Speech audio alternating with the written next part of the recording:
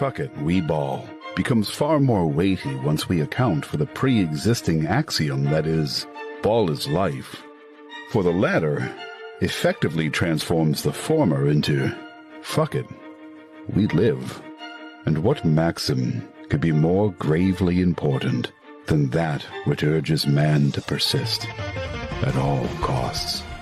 Oh, holy shit. They just fucking ripped her clothes off. Fuck it, we'll do both. I'll use my tongue. I have no idea what's going on. Oh, yes. Yes, brilliant. It's just like a child. All you need to do is beat it hard enough, and it'll work. Oh, yes, Daddy. No, not that. No, that was the wrong one. I know, Fandral. That's the fucking point. What the fuck? Oh, that was. No, fuck you. No. Woman, don't hurt her. Are we back?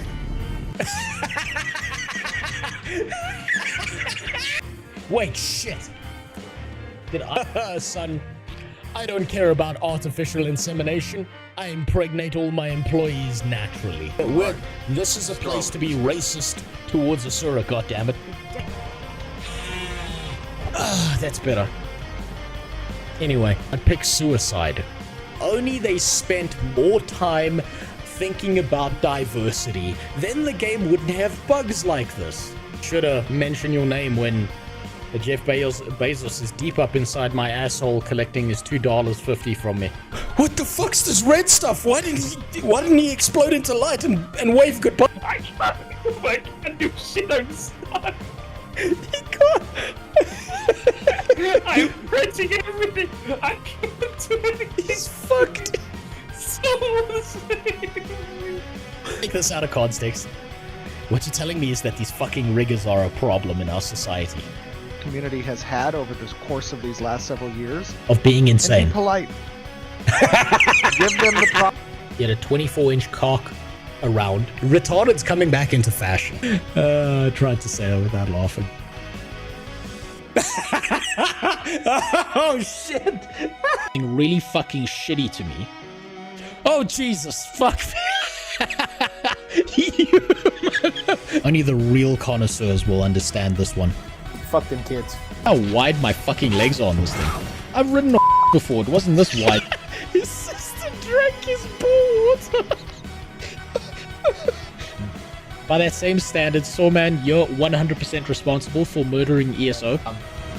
Now, I know that a lot of what I said is very non-acceptable in society and stuff. But there's two things I want you to understand. Number one, a lot of what I do is jokes. And number two, I'm allowed to do these racial jokes because I'm actually mixed race. You see, my dad's white. I wouldn't do that if I were you. And my mother's Italian.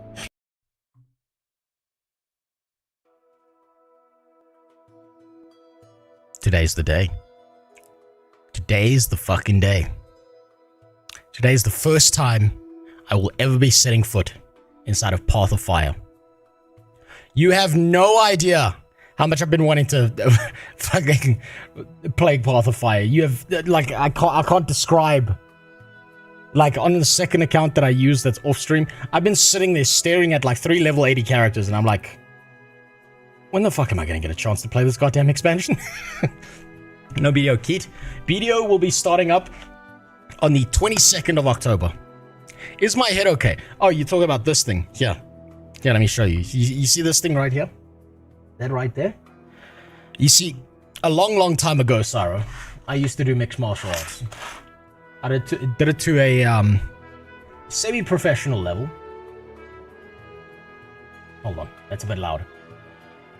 There we go, that's better.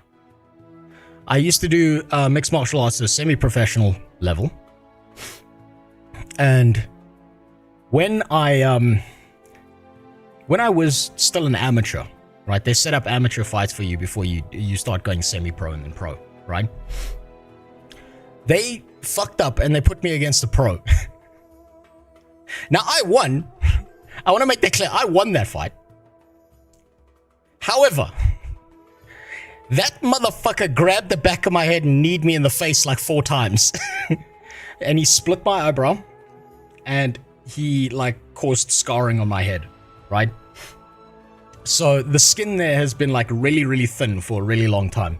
And every time I go and grapple or I fight, every now and then I take an elbow to the face and it splits me open and I have to restart the entire thing all over again. No, I'm pretty sure Twitch is working. Please don't tell me Twitch isn't working. You're just lying to me again, aren't you? You fucking bastards.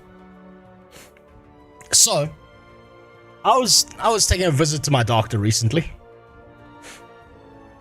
No, Twitch is live. You're just fucking with me, right?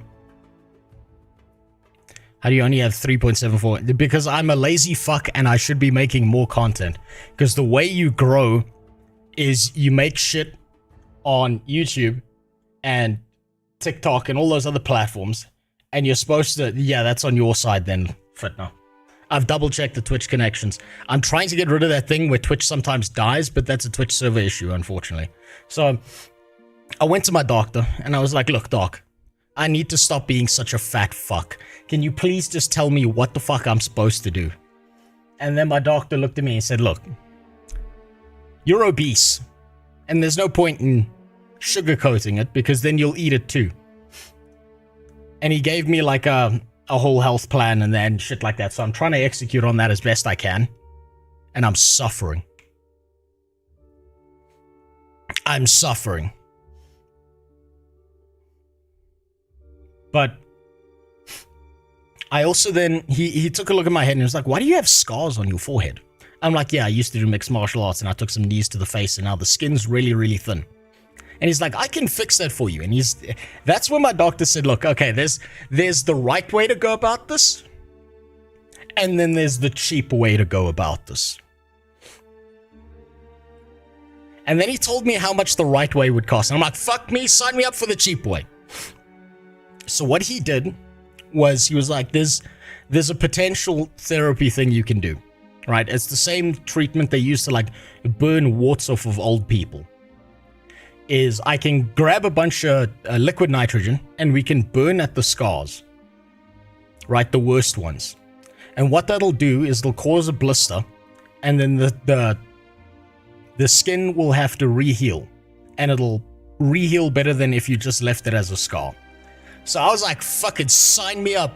And so he spent like a solid 20 minutes just dousing pieces of liquid nitrogen on my head. And that's why I've got this here. Unfortunately, he couldn't get my eyebrow. He said, like, if I do your eyebrow, it fucks with the hair, and the hair is gonna go white.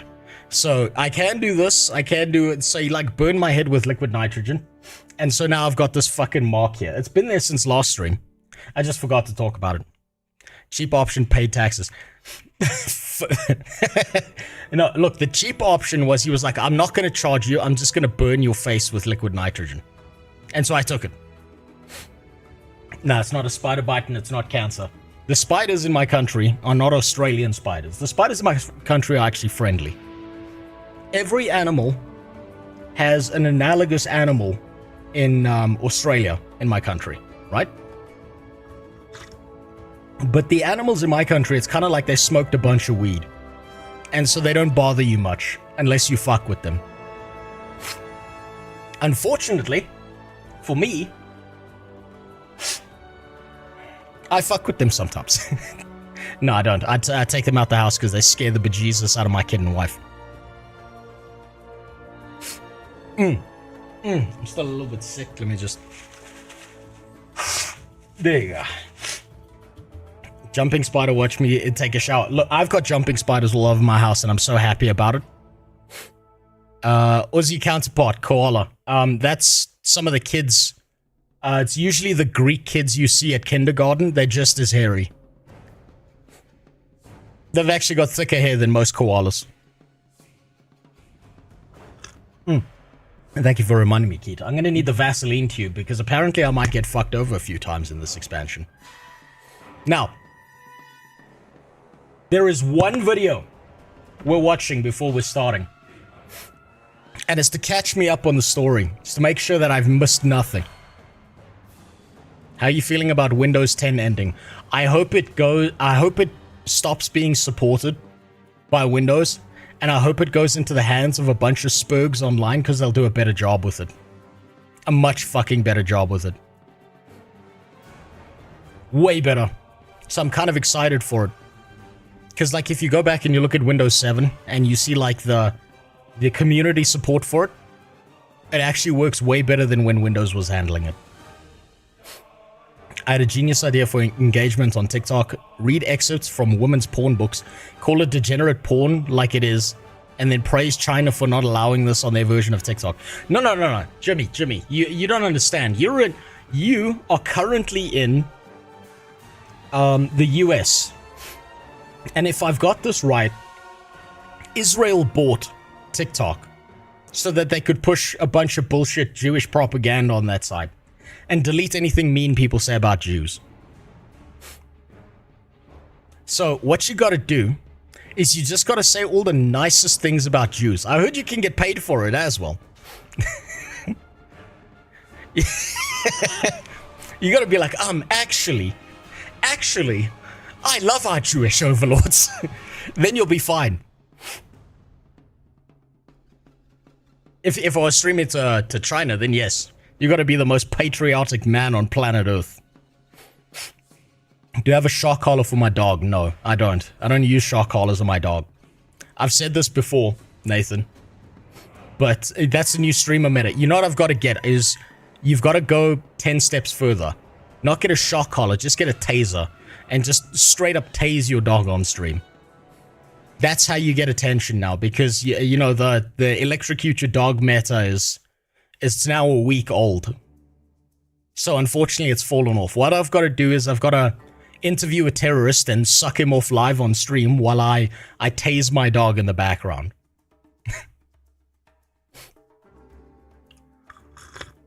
At least Israel hasn't shocked any dogs while a genocide is going on.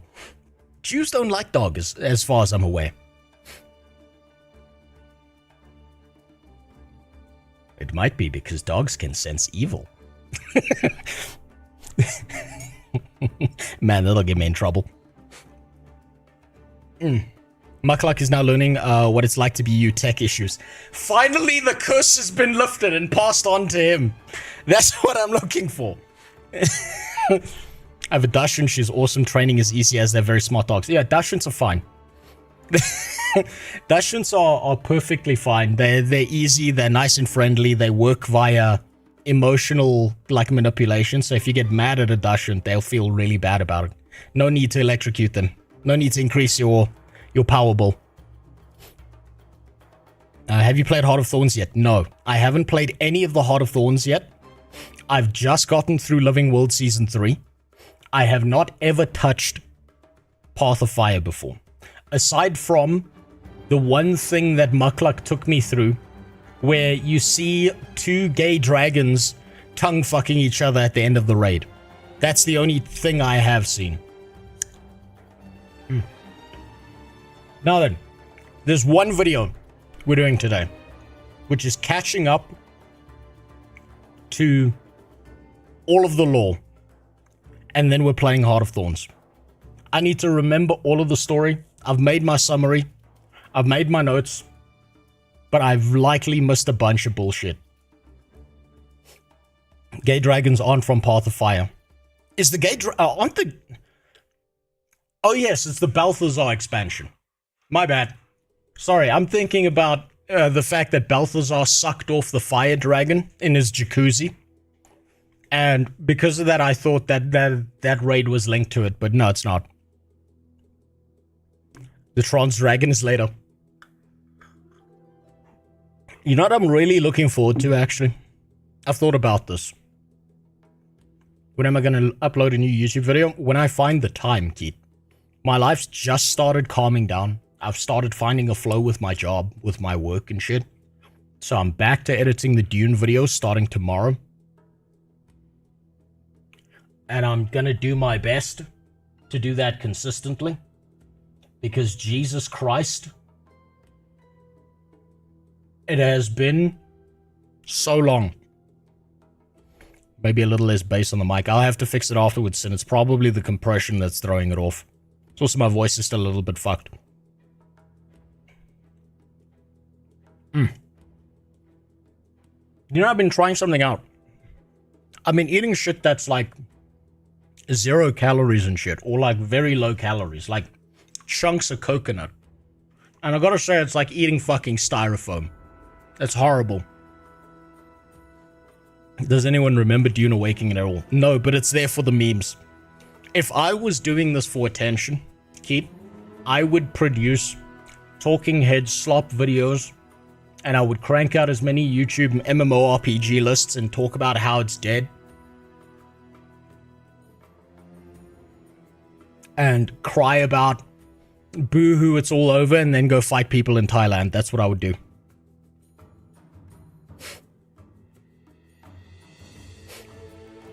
Rip in peace YouTube names. I don't know who anyone is except Spider. Well, there's some people here. There's some people here. Mostly because... God, I'm dying of dehydration here. Mostly because it's the first time I'm going into this, and I'm pretty sure most people are going to be... Like, they already know what's going to happen. Path of Fire is an old expansion. It's an old favorite. People love it. Have you tried grating the coconut and drinking? Well, you see, alcohol's not going to work for me. I'm not that big of a fan of alcohol. You think Meat Canyon is going to do a video on Hassan? Probably. I would be shocked if he didn't. It would be stunning to me if he didn't do one. Wasn't your real intention to shit on the game when you first stepped into it? Yes, Fog. Because everyone sucked off Guild Wars 2 and they were like, oh, it's such a great, wonderful game. And I'm like, oh yeah, then why is it not the best game? Why is it not the game everyone plays? And then I played it and I fell in love with it. That's just how it works. Sometimes the ugly bitch with the snaggletooth gives the best head. And you just can't go back. That's just how it works sometimes. Imagine all the viewers you're missing because people think they missed Heart of Storm. Yeah, no. I'm sure there's plenty of them. But I do this shit for the love of the game. Right, now, we're going to be taking a look at one video. So that I've got the story summarized.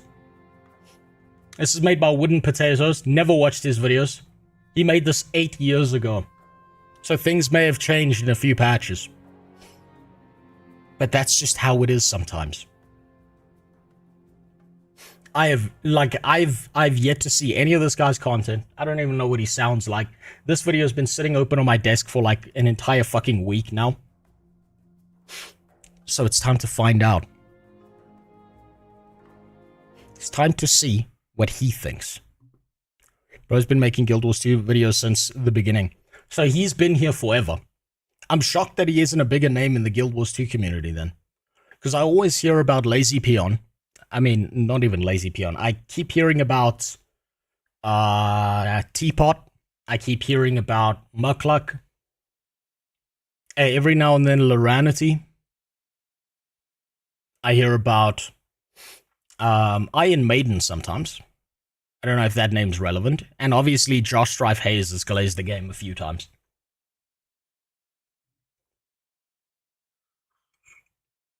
So let's see what Wooden Potatoes had to say 8 years ago about Path of Fire. You know, it's really interesting. I sometimes wonder, would these guys hold the same opinion as they did 8 years ago? Or have they evolved? Have they changed? Lorana is the palest girl I've ever seen. I've seen paler. I've seen girls so pale that they're almost translucent. I've seen white people that you can see the veins in their chest. But enough about me looking at myself in the mirror. Let's see what Wooden Potatoes had to say. Let's see if he can catch us up on the story real good. Let's see what I recognize. Ilona, land of the golden sun. Oh boy, look at those chunky old graphics.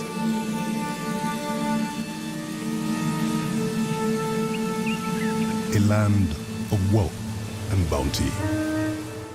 This is Guild Wars 1, right? Guild Wars 2's second expansion, Path of Fire, is taking the player base to 2 new big regions that have existed in the franchise before. So this is Guild Wars 2, but in the previous game, Guild Wars 1, we had the Crystal Desert, which was a remote, inaccessible, dangerous location that we could visit for a short period in our adventure. And also in one of the other Guild Wars 1 campaigns, Nightfall, we had... I don't think I... Did I play Nightfall?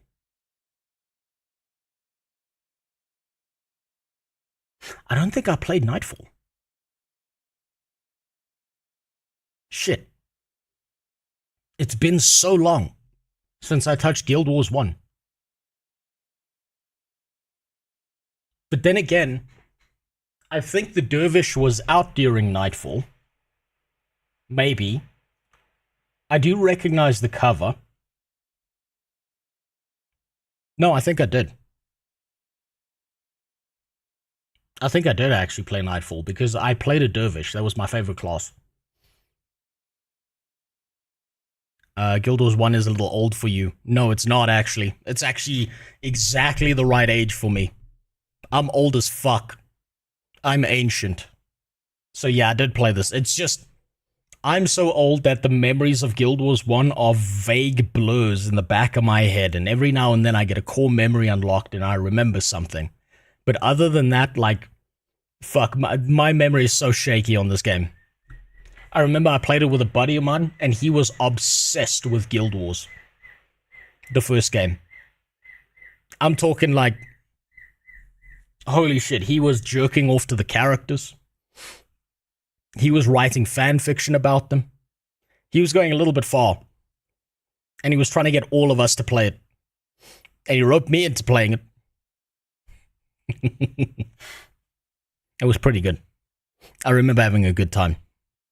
You might not have finished Nightfall and moved to Eye of the North over the factions. Yeah, that sounds about right. I don't think I finished Nightfall. But all that matters is Guild Wars 2 now.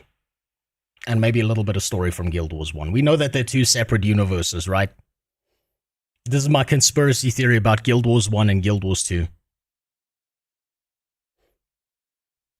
Is that they're 2 separate universes because the gameplay is so absolutely different and they retconned a bunch of shit. So I don't like use Guild Wars 1 as a direct comparator to Guild Wars 2 because they're just so different. Let's continue. An entire continental-sized region known as Alona that we could travel to. Neither the Crystal Desert nor Alona have appeared in the sequel, Guild Wars 2, until now. They're both being dropped, or a lot of them, with Path of Fire, the Crystal Desert and the northern regions of Alona itself. Now, what's truly great about... I recognize... Okay, yeah. So that same guy I was just talking about. I'm gonna reveal how old we are. He had a family printer. And he used to take screenshots of characters like this in Guild Wars 1. And he used to put them all in a Word document. And then print them out. For reasons.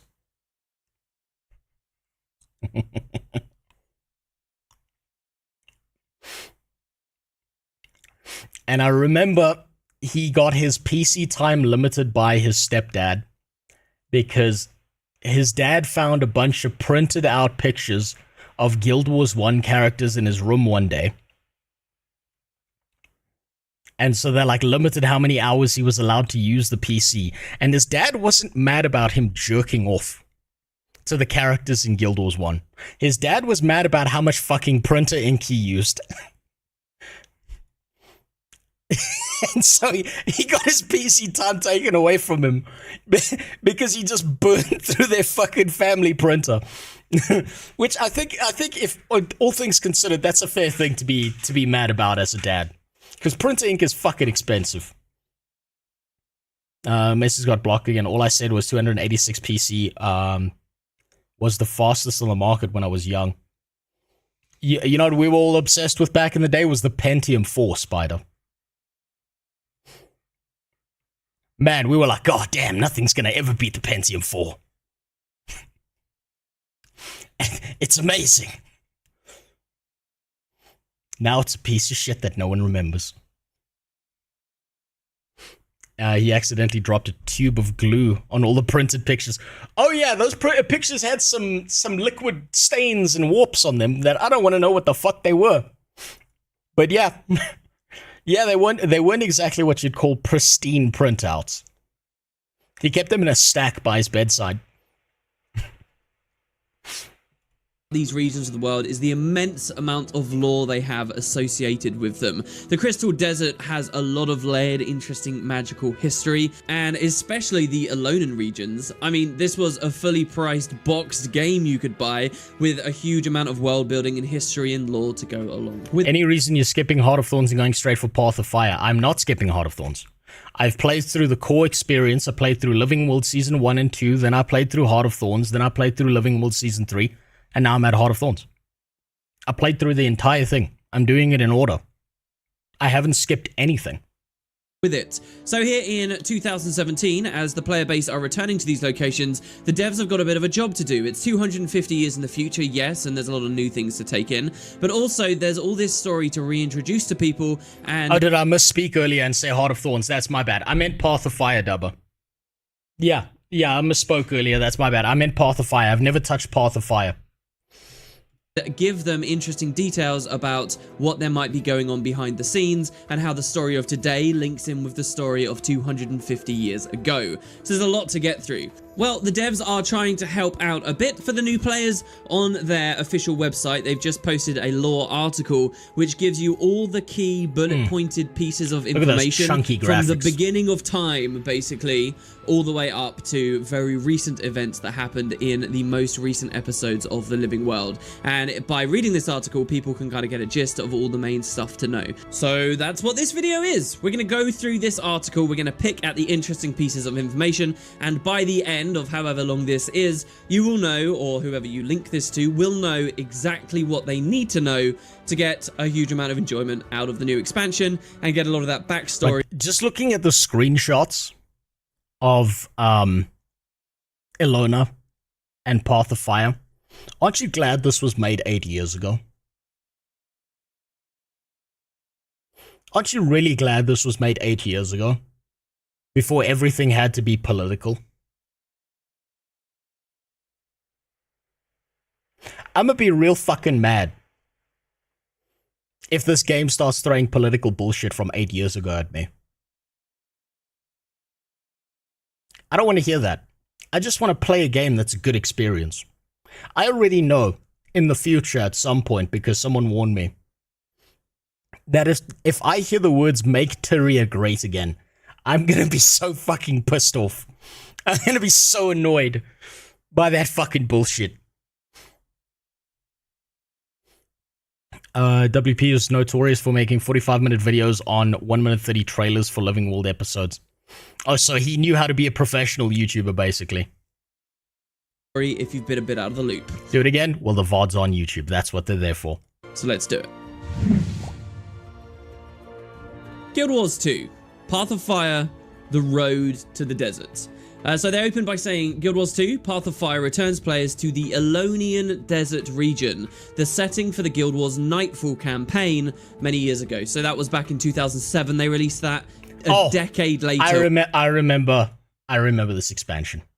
That's the picture I remember. That's the box I got. That's why I didn't recognize it. You know that they used to put Guild Wars 1 pictures on GPUs to sell them? Some of you might not be young enough to know this, but they used to use graphics from games like Guild Wars 1 to show how amazing their GPUs were. Man, that was peak. That was peak. And they weren't the real graphics. They were the artistic, like, renders that they used to do for the covers. That's the funniest part. We are coming back a decade of further enhancements to the game engine and the kind of tech that the devs have available to them, the kind of graphics that we'll be experiencing, the gameplay. It's going to be really good. Exactly 10 years later, really. An ancient land of magic and majesty, the desert is where giant sandworms roamed and humans once strived for the right to commune directly with their gods. So this opening paragraph gets you the gist of what this expansion is going to be like. Lots of hot, arid, deserty, sand-dune locations. The funny thing is, there's a bit of conflation going on here, I'd say. Elona really wasn't just a desert region, it had a lot more going for it, but specifically the Crystal Desert to the north of it, the desolation areas between it and Elona, those kind of areas were very deserty, and primarily the expansion seems to be set in those. They say, but things have changed in the past. Oh damn, I'm dressed entirely wrong for this stream. I need a turban and a bomb vest. We need to take it back to the George Bush days. I'm so fucking tired of fucking politics in the video games, but I just keep on making jokes about it. I just want one human to be like, we're gonna bomb them in Elona. That's all I want. 250 years, and the region that was once associated with the land of the golden sun has grown much darker. There they use the term golden sun. This is fantastic. People who played 10 years ago will remember that it was Elona, land of the golden sun. In fact, I think the very first voice acted dialogue for the entire campaign was exactly that line. So they go on to say the Elonian desert is currently ruled by a tyrannical undead lich named Palawa Joko, and it is beset by both the elder dragon Kraukatoric and the rogue god Balthazar. So these are the three big functions of the expansion. That's interesting. So this is where I'm gonna understand the praise Joko shit. Krakatoa I didn't expect to see again. I don't know how he ties into this. But Balthazar seems to be like the main stage villain for all of this. He seems to be the biggest problem here. What do you think the Dead Ice Pack came in the Desert X Pack? Yeah, no, that was well played by them. They knew what they were doing. Large villains all duking it out at once. Our job as we go into this expansion... So I wanted to join and I got hit by ads after ads. There's a banner with more ads. Well, then go to YouTube. Adilau, go to YouTube. I'll make sure that my streams when they're live on YouTube are non-monetized, so that's not a problem. If you want an ad-free viewing experience and you don't have an ad blocker, you can just switch over to that. Or you can always just go to Kick, which is degenerate as fuck, but you know. Hey, I'm like one of the 10 people who's not view-botting over on Kick. Is to defend... I need to start doing that, actually. The elder dragon from the gods, while the tyrannical lich seems to be lurking in the background. They go on to say that the growing threat of a clash between god and elder dragon doesn't just threaten the desert, its people, and the rich cultural tapestry that they've woven. It threatens the magical balance that holds Tyria itself together. And these are all stories contemporary players of Guild Wars 2 should be pretty much caught up on.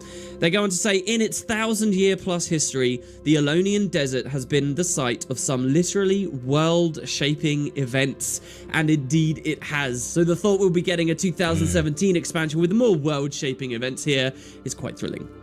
So what they're referring to there is specifically the fact that a large chunk of the desert we know of today as the Crystal Desert never used to exist at all. It was actually a shallow sea known as the Crystal Sea. God, who's the...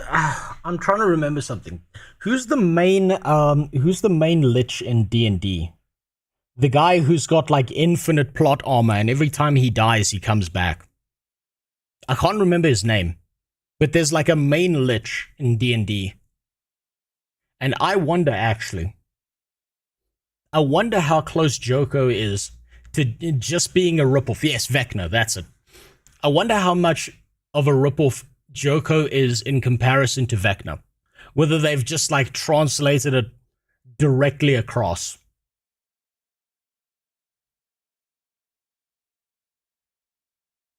I'm curious about that. Like, it might be Azarak. Hold on, let me check.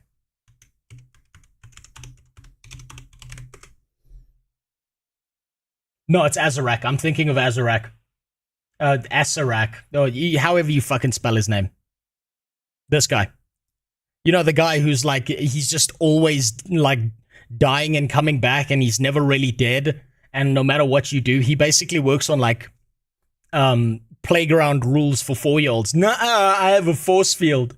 Nuh-uh, I came back. Somehow, Asarak came back. I wonder how much of a ripoff Joko is in Pathify in comparison to him.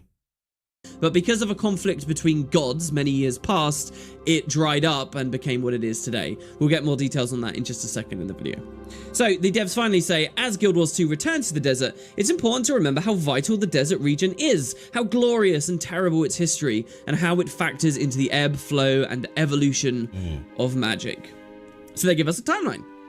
So we're going to rewind quite a long time, not the beginning of time as I alluded to at the start of the video, there is earlier history than this, but we're going to be rewinding to sort of the start of human history on this planet Tyria. So we go to 786 BE. So when it says BE there, what that means is before air.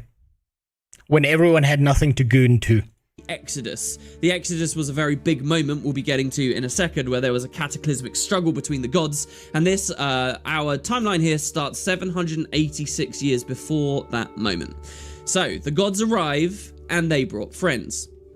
The 6 gods first appeared in Cantha in this year, bringing humanity with them. Like gardeners starting a new patch, they transplant human beings to this lush new world, working the soil and tending their seabeds to ensure the new crop will take root, spread. So you're telling me that the human gods are basically just politicians in Europe transporting third world immigrants so that they can have someone to cut their lawn for cheap? It's right there, it's in the law. It's right there. No wonder the Char was so fucking mad. No wonder the Char basically made ice and were like, get him the fuck out of here. I want to see no fucking humans. It makes so much sense. Spread and thrive. So in a recent video, I talked a little bit about this. Many people aren't familiar with this fact, and it's always shocking. One of the more fun things about Guild Wars world building. Yes, it's true that the human player race and the gods associated with them, none of them are actually native to the planet the game takes place on, Tyria. They're from elsewhere. I can see how bad this is going to go in the future. When, like, because, like, you know, we went through that whole phase. We're kind of coming out of it now, but we went through that whole phase between, I think it was 2018 and 2024, where everyone was kind of like making these like I'm a this, my identity is my politics kind of characters. I'm waiting to hear the line, we're all immigrants. I get so mad. I'm gonna be so fucking mad. Joker is a great leader responsible for most of the interesting things that happen in Tyria. I don't actually know enough about Joker, if I'm being honest with you. Final form of a rules lawyer. Yeah, that's Asarak. And they get infuriated and leave when humans get their hands on magic, so they leave. So basically, they dump him in a new place, and then they're like, I'm just gonna go for smokes quick, and then they just never come back. Well played. And then Balthazar comes back, the most abusive of the gods, and decides, you know what? Fuck all of this. I'm gonna suck off some dragons. Cool. Great lore. Where in the mists. Where exactly? We don't know. Why exactly? We don't know. But to refer to the gods and the humans as alien on some fundamental level would not be wrong. This was initially some quite obscure lore, but the devs seem to have very much embraced recently. And I love every time in a contemporary setting, the devs bring it up again. Yes, the gods are alien. And it could just be that in this expansion, because there is a god back on the planet now, we might finally be getting answers to stuff like this. Remember, the context for this article is the devs are trying to remind the player base of what's important to know as we go into the expansion. So there's every bit a good chance that anything they say in this article might actually be alluded to in-game at some points. So yes, there's not only the fact that they're all alien, but also that the gods appeared in a region called Cantha. Cantha is not the setting of this expansion, neither is it the setting of the game in 2012. It's actually somewhere else on the planet, even further away. Honestly, I think we're only thinking about this because the locations the expansion take place in have a lot of influence by the gods. So up to this point, this is all just speculation, right?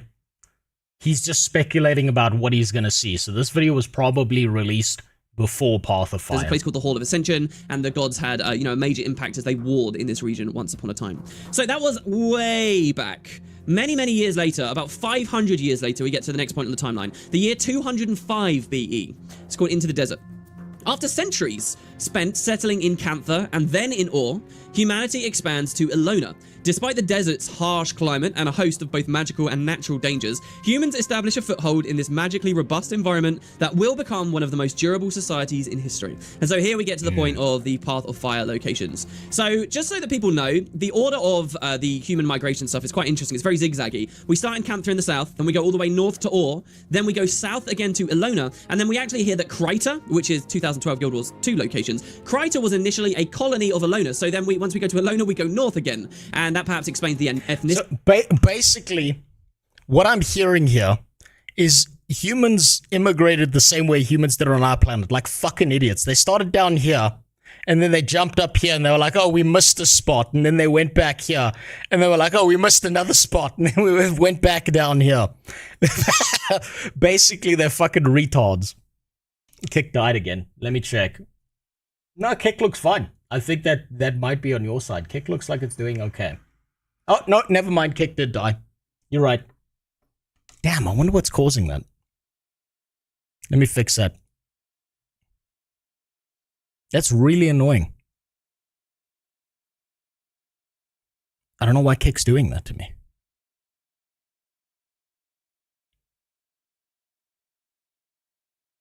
Oh no, don't tell me my PC is about to fucking crash. Please don't tell me. Please. I'm fucking begging you here. I'll throw you in the trash later. Just fucking work. If I have to beat you like you're a fucking 1950s housewife, I will.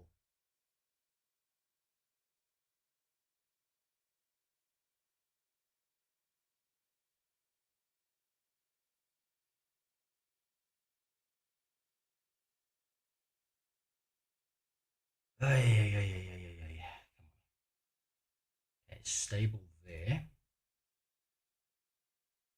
There we go. All right. There we go. Now it's working. Right, I just had to kill the vertical stream, unfortunately. How's your stream PC dying so much? I don't know. Maybe it's because I kicked a cable and it did a fucking backflip and smashed into the ground and it fucking broke the GPU port where, like, the GPU slot.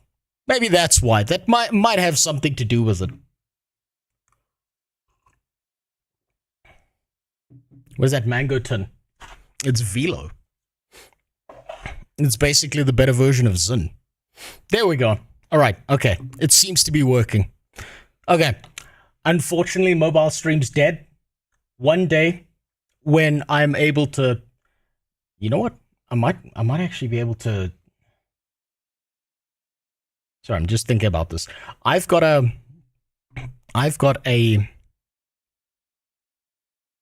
No, that won't work.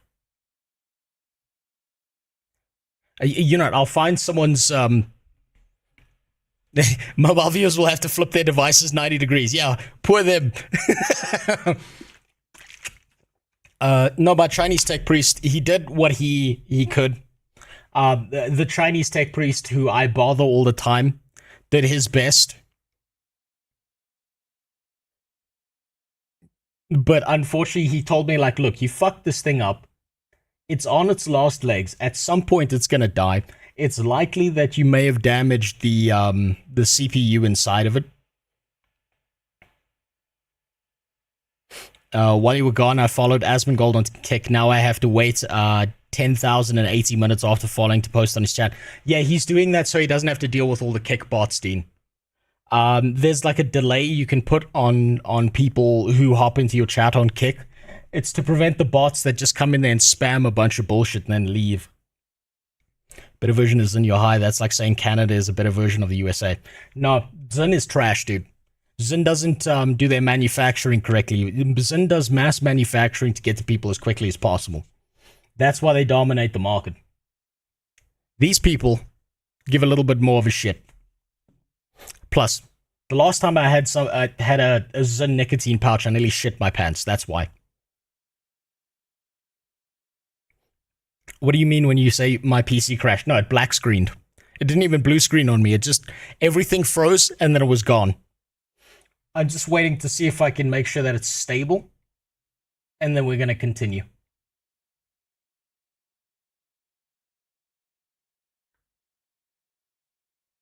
Smoking is bad for your health. Yes, that's why I don't smoke the Zin things.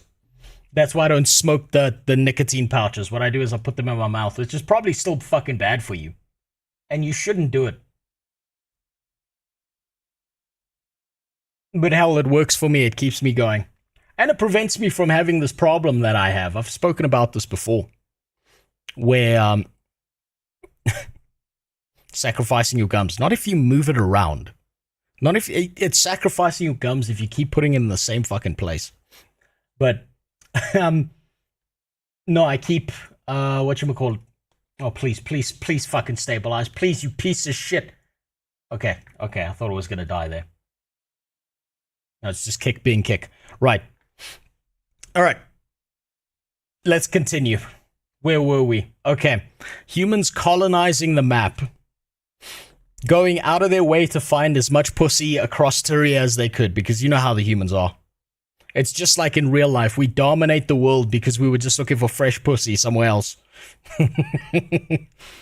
City of Crichtons back in GW1. It explains references to lions, like at Lion's Arch and the statues. Man, when people say I need a smoke break, it's cringe and gay as fuck. You know what's really gay about it, Keith? Imagine putting a long phallic object in your mouth, then lighting a tip on fire and sucking as hard as possible. It's like you're fucking practicing to suck some dick. That's what cigarettes are. It's just practice for cock sucking later. That's why I'll use nicotine pouches instead. I prefer the feeling of knowing that if it's going all the way in my mouth, it makes me feel like a big man. No, I use them so that I don't fall asleep on stream. So I have some kind of medical issue, and I don't know what it is, but every now and then, it happens to me when I'm working, it happens to me throughout the days. I'll blink. And when I unblink, it's an hour later. And Zin kind of helps manage that, so that's why I use it.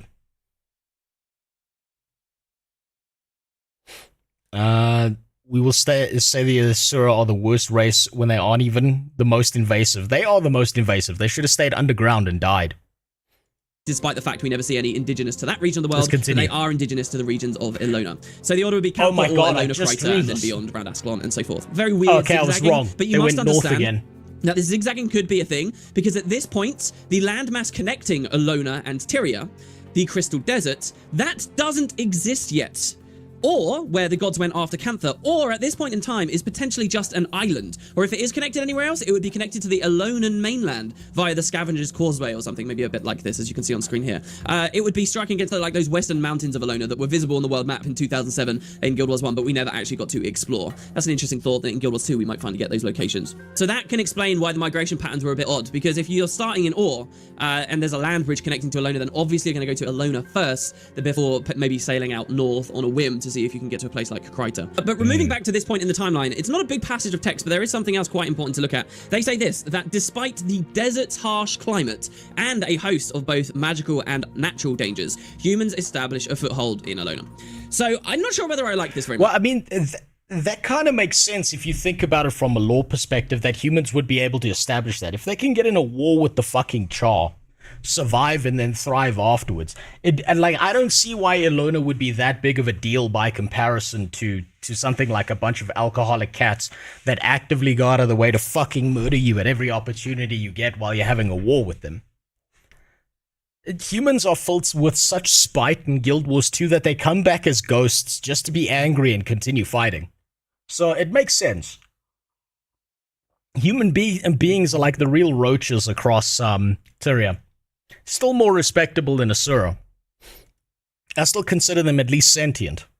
But they gotta be some tough motherfuckers to just keep going. And to just keep spreading like a disease. It's great. They refer to the desert's harsh climates. And as I just mentioned to you guys, the Crystal Desert, where the expansion's taking place, that doesn't exist yet. So I'm not actually sure I like this line, because any desert at this point, I guess, that we're talking about would be where? Corner, maybe? Much further south regions in Alona and other regions. But as I mentioned at the start of this video, those places aren't expressly deserty. They have lots of vegetation and varied stuff. They're more than just endless dunes. So the Desolation is another potential place they could be talking about as the desert here. It could have existed as a sort of deserty area on the southern coast of the Crystal Sea. But honestly, my impression of the Desolation at this time in history was that it too, just like the Crystal Sea, also... Oh man, that took me a while.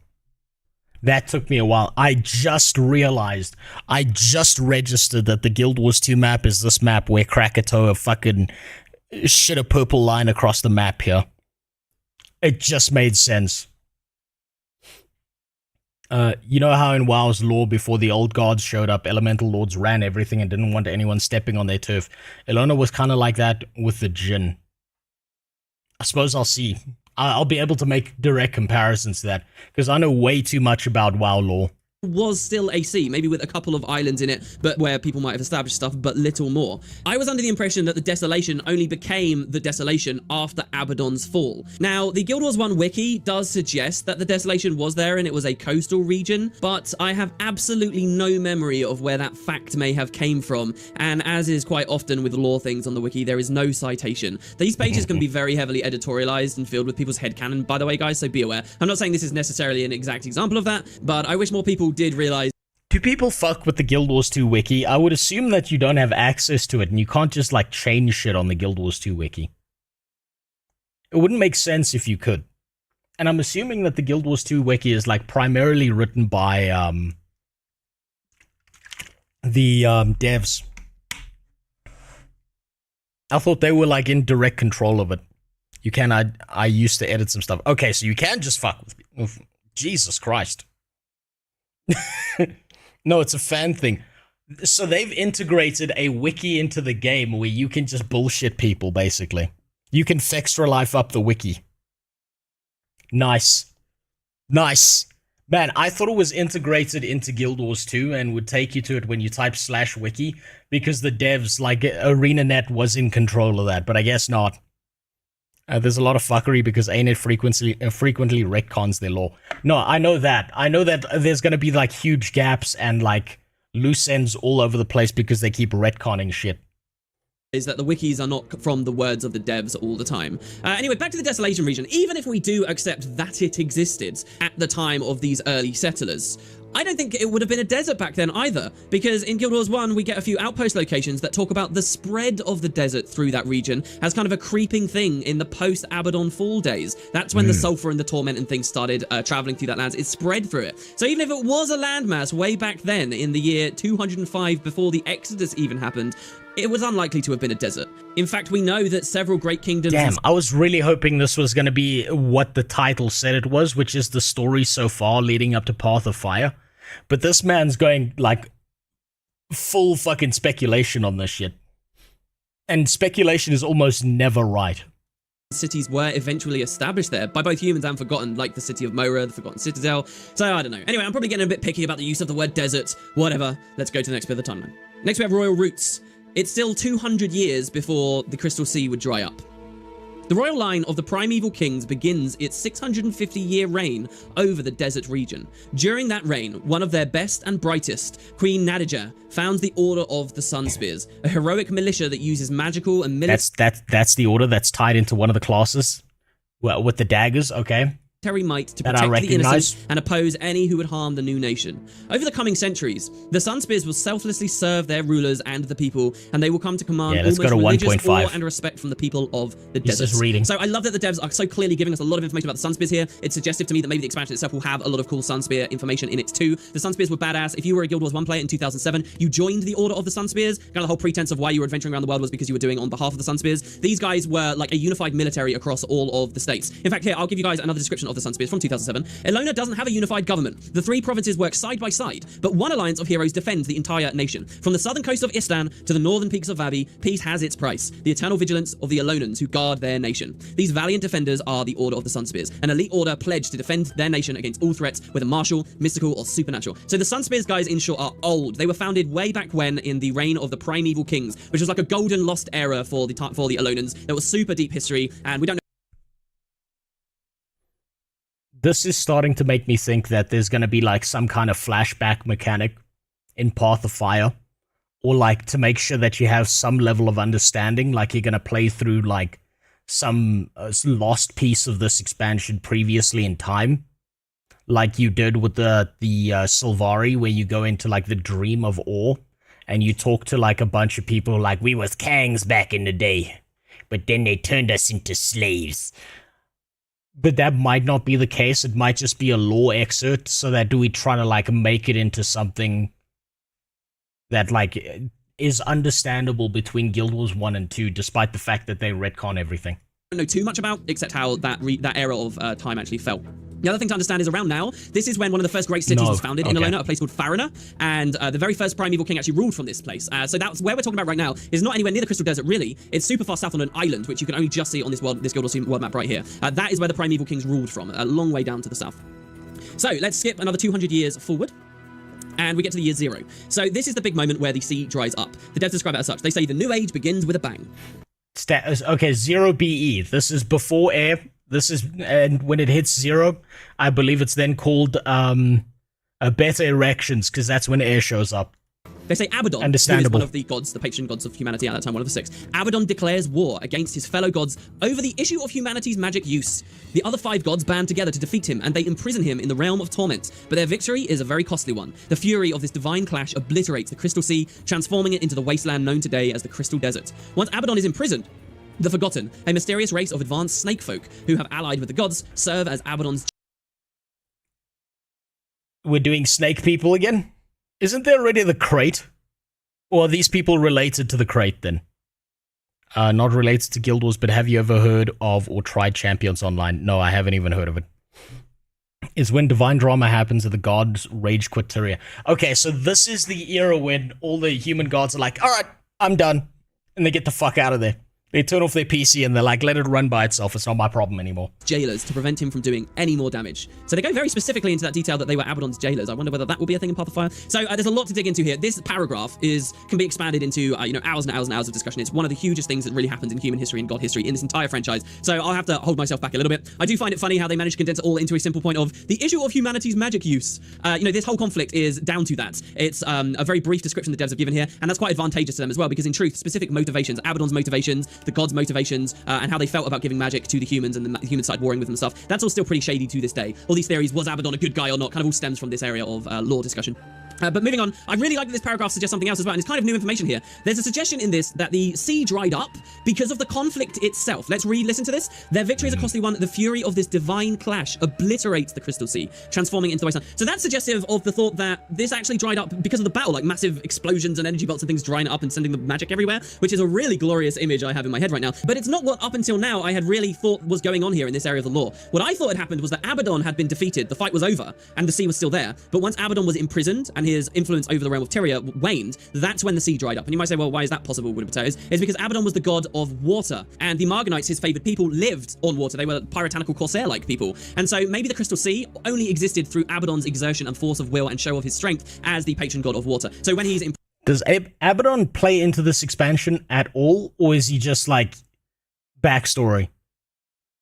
Do we get some references to him, and it's like every now and then he's mentioned?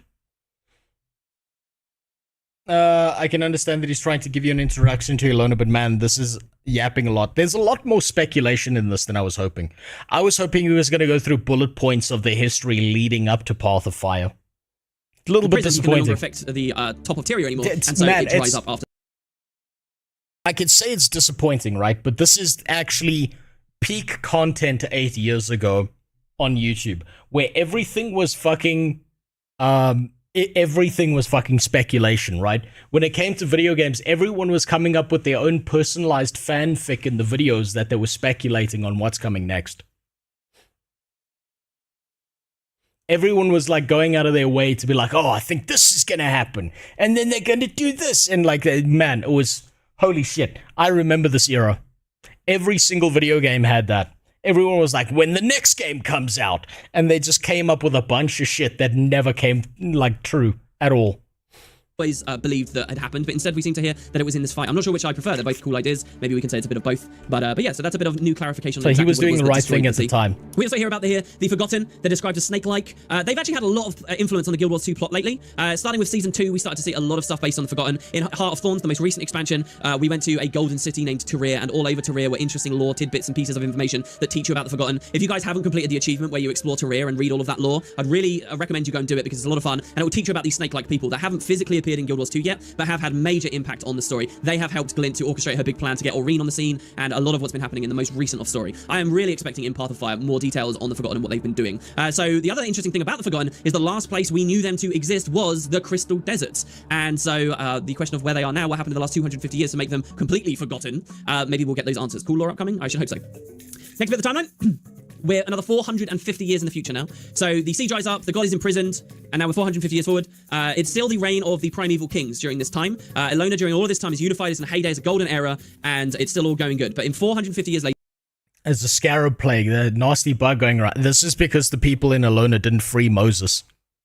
so this happens. There's a nasty bug going around, the devs say. I kind of hate the subject header because this lore is really cool. It's very dark and they describe it in a very weird way. So the devs say this: the scarab plague, a terrifying disease that horrifically kills its victims, spreads across the region. The primeval monarchs at this time, twin sisters Nala and Dala, are woefully unprepared for the pandemic and fail to stop it from devastating their kingdom. Though the plague subsided in the year 456 after the Exodus, the suffering it causes ends the primeval dynasty, kicking off nearly 200 years of civil war, pretender kings, and lawlessness. So the scarab plague is mentioned here. The scarab plague is one of my favorite set pieces in the history of Elona.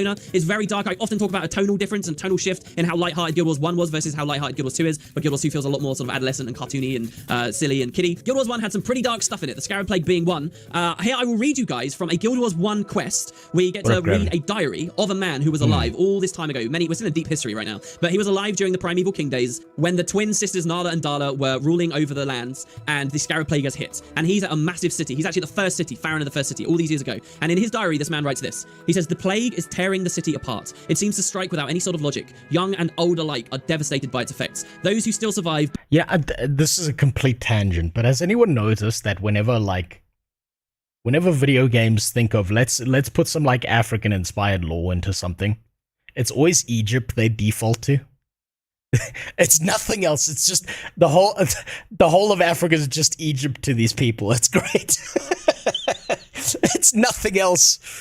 Burned down entire buildings in hopes of cleansing the plague's dire corruption, but it seems hopeless. Word has reached me of a terrible new stage of the plague, and people are claiming that bugs escape from within their boils. I hope that these are only delusions brought on by the plague's effects, but I'm beginning to wonder if it could be true. And as you read this man's diary throughout these quests, you find out basically it is, and they set up all these quarantines, because these are smart people, learned people. And poor they set up people, quarantines, yes. the quarantines fail, and the entire nation is just destroyed, okay? And so as the devs say, this kicks off nearly 200 years of civil war, pretender kings, and lawlessness. So what that is the Shattered Dynasty era, which is an era that we really know very little about. So let's go on with the timeline. 200 years later, 640 after the Exodus, regrouped, restored, and ready to move forward.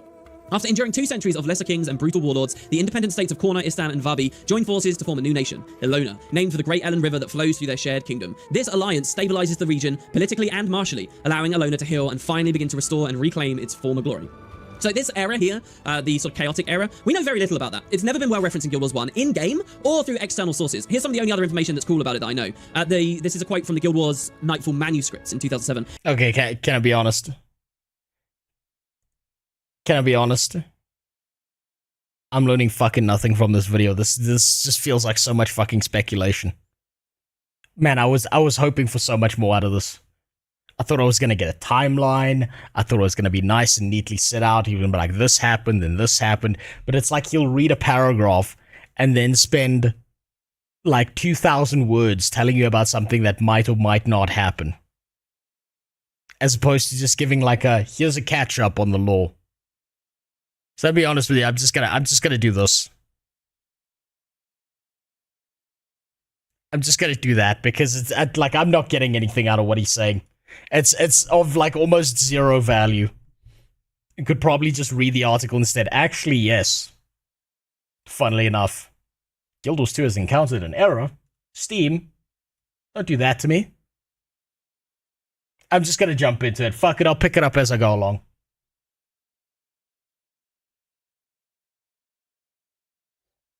There's nothing concrete in there.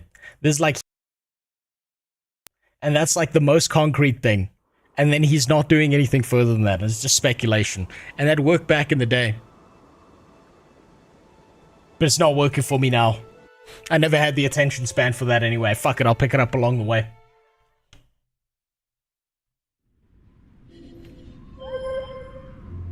As an American, historic Egypt is basically all we're taught of Africa. Yeah, it's probably because part of it formed a component of the Roman Empire. Right? Short video of Path of Fire is 5 minutes. Okay. I'll give that a try. We'll see if that has anything to do with it. You motherfucking rat. You piece of shit. I should have known. I should have known. You dickhead. You fucking asshole. Right, now where the fuck... Fuck you. You threw me off. God damn it. America does not like to teach history that makes America or Israel look bad. No, they're fine with history that makes America look bad, as long as Israel doesn't look bad. That's why they keep on hanging on to that whole slaves thing, right? If you, I'm serious about this. The way they talk about slavery, you think it happened to your dad. Should I ask your dad, how old are you? And be like, damn, what was slavery like? They're fine with making themselves look bad. They're actually pretty self-deprecating a lot of the time, historically speaking. But don't say a bad word about Israel. No, no, no. That's how you get your bank account deleted. Right, head to Lion's Arch to speak with Captain Ellen Keel. Hold on, let me just set out where the fuck I am. Right. Where's that story journal? Right. Path of Fire. Read the mail from Ellen Keel. Don't think I did that. Oh, it's Happy Halloween. Urgent, do not read out loud. Keep this quiet, but I've been seeing unusual readings from the Mad Realm this year. Okay, this is not the thing. This was what I read, and I've read it already apparently, but I can't remember. Conflict in the Crystal Desert is bleeding over into Central Tyria, with refugees pouring into Lion's Arch every day. Queen Jenna has already dispatched a diplomatic team from Divinity's Reach. You and I have some common interests in play. I'd like to discuss them in private. I think we can help each other. Meet me at my office as soon as you can. Cool. Ask any of the fuck about the Tulsa race riots, Tuskegee experiments, or Emmett Till, and watch them get real uncomfortable. Oh yeah, especially Emmett Till. Especially Emmett Till.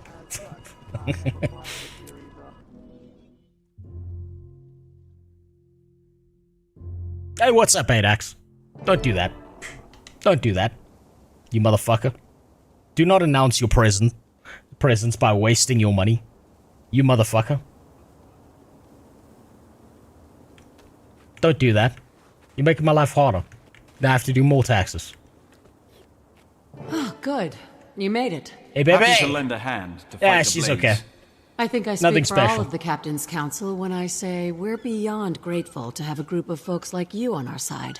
We can ship out once the rest of Dragon's Watch gets here.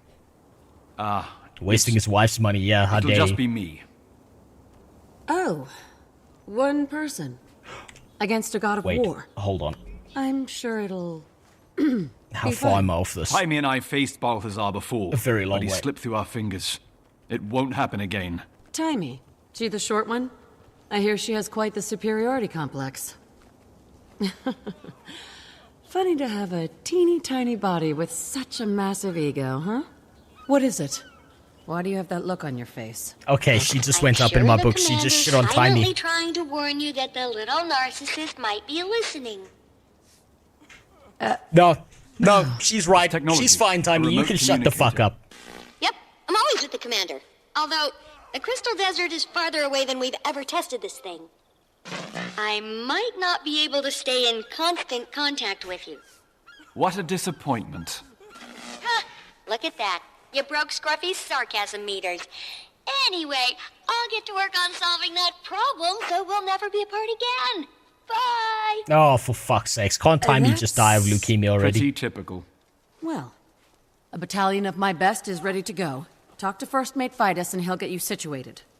I'm lending you my personal airship to get to M. Noon. Keep it in one piece. Heard you don't have the best track record with them. No promises. Might be smarter to get it insured. Best of luck, Commander. It's a powder keg over there, and that maniac has already lit the fuse. She did just ask how fucked we'd be if Trump crashes the stock market, and then I laughed and cried. Captain. Don't Now worry, let's it'll talk keep on shipping bouncing details. up and down. Stock market's not the same as it was previously because information travels too fast. There's too many people involved. It'll go down, it'll go back up. That's just how it works.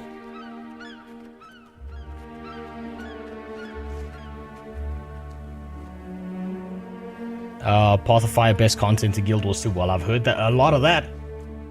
You know, I need a I status couldn't report on those give supplies. much of a shit about They're her. on the way. But I had her, to reroute a few shipments. that's a though. little bit better. The original recipients are already You don't even get a name. complaining. That's council business. Leave it to me. The refugees need food and medicine now. Sorting out who gets paid can wait. There's something else. Most of the refugees don't have appropriate clothing for this colder climate. Check the armory for surplus uniforms and repurpose as much as you can. Will do. I've also informed the merchants that donations are strongly encouraged. Remind them the council will consider their generosity. Damn, there's or a lack lot of thereof, words. When negotiating future contracts. That's a lot of words, ladies. That's what I said. We'd be fucked for 3 to 4 years, but ultimately, given how historically markets... Well, think about it this way, right? The best time to be in the markets is right after a crash, right? Historically speaking, within, like, 4-year periods of boom-bust cycles in the market, if you... Oh, fuck, are they still talking? Jesus. It's something I'm hoping the commander can sort out, along with our desert aid mission. Jesus. But until then, all we can do is help those who need it, and trust in the gods. Typical woman, just never shut the fuck up, do they? There could have been a text. This meeting could have been an email. Oh, look, it's the dwarf. I think I've still got his dick in my bag. Oh. Oh, I didn't clear out my bags.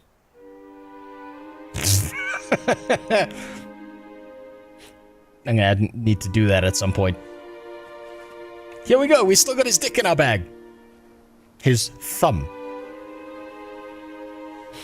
Holy shit, you've been playing Guild Wars 2 for 2 years now. I know. Let's see what... we still got your dick, buddy. Thank you for the Priory's contribution. I feel I should warn you. That you can't guarantee the safety of my scholars and explorers. Don't worry, our people can handle themselves. Just remember to share any important discoveries Different dwarf trick. They're all the same after a Alone has while. been isolated for a long time. There must be a treasure trove of data about the Forgotten, Ascension, and the Dragons, just waiting to be discovered. I'm also eager to see how their societies have diverged from ours, and if dwarven culture had any lasting impacts. I'll support your people as best I can, but I've got a mission of my own. Good luck, Ogden. Until we meet again. Company I work for makes their money off of interest from loans. I work for a bank, so the stock market has no impact on our revenue streams. Okay, well, it's going to have an impact on interest, so then you're in trouble, yes. And my company is an MSP for small businesses in health. Okay, no, you're in trouble. I understand. No, then you're in quite a bit of trouble. Are you dwarfist? All dwarfs feel the same to you? Yes, pretty much. You've seen one stone dwarf dick, you've seen them all. Can't tell them apart. Commander, on behalf of the Captain's Council, thanks for pitching in to support our relief efforts. Though you and Keel are the only counselors I see. This operation is a I don't bit even remember unusual this for guy. Lion's Arch, isn't it? Don't worry, Keel and I will handle the full council. Now get out there and kick Balthazar's divine teeth in. Consider it done. The next time we speak, we'll have one less mad god to contend with. He's the world versus world guy. No wonder I don't know him. I've avoided it entirely. Ah, here we go. Fucking Fred from Scooby-Doo. Hey, bud. How was it getting your cock sucked by that one KKK girl? Heading for the desert, Commander? Swordmaster Farron, Lord of Beetleton, is ready. Let Chaos Bringers and Quagga This guy was having Kickers sex alike with be someone in a KKK mansion. Thanks. Never forget. But I need you here. Someone tough and shrewd Yeah, stay has behind. to guard the supplies until they're loaded. Good thinking. This is Lion's Arch. These donations could go missing in transit before they ever leave the docks. Not with you on the case. Thanks.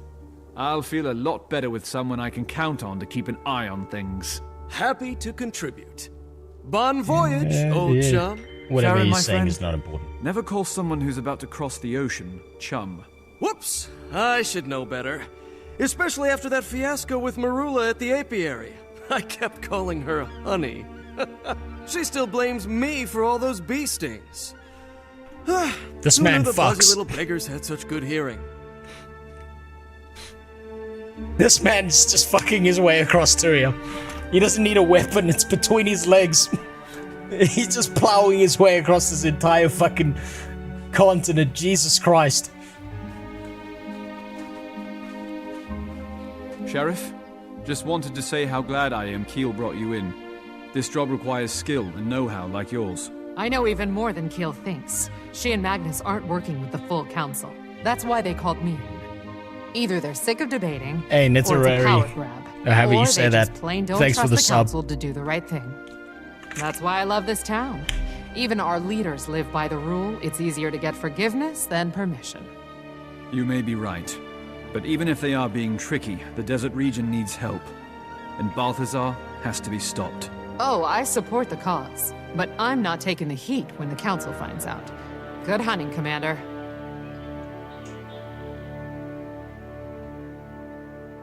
It's pretty hot. That right there, that face paint, that's pretty hot. I don't know why. Ask the Portuguese and the Spanish conquistadors, but that does something. Now, who are you? I came here from Wakanda. Now, this makes sense. These would be Elonians, I would assume. Come here to be doctors, lawyers, and engineers. Makes sense.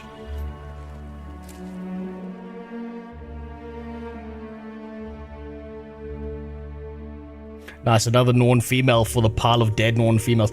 Yeah, someone, I've said this before, but someone on the dev team really got hurt real fucking bad by a super tall, gigantic piece of Norn ass. Got rejected, probably laughed at. And then did like for an eternity after that, he just murders every Norn woman he can in the story. Absolute bastard. The amount of Wakandans you're about to see. Look, I just want to see them decked out in gold. Right, I want to see gold statues everywhere. Gold chains, gold grills. A big clock around everyone's neck. You know, all the culturally relevant stuff to Egyptians. That would make perfect sense.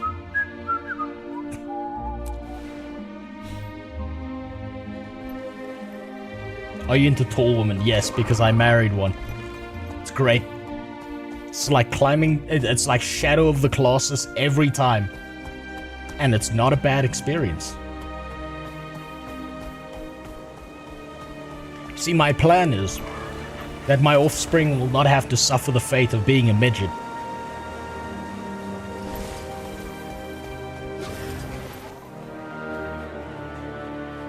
Wait, hold on. Hold on. I'm about to make a huge mistake. Hold on, I gotta go to my boy quick. I gotta go to my man. Are you drinking water now? Did you run out of Monster? No, I'm trying to drink more Monster. Well, I mean, I'm trying to drink more water and shit because I'm trying to be less fat.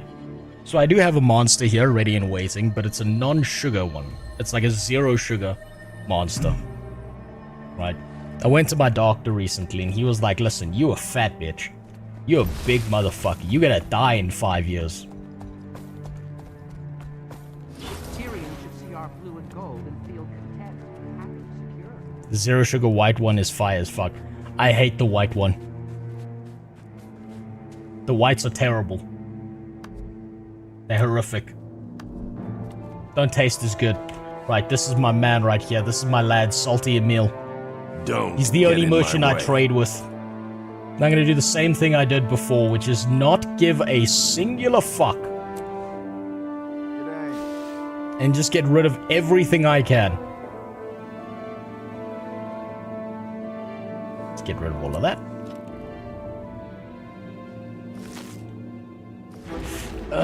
That's garbage. You rarely see one of those. There's more garbage. Not now. Oh damn, it actually got rid of all of them. Wait, no, I've got no space for that. Get rid of that. Damn, stop giving me this dragon shit. That's valuable. Get rid of that. You know, this is the worst part of Guild Wars 2, in my opinion.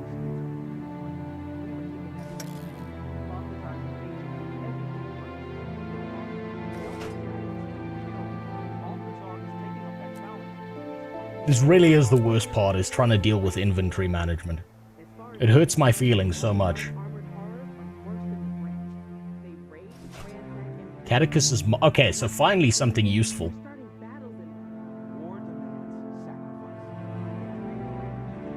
The only one I can really use is this.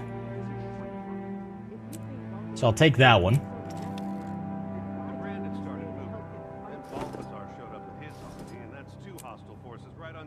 What does this look like?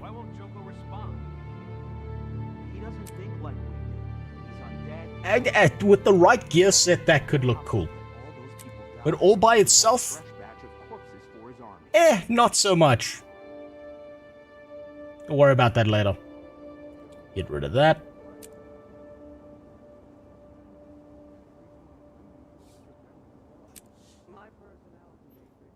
Consume all of that. Get another one of these. Do that. Get all this shit out my bag.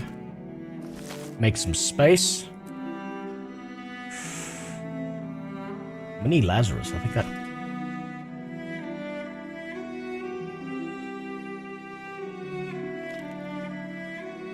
I have one of those.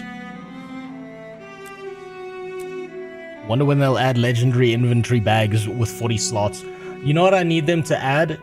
I want them to add a raid into Guild Wars 2, where what the boss does is, instead of fighting you, what he does is he floods the entire bag's raid, like the entire raid's bag space. And you've got to try and organize your inventory in under a limited time period. And if you don't, he kills all of you. Because that seems to be the real endgame of this fucking game.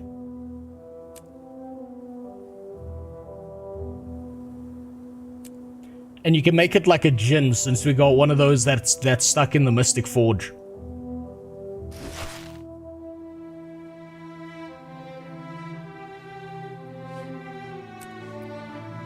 And the whole objective is get your fucking bag management under control, you piece of shit. And it's also a really good thing to do. Because what they can do then is, instead of being like... Instead of focusing on the game, it'll push people into the cash shop. Because then everyone in the cash shop has an advantage. And they can make a lot more money off of people.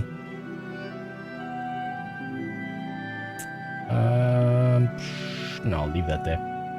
It's not enough of a concern. Jesus Christ. Salvage, get the fuck out of my bags, please.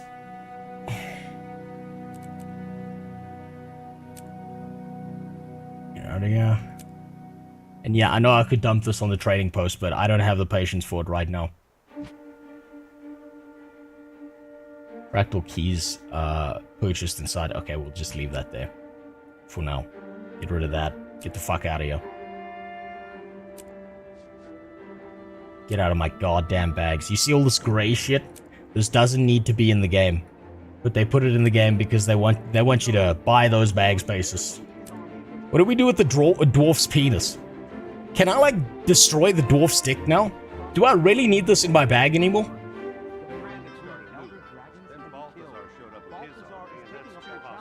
Finally made it to one of your live streams. Love the content. Well, thank you. I appreciate it. At some point, I'll be back to making videos. Hopefully tomorrow. Sell stuff to the vendor. You know what? You're right. I should be selling stuff to the vendor. I don't know why I'm just dragging it to the right here. That's probably pissed a bunch of people off. Oh well. What is this? Oh, this is the Legion jetpack. I think I got that. Just put that there just in case. That should be good enough.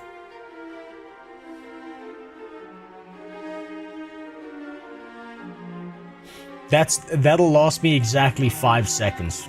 That's valuable. I know for a fact this will last me exactly 5 fucking seconds.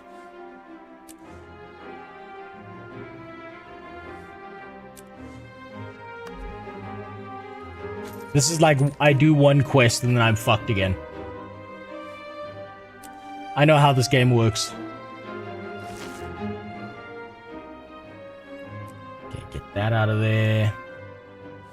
I'll waste the blues because who cares? Get that out of there. I love terrorizing this place. Oh shit, that's the Halloween event.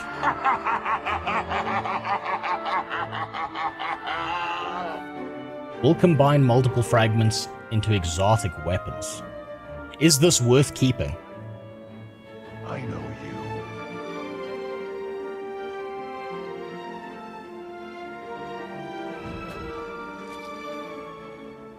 Vendor. Alright. That now belongs to you. Salty and meal. Take this shit. Get it the fuck out of my bags. I think I could get rid of that. I think I've got the Legion jetpack. Otherwise, I'm making a huge mistake. Sell that. What is this? Hold on. This fish has been preserved through smoking and was given to you by the Priory Arcanist.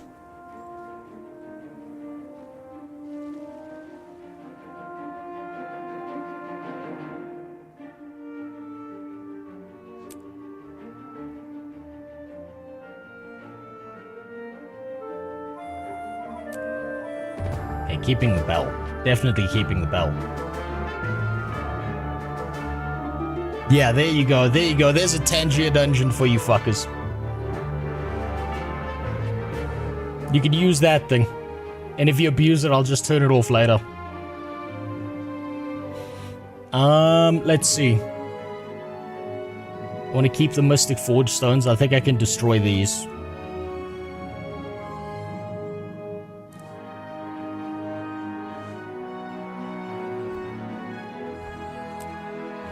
I'm gonna just delete the dwarf's dick. We don't need that anymore. He's just gonna have to go without one forever. It's not like we could have reattached it with some super glue anyway.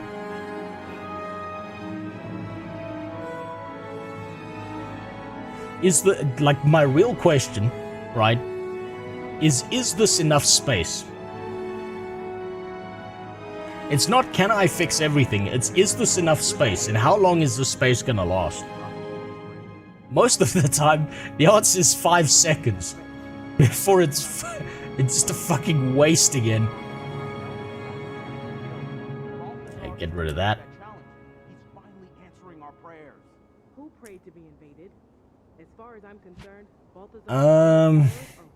Damn, at some point I've got to get rid of all these fucking exotics that are worthless. Get rid of that. Get rid of that. That's not going to be useful. Probably shouldn't have done that, but who cares? Mango pies, we'll get rid of those.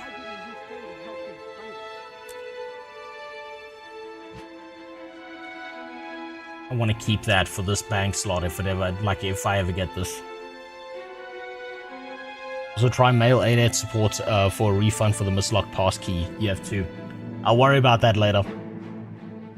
That's not a problem right now.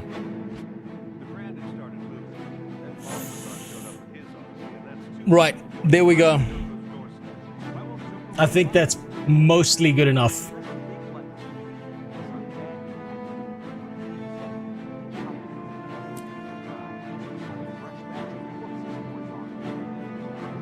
I've got that skin unlocked. Oh, Jesus, I gotta type out that whole fucking name?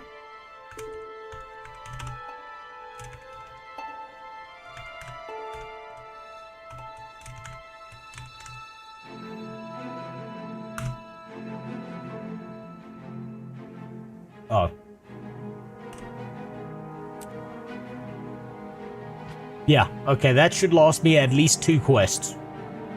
That should be good enough. That should be good enough. That's all I care about.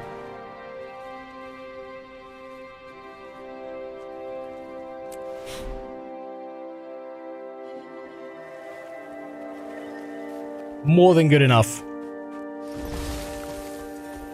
What's this shit you could sell? I know. I'm just a lazy fuck. I just want it out the way. I couldn't give a shit. I really couldn't give a shit about the, whatchamacallit.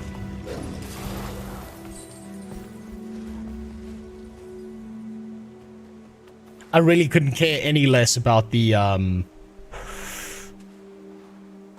whatever's in my bags. I just want it to not be a problem. God damn, look at that deep V. You know, the only thing stopping women from dressing like this in real life is rapists. It's a real problem. If we just chop their dicks off, we could live in heaven. That's all we need to do. It's a few castrations, and we could be living in heaven. Why is Costco covering half the stream? Because people are doing a Tangier dungeon. The Phoenix Dawn is set to sail. Glad you could join us, Commander. Thanks. How's the crew? Ship's prepped, aid supplies are in the hull, and we've got a Lion Guard squad for security. Hop aboard and we'll shove off. But the crew? You can speak freely. Well, some people, not me, are a little anxious. There are mixed feelings about fighting a god, but we have our orders. If you listen to the refugees' stories, it's pretty obvious whatever Balthazar's doing over there is a catastrophe. He was determined to take a dragon's power. I guess he's turned his attention to Kralkatorrik. And apparently doesn't care whose neck he has to step on to get the job done. When you stop to think about it, this is a god who turned against us. It's hard to swallow. I suppose we'll just have to stop him from killing it, and get ourselves some answers. Oh, don't even get me started on sparing the dragons. Believe me, I'm still coming to terms with it too. Hopefully Taimi can prove it. And soon.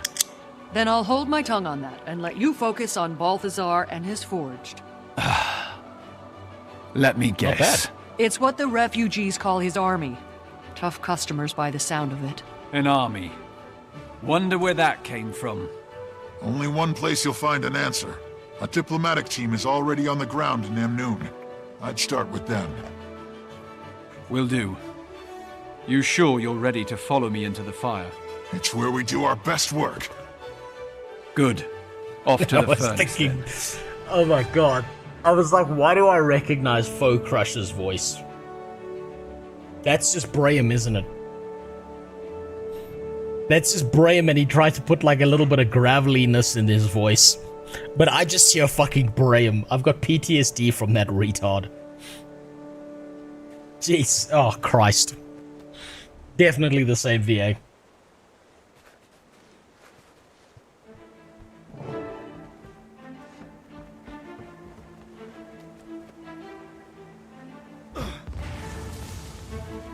I don't understand why that didn't work. Broke my immersion there. How dare they? They reuse voice actors way too much. It's probably because it's expensive to hire a whole new person and pay them like an entire separate salary instead of just reuse the same guy.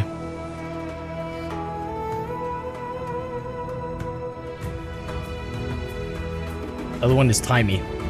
Yeah, but that one's less annoying. I'm distracted by titties, Dean, so it's okay. I don't hear the words when the titties are good enough. It's just like... it's all just the same sound.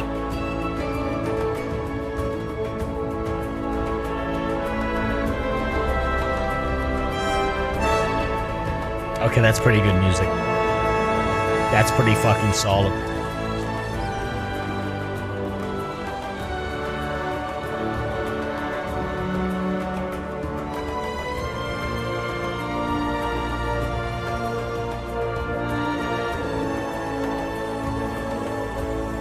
Oh, here we go. Here now, the Egyptian theme starts. They're gonna go with one of those flute things.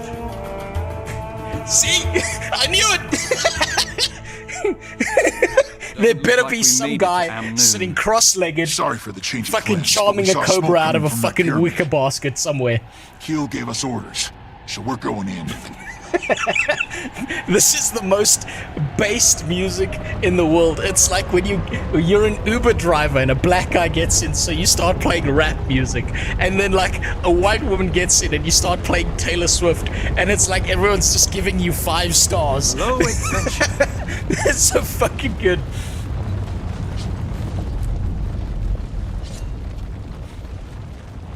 If you'd like to stay on board, we'll get you to Amnun as soon as we get back. I didn't come this far to sightsee. I'm going with you. Hold on, let me set my masteries. Masteries are locked.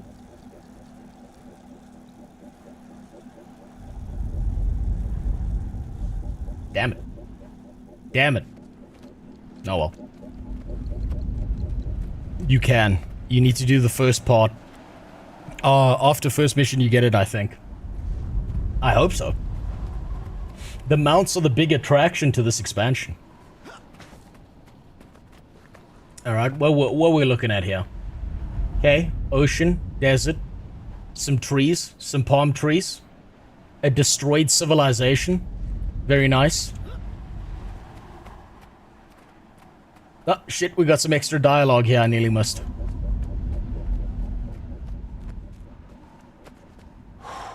That structure is enormous. Our navigational charts didn't say nothing about gigantic pyramids. Didn't think our info was so out of date. Wait, It's where's been Shai hard for Halud? cartographers to It's keep in my up. pants. This entire region has been in lockdown since Palawa Joko took over. Wait, how would my character, a Sylvari, know about Joko?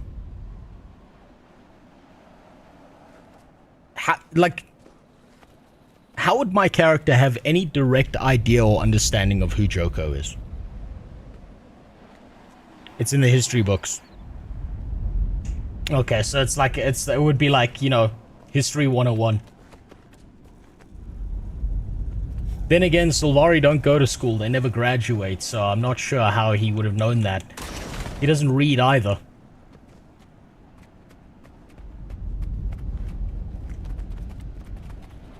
So how would he know that? Because your character is literally has dream and then mom gives birth to him when he's 18 years old.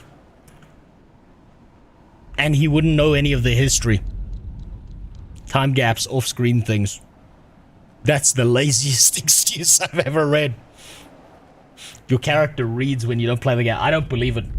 We know that Sylvari live in low-income housing. They're raised by a single mother. There's no fucking way these guys are reading in their spare time. All Sylvari are too busy trying to steal the Jordans off of everyone.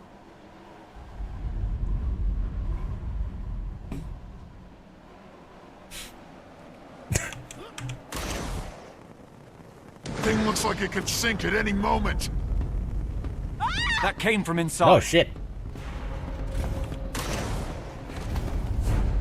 Wait, okay, which race isn't poor to you because you hate Asura? Asura aren't people, right? First of all, there's a unique distinction. Sylvari are the ghetto, right? Humans are the invaders. And Char are alcoholic cats, right? It's not about poverty. It's about socioeconomic factors. Humans are illegals. Yeah, pretty much. Darn me. They're killing for sport. These must be the forged we heard about. Oh, very nice. Let's wait for that introduction until after we're done. If there are any left, eh, Commander? I'm still wielding Sab's Predator that he gave me. There's just something about having a Predator in your hands that makes you feel powerful. It's just so long and strong.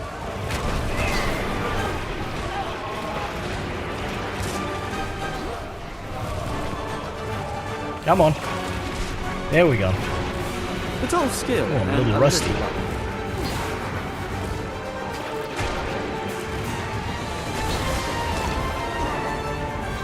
Ears up! Reinforcements incoming! Wait, it's only one unit. I'm gonna hear soon that even though Solari are 13% of the population, they commit 81% of the crimes. Well, I mean, if they're anything like Kaith, yes. For your interference with the fire and ice dragons. Join him and fell the crystal dragon. He only wants to free Tyrion. But that was actually Mordremoth's kids Your from the god other side of the marriage. And waging war on these people won't help you defeat the dragon. That was unwise. Might and glory.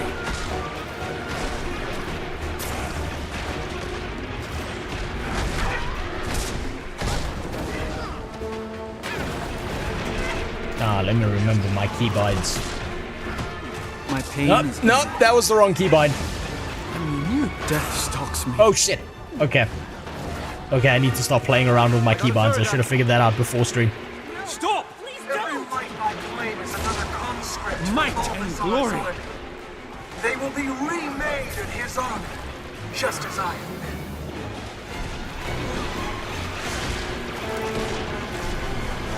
Where are you gonna aim that?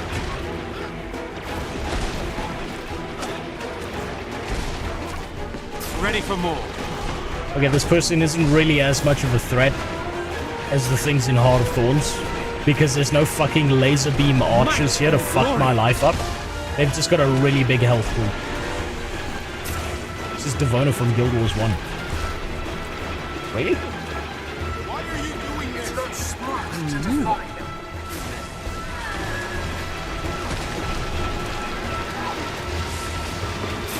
People bitched about Heart of Thorns difficulty. I like the Heart of Thorns difficulty. And I was playing it when it's old content, which means I was having a way easier time than people on release. Fidus, hold position here and help these people. I'm going after her. But that's exactly what she wants. I know.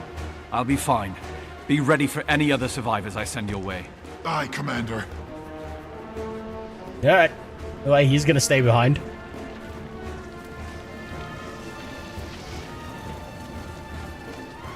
Head to the pyramid for safety. We have forces standing by to protect you. Oh yes. Thank you, Mr. White Plant Man. You are here to save us. But then Balthazar chose me as his instrument. Are you just a puppet? You have a choice. No. The choice was made for me. Typical. Never taking responsibility for your actions. It's exactly what I'd expect. Come back here. I'm not done with you. I hold in higher regard than loyalty. This is the price of defiance. Might and glory. The world belongs to back here. Balthazar now.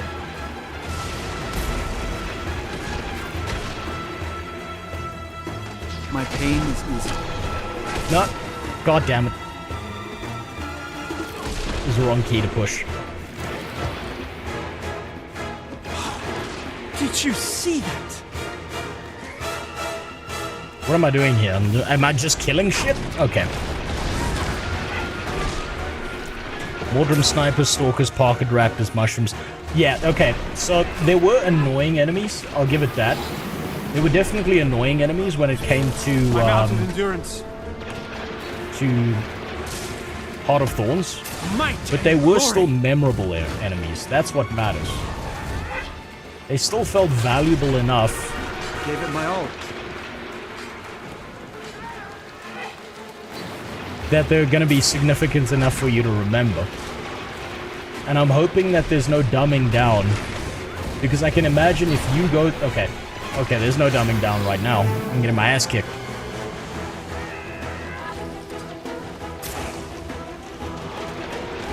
This village is just the beginning. The tip of the Shit, I spear. survived that. Nope, never mind. Is inevitable. You're his in life and in death. Oh, let me just jerk myself off quick. I'll find you again soon. My friends will take it from here. She nearly one-tapped you. Yeah, I'm kind of playing glass cannon right now. I owe you my life. Don't worry, once I play the best spec in the game, Rifle Mechanist, everything's gonna get better.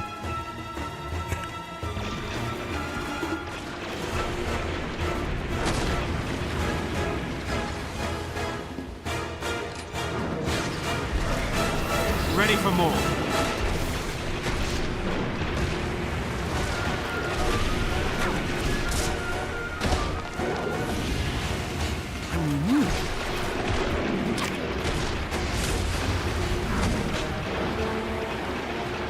Lower health.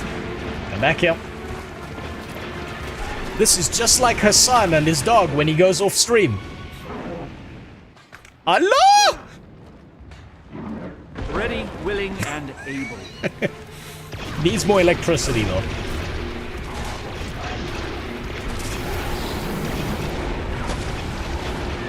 God damn it. Okay, fine. Let's throw some rocks at you.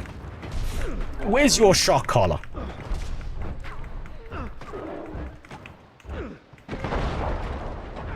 Give my regards to your master. Outlander, over here.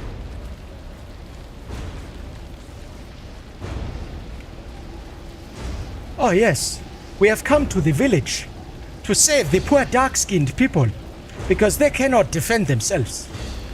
As we know, they are defenseless. Where are all the fucking soldiers? You don't have an empire like this and not have soldiers. What the fuck happened?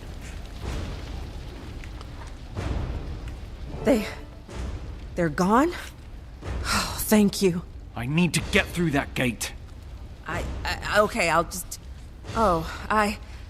If it's down, she must have smashed it on her way through. You mean like the queen? I can gather whoever's left to get the gate open, but this, you have to help us. This place is gonna be heaven for Logan.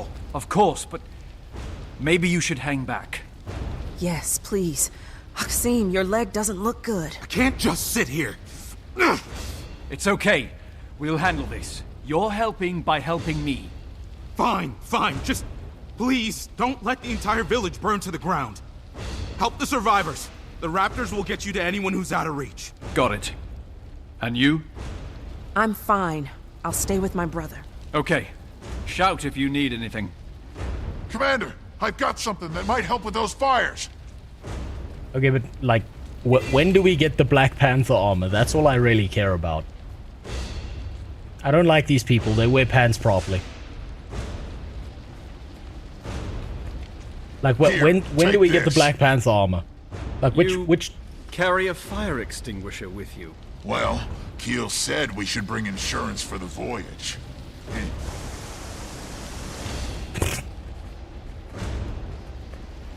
The raptor's trapped by flames around its pen. Can you... Over there. Oh, and I guess this is how you're supposed to get the raptor. Alright, okay. Okay. The raptor will get you where you need to go. Oh, it will. That is wonderful. Okay, so that's how you interact with the mount for the very first time. That must have been so fucking cool. That must have been so fucking amazing. Playing the whole game up to Path of Fire without a fucking mount. And then they don't even hesitate to just give you one in the very beginning. That must have felt so fucking good. All mounts have special movement skills. While running, hold space to jump long distances while on the raptor. Release space to end the jump early.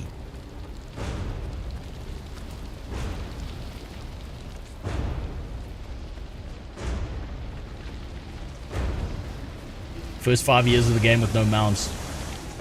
You know what? That's fine. Because eventually when they did give people mounts, they did it the right way.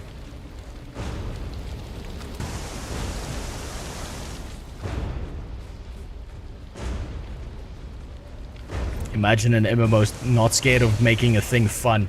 Well, you see, that's very non-conducive to making money. You see, if only the MMO had focused on the cash shop more like NCSoft was probably insisting, then this game would obviously be a 10 out of 10 on IGN. All the reviews that you would have read off of Rock Paper Shotgun Would have told you how amazing the game was because the cash shop was fucking incredible. It's a real miss by the devs, I think. Doing that thing, wasting their time programming fun into a game. What fucking retards? All they needed to do. How do I get up there? Oh, I thought that would do it.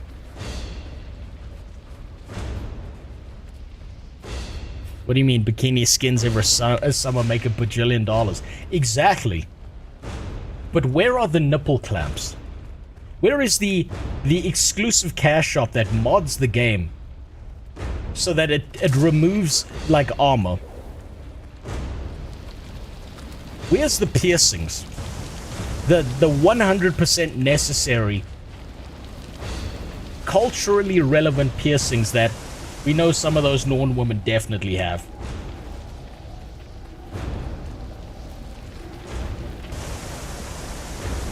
Could have made billions.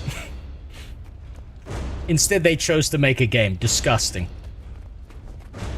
Now, how the fuck do I get up there?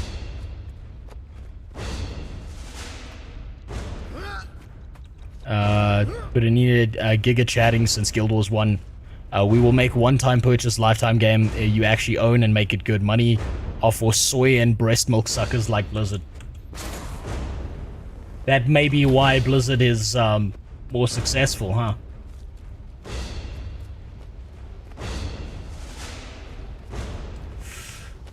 I'm not gonna make that gap, and I have no idea how to get up there.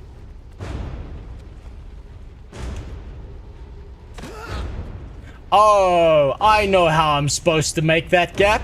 Of course, it's right there. Oh, of course, it's almost like the game makes sense.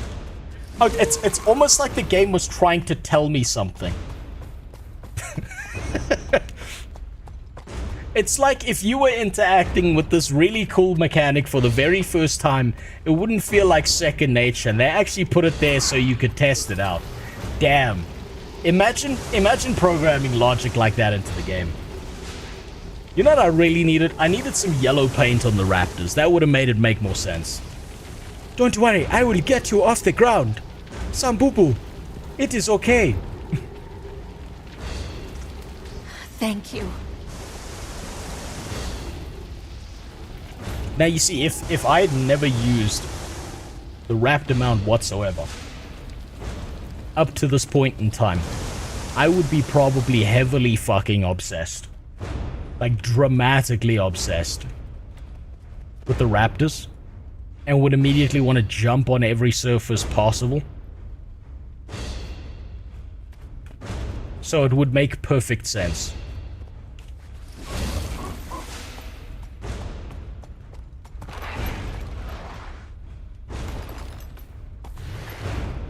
Fire trap the raptors' burning pens. Use the raptors' leap ability to rescue the villagers on ledges and okay.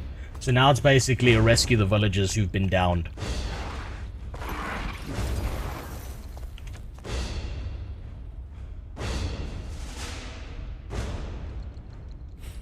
Just wait till you get a flying mount. I'm so looking forward to it. We can never repay your kindness. Do you know how long I fucking farmed in Burning Crusade to get the fucking Nether Drake mount, and then never got it? Has answered our prayers. Bless you. Instead, I got a shitty flying fucking griffin. Instead. Do you know how much I'm looking forward to an actual interactive kind of flying experience?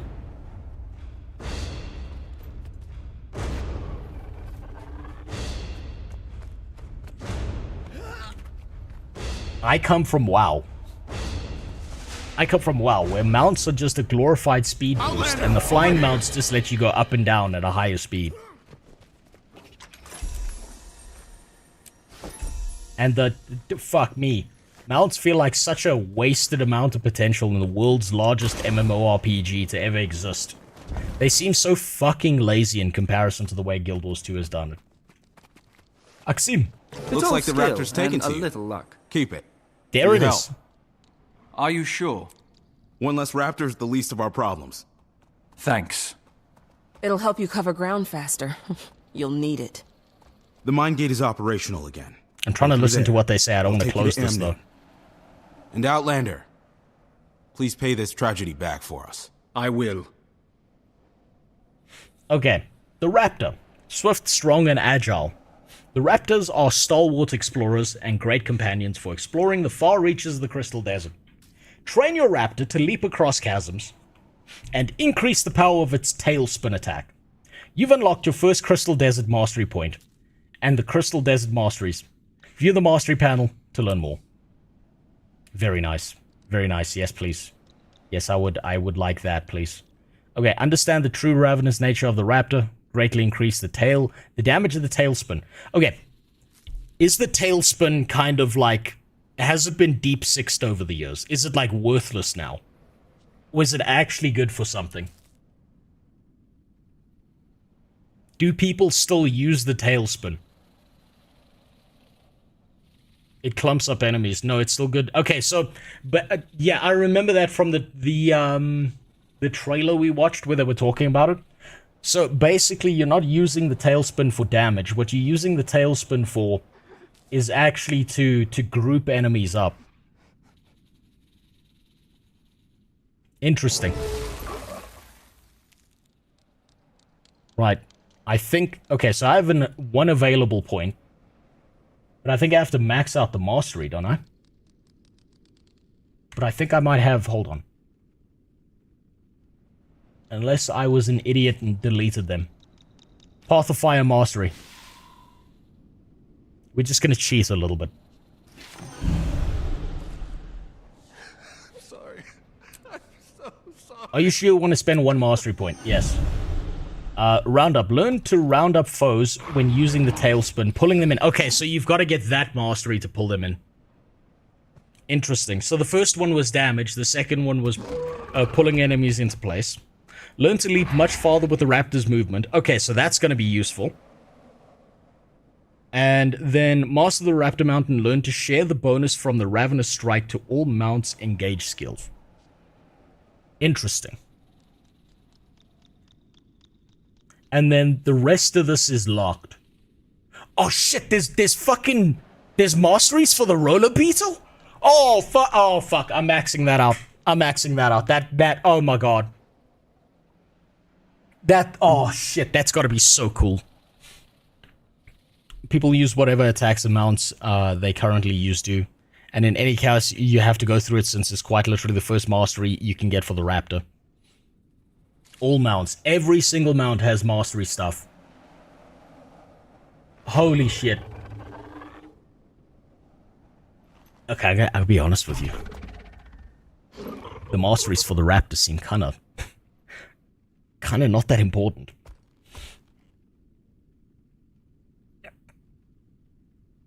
It kind of seems like I have to do this because the game's telling me to do this more than there's more interesting shit that I can do. Okay, we've got the leap. And master the Raptor mount and learn to share the bonus from Ravenous Strike to all mount engage skills. Okay. Just do more story to unlock more mounts. So, like, the entire story probably takes you through all of it and gives you more mounts. Third mastery, long jump on the Raptor is important. You need it later. Okay, well then I'll drink some crack potions, or I'll go find that one place where I got them from. I can't remember where it is, but I'll figure it out. Yeah, let's try the tailspin. This is supposed to be where we're supposed to use it. What's this white guy doing here? The fuck out of here! He was here, he had jungle fever. I can't blame him too much. Okay, so... completely missed.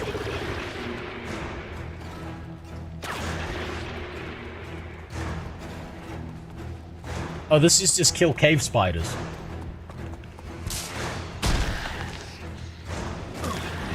Hold on, let's get the tailspin right here. I've almost never used the tailspin, so I want to really try it out here. Like the way the game is trying to tell you to use it.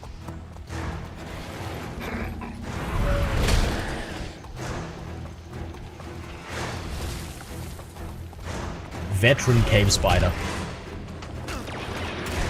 That's the cave spider that's talking about back in Nam.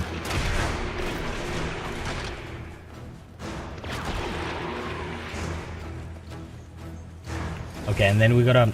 Oh, there's one down there.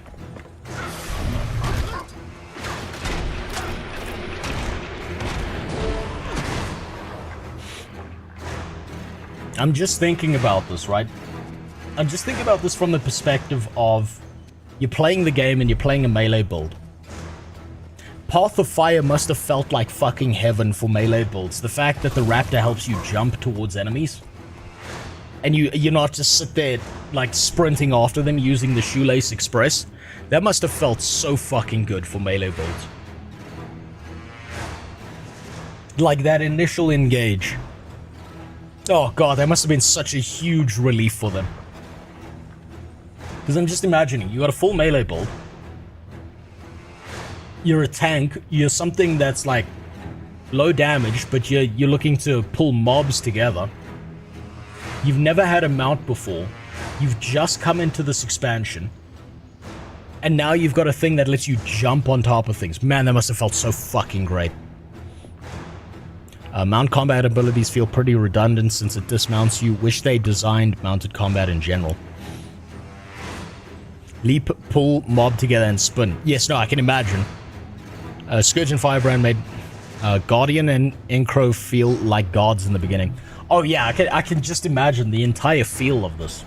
Must have been so good. Hold on. I'm actually going to try this out.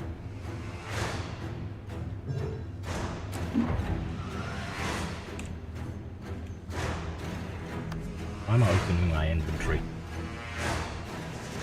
We'll put the Predator away. Jeffrey Epstein can take a rest.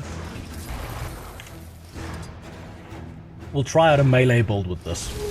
I'm trying to imagine in my head how fucking good this must have felt. Like, because I've been told this is peak Guild Wars 2, right? Getting on a Raptor for the first time was fucking orgasmic for me, especially since I'm a WoW player.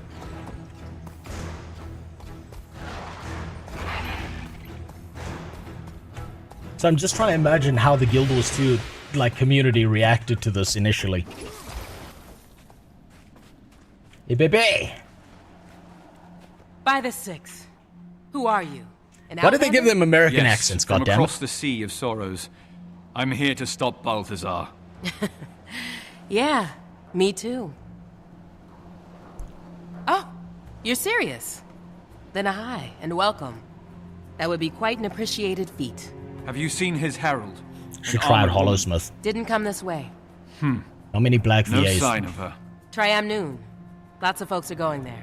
Hello? Take the road south and you'll hit it. Hello? I'll check it out. See what do help you I want? can find. Come here. Scott. Easy. Come. You okay? Hey? You want to go out? Don't worry, I'll electrocute you later. We'll give you the old Hassan treatment later, okay? Let me just let them out. Come back when she's done, okay?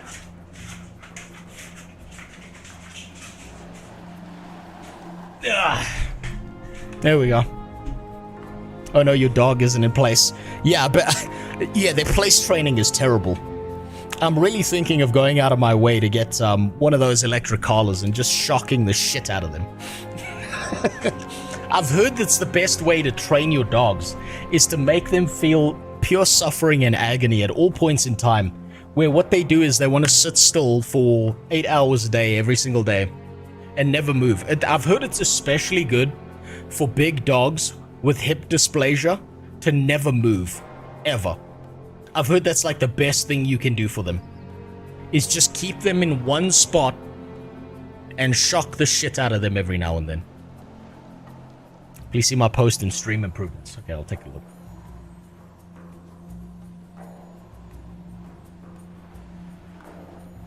You put in here. Please add this. What is this?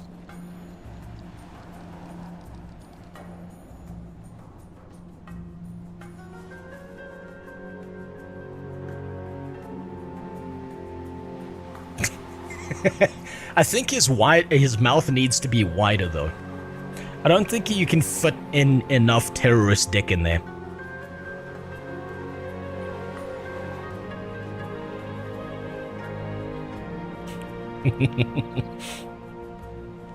You want to get banned? I don't care. Twitch is gonna do what Twitch is gonna do. I refuse to censor myself for ridiculous, unfair rules that Twitch decides who they're gonna ban and who they're not. They're a joke anyway.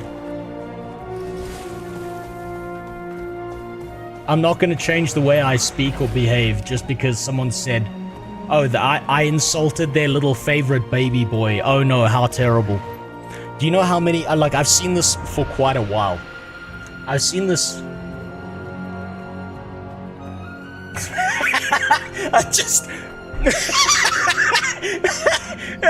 Khaldun, hold on, I gotta show this because I just saw the kick chat. Where is it? Where was it? It's not showing it. Yeah, I'll hold on. Khaldun sent a message, and the auto mod on Kick is just like fucking woman destroying everything. And they were just like, I'm just getting rid of this. The AI mod's just like, fuck you. You're not allowed to say things.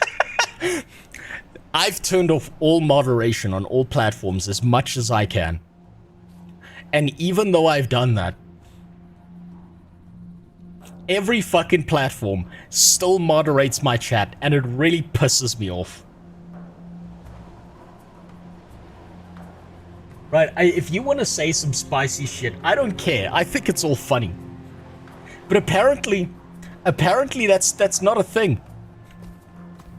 3 subs, let's go. I know, I'm the biggest Guild Wars 2 streamer on Kick. It's my proudest achievement. That and having no bots.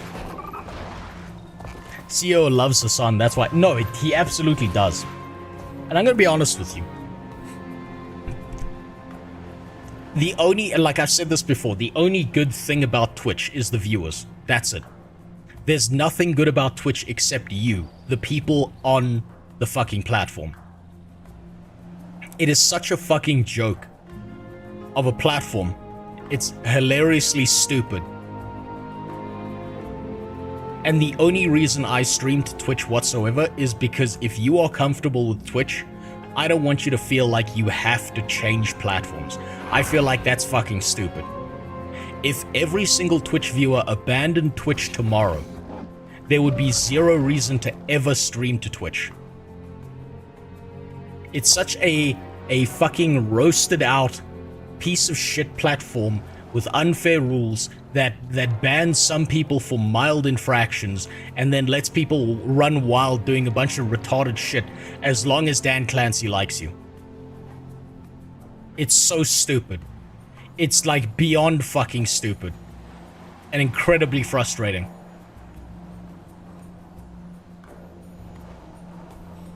I'm here for that. I fucking laughed my ass off seeing your first Guild Wars 2 video full unfiltered. Took me back to a time. Yeah, this is the thing, is, you know what's really funny about my very first Guild Wars 2 video?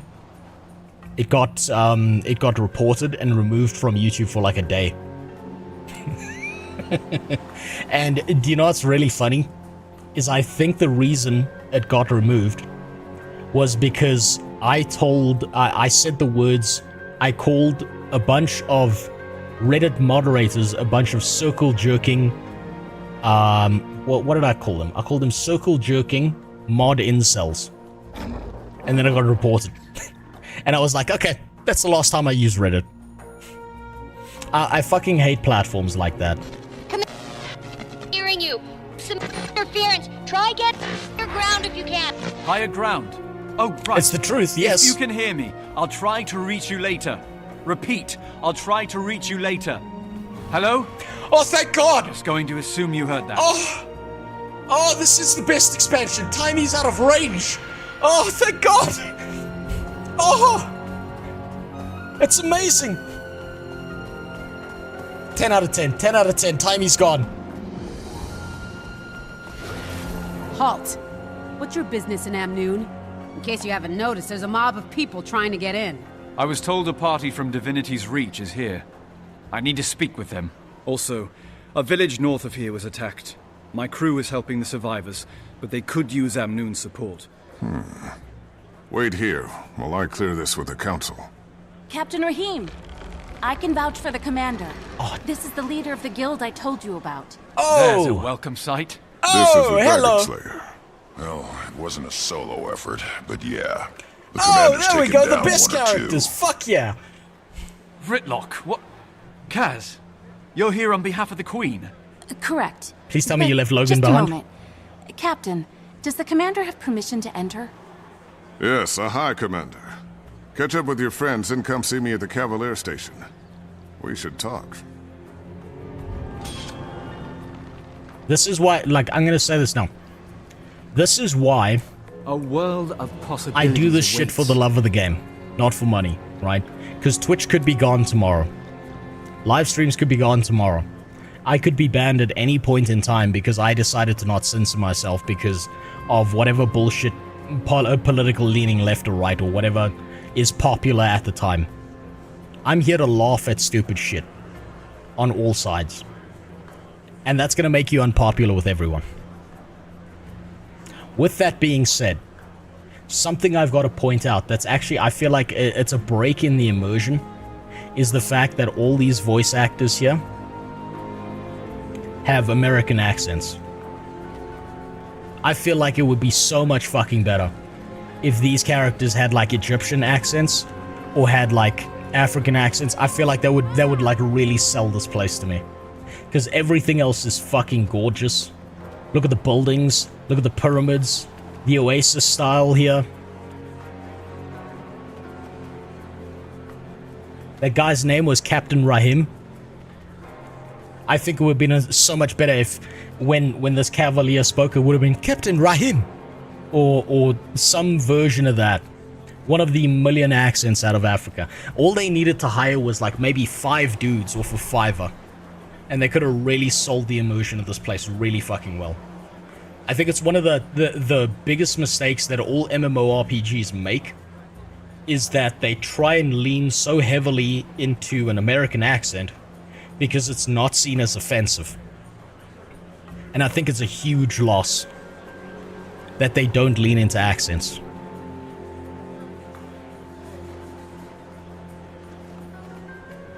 I think it would have been so much fucking better if they had a variety of accents for all their voice actors.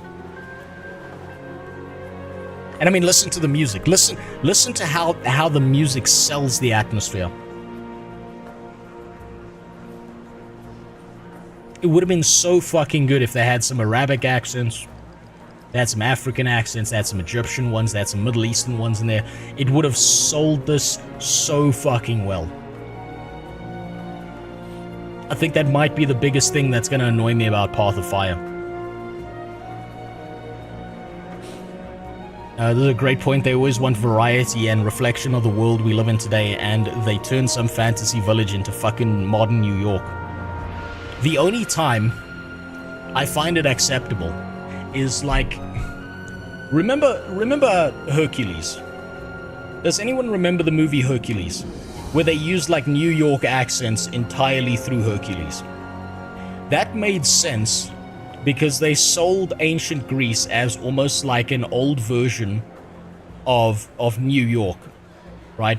And they put in like a bunch of like jokes and stuff that made it look like it was just like old school New York with the like the black singers in the background, the way Phil talks.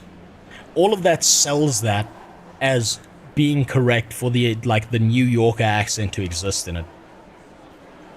But it really irritates the shit out of me when they don't try and like incorporate that, but then they still use an American accent. That hurts my feelings. And I know why they did it. It's because they're trying to probably... Well, I mean, this is an 8-year-old expansion, so maybe they didn't actually do it. Maybe they were just being cheap on voice actors. But I think they could have got some people to do this. As I said last time, Path of Fire background music is so fucking Hollywood god tier. It could just be background music. Listen, I'm probably going to be putting this music on my phone on a playlist. And I know the second my wife hears this shit, she's gonna be playing the shit non-stop. In America, just replicating a non-white accent is racist nowadays, which is just stupid. Sure, you can do an accent in an insulting way, but mimicking an accent in and of itself, it really isn't. No, it's really not. Like, I think, I see it this way.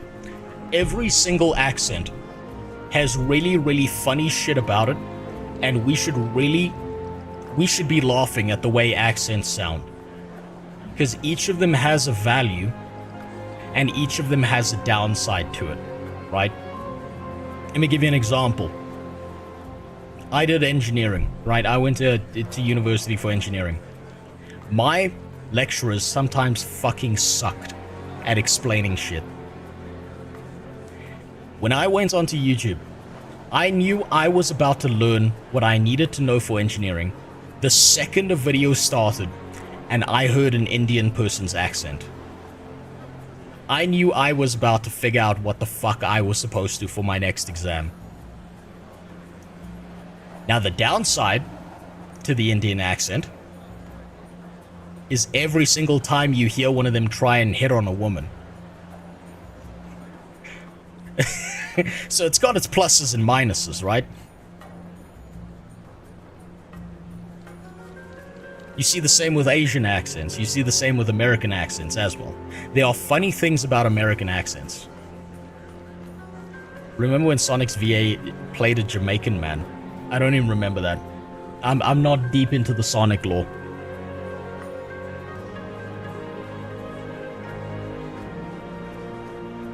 But I'm dead serious. If you hear an Indian dude on YouTube and you hear him pronounce the word zero as Jiro, then you know you're about to figure out what the fuck is going on in your mathematics course. It's good to see you. And your eyes. Let's continue. All right. Try not to fall in love. What happened to your blindfold? A temporary measure to help me focus. But I got used to the voices in my head, so I tossed it. He's schizophrenic now. Well, I'm glad you're here, Tribune. Can I still call you that? Yep, all cleared up. And? The Citadel wanted to report on my faux fire mission and the magic. Who am I to deny them a great tale? And? It's classified, Commander. Sorry. You've been holding out on me ever since our fight in Maguma. I can't be mad at him for that. This is the last time I'll take no for an answer. Oh, come on. It's Ritlock. It's I had fine. my blindfold to dab your tears. We gonna kill a god or what? It's fine.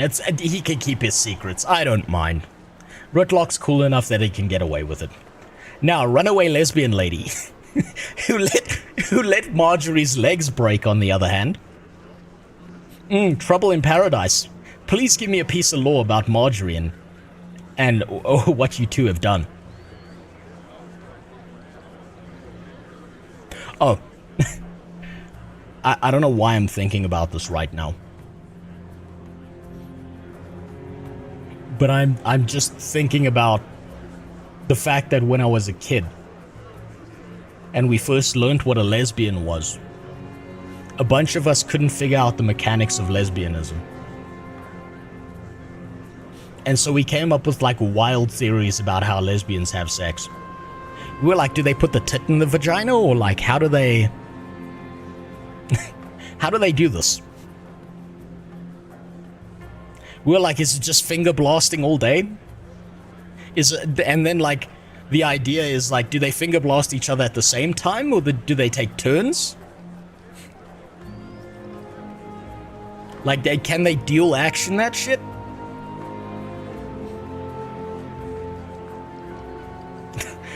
We came up with a bunch of wild theories because as teenagers we had no understanding of how these things worked.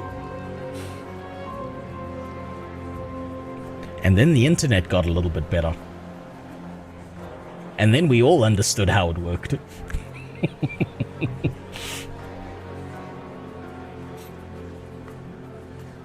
Like vegan, we use fake meat to compensate. Yeah, you gotta get what you gotta get, right? Taimi tried to reach you before I left. Now I understand why she didn't have any luck. It was a spur-of-the-moment decision. I had to get here and see it for myself. I hope you consulted Marjorie about that after you... How have you two been since Rotanovis? Here we go. Good. How's the Fine. amazing race? It's okay. Could be better, but she's still recovering. That's how you know things aren't Well, fine. I'm glad you're here. We'll need all the help we can get. I can't believe one of the gods we worship, one of the 6, just gave up on us. Doesn't care. It doesn't feel right. You have faith and hope, and I respect that. But I was in that volcano with him. He was ready to let all of Tyria turn to ash. What he did to Marjorie. I know. I've heard it from her over and over. My mind says it too, but it's hard to walk away from a lifetime of devotion, of being raised to thank the 6, say bye the 6, and worship the 6. Okay, Kaz. I hope you're right. And I hope your eyes aren't opened as brutally as mine were. Okay. We all understand why Casmia's here and not Marjorie, right? We do get why they left Marjorie behind. Especially after the incident that occurred in Heart of Thorns.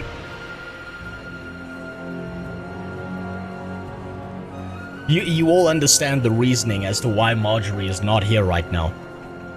It's because the amazing racist would be like, what are all these Buraku people doing here? What do you mean?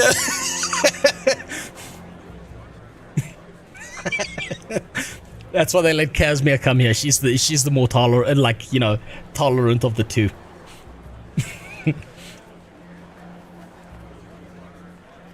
It's like, you know how, like, there's always that pairing that happens in a relationship, even lesbians. There's always that one hardcore one, and then there's always the more accepting one. And Casmia's like, no, stop, it's fine. It's okay, they're just different. They've got a different way of doing things. And Marjorie's like, what do you mean they eat with their fingers? Ugh.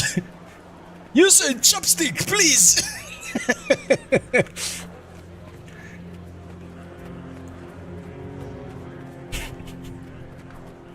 Imagine the deluge of gamer words. Absolutely, she'd be going fucking nuts.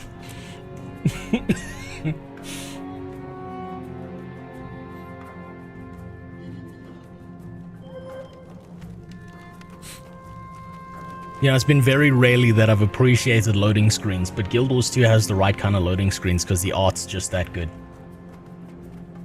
I just really like that art style as well. Our always friendly and polite Thanks for the follow, Tenma. here to help. Hi, Outlander. Let me know if you need help getting your bearings. Oh, yes, please.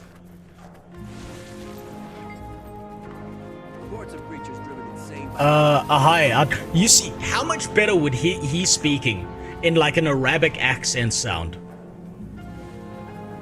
How much better would that be? Can you show me the area? Welcome to the free city of Amnoon, oasis of the Crystal Desert.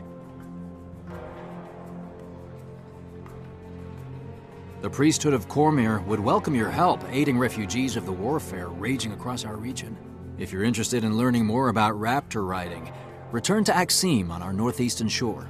Our facility that desalinates the brackish waters of the Elon for drinking and irrigation is a marvel to see. We Cavaliers are stretched thin across the region, struggling to protect our vital farmers, quarriers, and ranchers. Sit around the city, as there's a big-ass event happening here, and it's great for leveling up mounts. I'm just gonna look around. If I come across it, I come across it. I'm actually just looking at the stylization of this, right? Because they've sold the entire aesthetic, except for the accents. I collect trash, is it? Okay, that's a player. We've reached the second reward tier. Is it? Actually, yes. Legendary Conqueror of Ceres.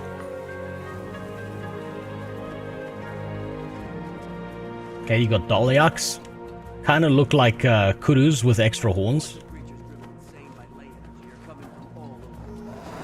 Fuck, look at that. That's exactly what I wanted to see. In a desert expansion. Look at that shit. That's great.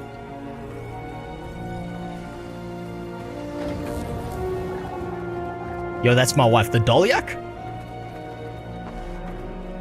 Stick around the waypoint a few minutes. There'll be a pinata spawning soon that has essentially a lottery drop.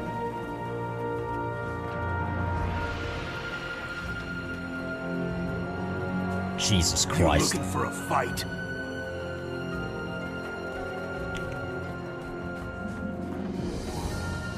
Is that why people are stacking here?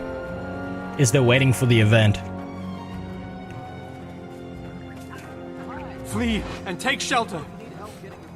This is the meta event that leads to Pinata. Themselves, jump on your mount and work together.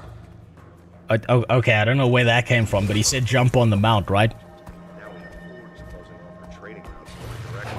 Maybe the stories are true that Zalambor is a djinn.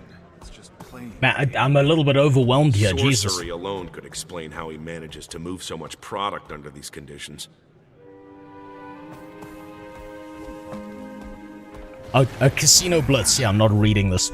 In celebration of our Outlander visitors and in the spirit of unity, the Grand Sahil Casino is sponsoring a citywide competition. Come one, come all. Find those casino coins. Wait, are you supposed to like run around and look for casino coins? Okay, casino coins received, and I got 0 contribution. Clear out the gang of troublemakers to recover stolen coins. Okay, that's there.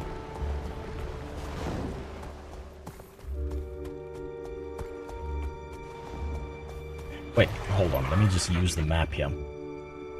Okay, that's the troublemakers, and I'm assuming this is where you would find all the coins and shit.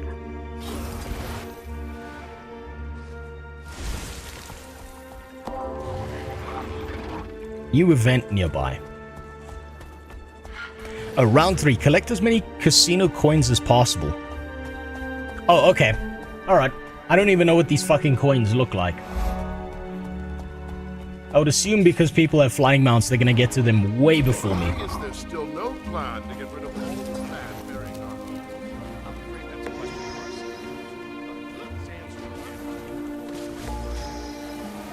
Okay, well now I know what they look like. These people have some refreshingly divergent ideas about ship design. By the way, this is a little history lesson for you.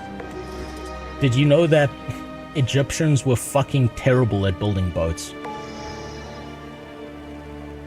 Right, this is not the style that Egyptians used to use when building boats. They used to build like flat-bottom barges. No, I'm not going to join parties with people. I'm just going to do this. I'm just going to explore around and do a bunch of bullshit.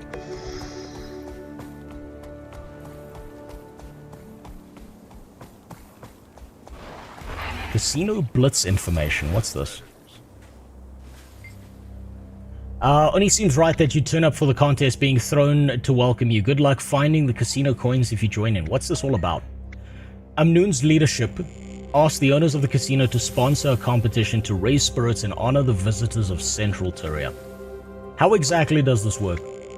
The idea is to collect as many casino coins as you can before the time runs out. I hear that up high in hard to reach places. What am I supposed to do? I think they have prizes at the casino for anyone that manages to find it. Are you going to compete? I'm just here to help answer questions. I'm glad for the work. Jobs in the city aren't easy to come by for refugees like me. Man, he must not be in America. Oh, wait. We've reached the 3rd reward tier. Come here. Come here. Go back here. Hold still. You rarely see one of those.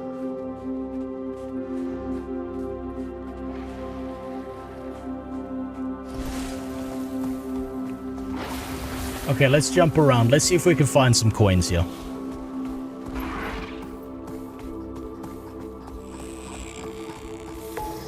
Let's see what I can get away with here.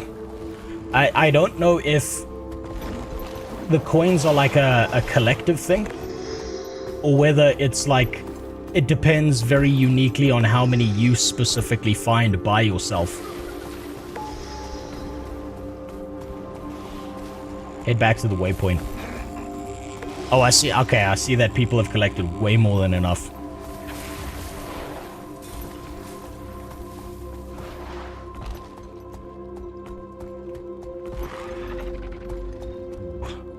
I'm kind of enjoying this open plan, especially after how like tightly constructed Heart of Thorns was.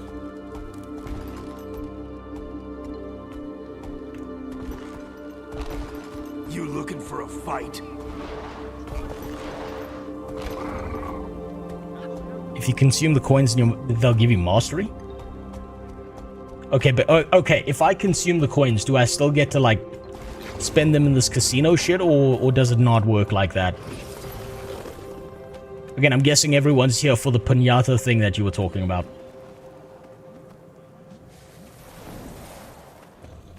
Spend or consume. Well, let me... Double click to consume, can be consumed for Crystal Desert Mastery, experience, or traded. I get this. This is so smart. This is so fucking brilliant. Do you know what this is? This is the game devs listening to all of the complaints that they heard about masteries. And how a lot of people probably didn't like running around doing a bunch of shit to complete masteries. And so they wanted like an easier way around it. And so they're like, okay, we'll give you some easier stuff you can do to bump up that mastery bar.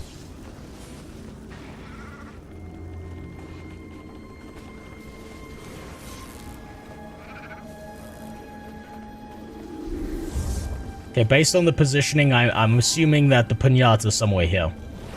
And that concludes our festivities. See a member of the casino staff if you have questions about your rewards. Stay tuned for more exciting casino 1 minute after. Okay, yeah, I can see the timer there's ticking down. On behalf of the council and Zalambor for your participation and patronage. And I would guess it's just around here. This thing's gonna blink out of existence, isn't it?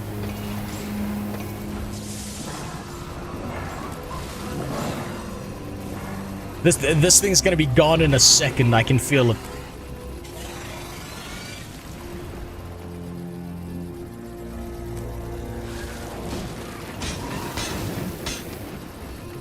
"15 seconds? How long does this last?" Yeah, okay. 10, 9, 8, 7, 6, 5, 4, 3. Okay. AoE's on the ground. Hit my explosive. Glory. Outlander, let me know if you need help getting your Oh shit. It's over there. Fuck. Get out of my way. Here nor there. No, stop targeting out the bullshit.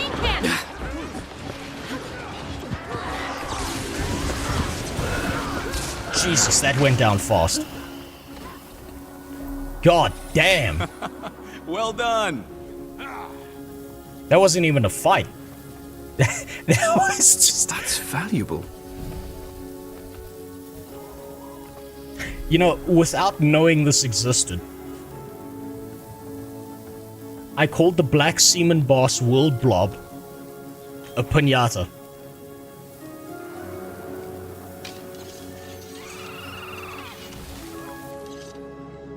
The devs, there's no way this isn't the devs having an inside joke about core gameplay bosses becoming loot piñatas.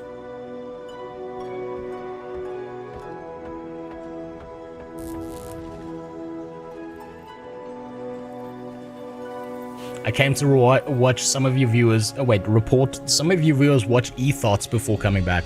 That's fine. As long as they're not giving them money.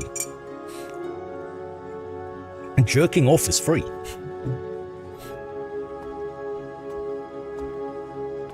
There's no way that wasn't like an insider joke. Crystal Oasis Hero's Choice Chest.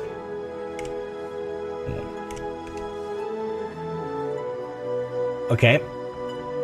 What is this? Outlander, let me know if you need help getting your bearings. Pieces of rare unidentified gear. Used for crafting ascended gear. Recipe. Harrier inscription. I don't even know what that is. I haven't looked at crafting much. Piles of Elonian trade contracts. Brand sparks. flower seed used in the Mystic Forge to create the Eternal Sands focus to make Polish. Do we need more Polish people? Get the Harrier recipe. Well, I mean, this seems like the right thing to get. You rarely see one of those. Because the crafting thing is something you can use over and over again, and everything else seems consumable.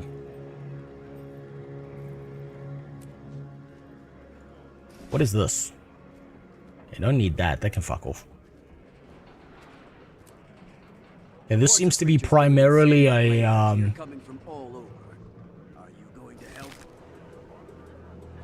What does this do? What does the trade contract do?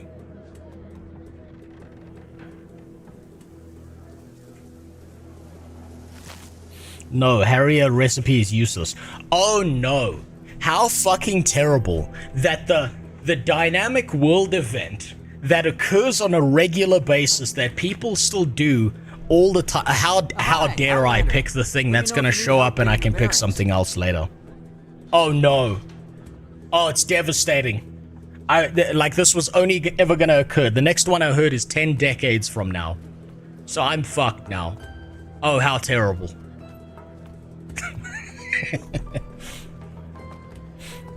Oh fuck.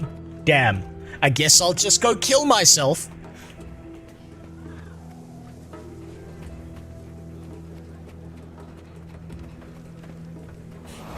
Let's talk to Rahim.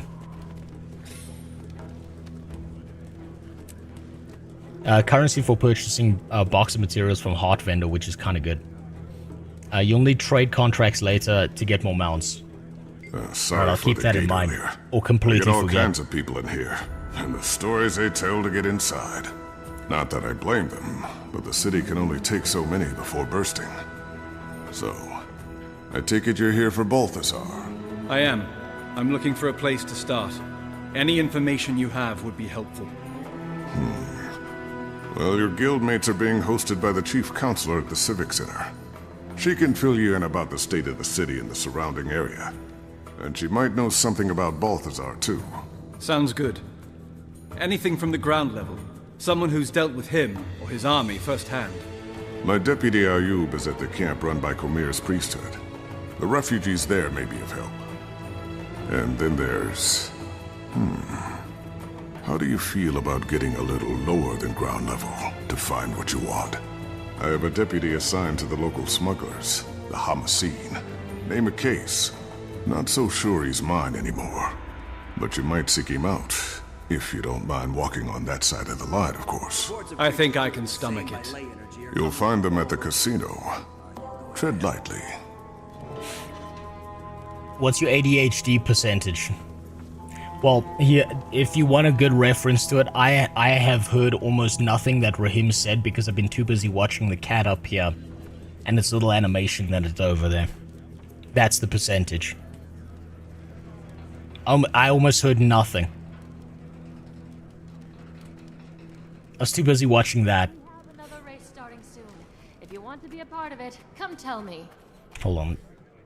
Is it worth consuming this for mastery?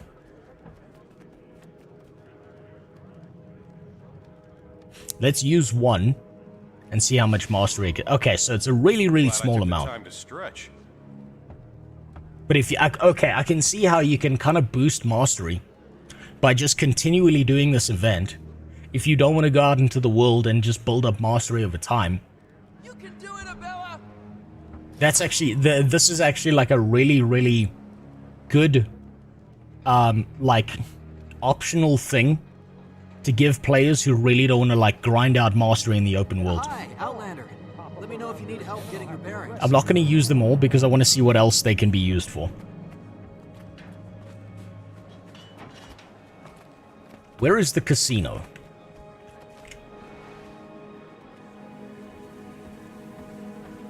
Profession scholar. Point of interest. Maybe it's there.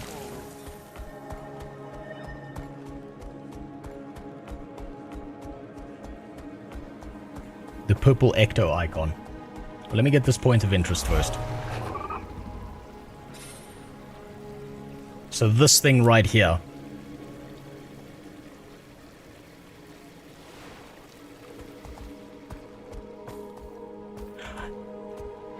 That's the thing that was in the trailer.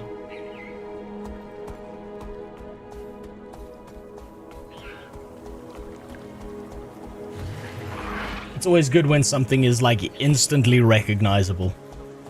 That's good game design. No raptors in here, but apparently I'm still on one. Thanks for the follow, Zipper. Okay, Casino Blitz reward cashier. Welcome to the Grand Sahil.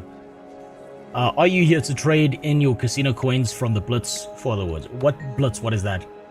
Our owner is sponsoring a periodic competition to raise spirits and honor new visitors to Amnoon, like yourself. During a Blitz, casino coins are hidden in hard-to-reach places throughout the city. Can I see what you have to trade? Oh, I can imagine that this takes like 2 or 3 runs and then you can get stuff. Sand Lion statue. For 1. Why not? Fuck it. You know, you go somewhere new on holiday.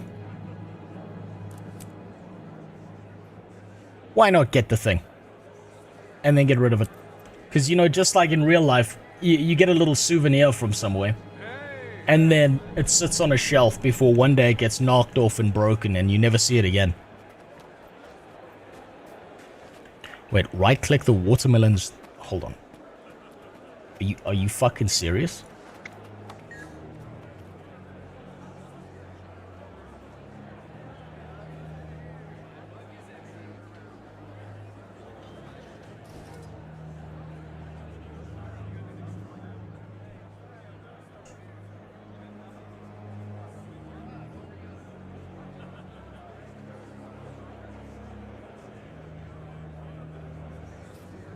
So you're telling me that Guild Wars 2 is so based that they filled an expansion full of black people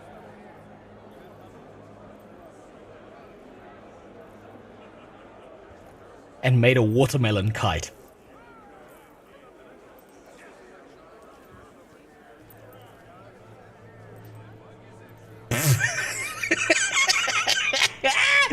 Oh god, every now and then they do something and I wonder, are they doing it out of self-awareness or innocence? Ah, fuck me. I love it. I love it so much when they do shit like this.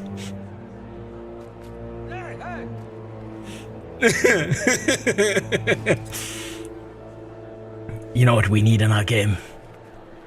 We need to put watermelons where all the black people are. They love that shit. This would be so good.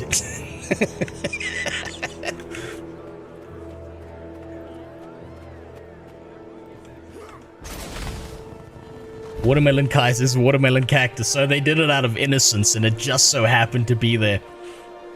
What's this merchant got? Oh shit, what the fuck are you? God damn.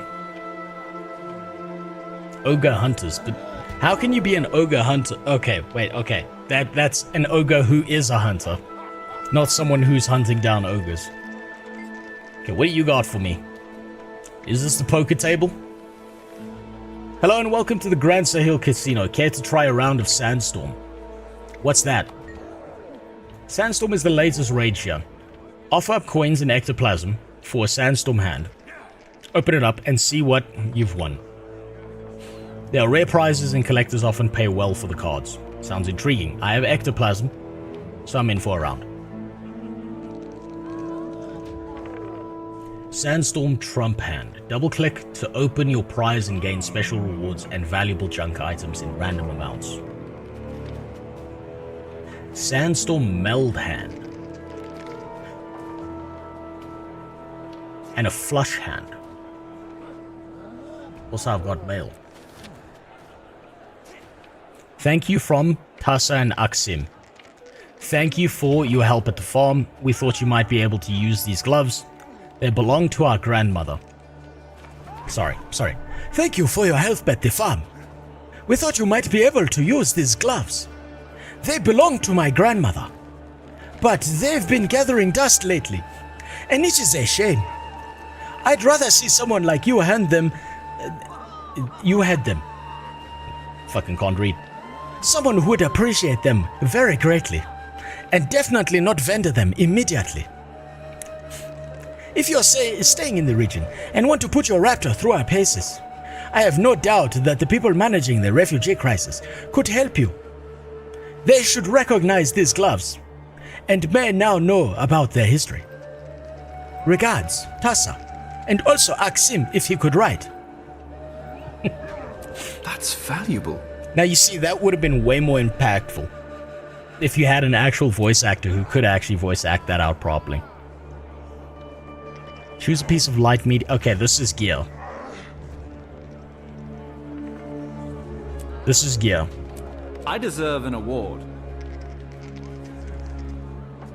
Oh, that doesn't look bad.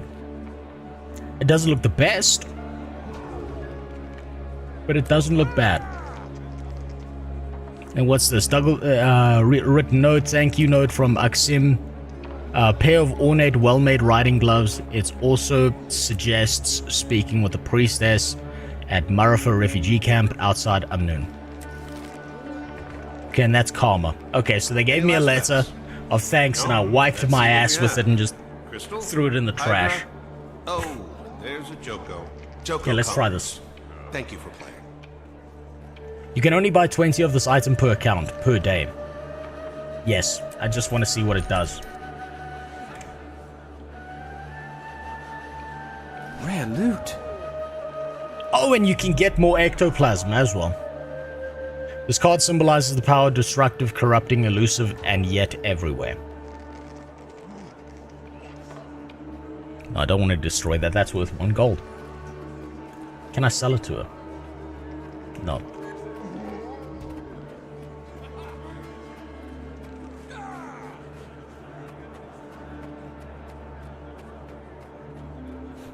I like this. This is actually really cool. Now, I don't know so much about there being casinos in Egypt. I don't know how law accurate that is to the real world. But they did have watermelon kite, and that's all that matters. Pyramid, broken spear, and the dragon. Dragon consumes all. House wins.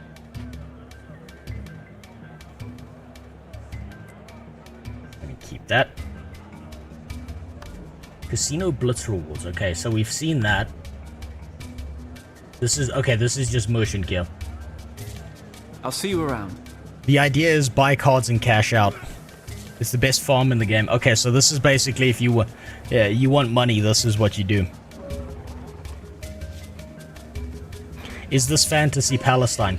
This is before the Jews bombed it into being nothing. Or it's after the Jews took over and built a casino on top of it. I'm not quite sure which one. What do you want? You case? Maybe. Who's asking? Captain Rahim sent me. He's under the impression that you have access to Hamasin's network. Yeah? He's wrong. So beat it. Listen carefully, friend. I'm here to kill the god of war. Don't think I won't swat any flies that get in my way. Yes, kick his ass! Well, if that's your angle, then you need Zalambor. He runs things. He is the Hamasin's network. He's usually in his office in the casino. But he's a very busy man. I'm sure he'll spare a few moments for me. You see, this is what I mean when, like I say, the personality system is wasted. Like, the personality system should have carried through to unique voice lines depending on what you chose for your character to say. Instead, I'm sure it's stock standard across whichever race you choose. Check near the Ecto Lady. There's a Choya Gladiator battle in Cage. Used to put Ectos with my guild on those. What? What?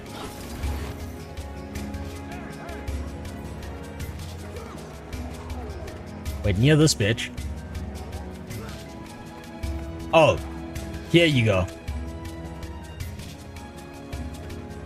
When they basically that's your UFC with sticks and rocks, basically.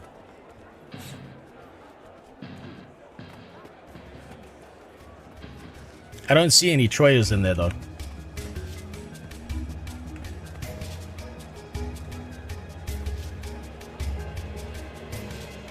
There is no man on planet Earth who should be named after a home appliance who looks that cool.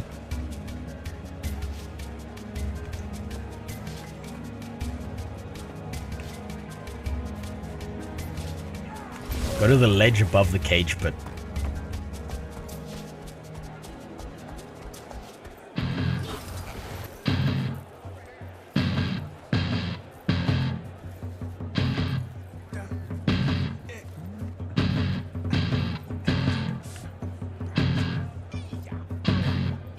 They actually have music.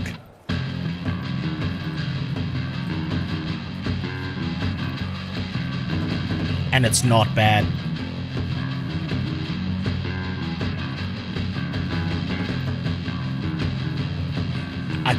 That is so cool. That it's not like the ambience around it. Hold on. My character dances like a gay man, that's the problem. Do you get something out of this?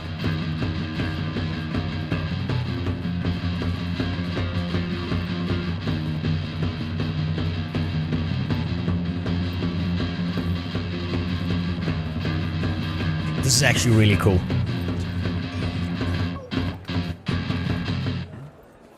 I just noticed something as well.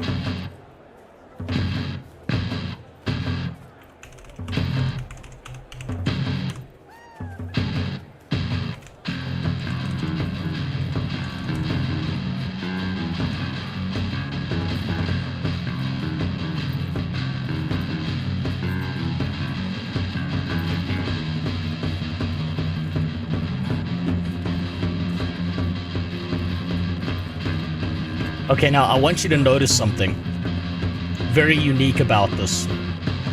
What do you notice? I notice this from a distance.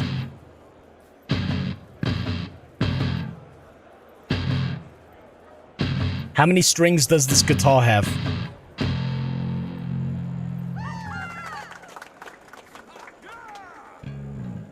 4. How many strings does this guitar have? 4. So we got 2 bass guitars. Now just note the people playing the bass guitars.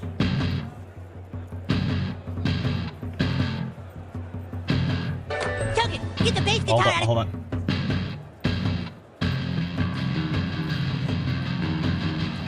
Give me a sec. Just note that. Just quickly. They did the meme. My house. What? We don't have a bass guitar. Your family's black, Token. There's bound to be a bass guitar in your basement somewhere. They did the meme. Hey, there was a bass guitar in my basement. I told you, Token. Alright, Butters, give me a beat. They did the fucking meme. Alright, Token, give me a smooth bass line. I don't know how to play bass. Token, how many times do we have to go through this? You're black, you can play bass. I'm getting sick of your stereotypes. Be as sick as you want, just give me a goddamn bass line.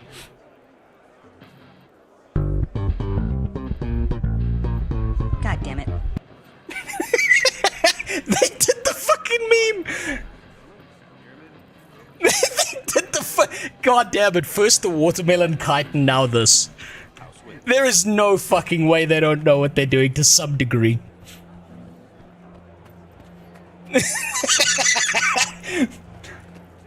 Someone on the Guild Wars 2 dev team is a time traveler from the 1800s. And he keeps throwing suggestions and they keep working.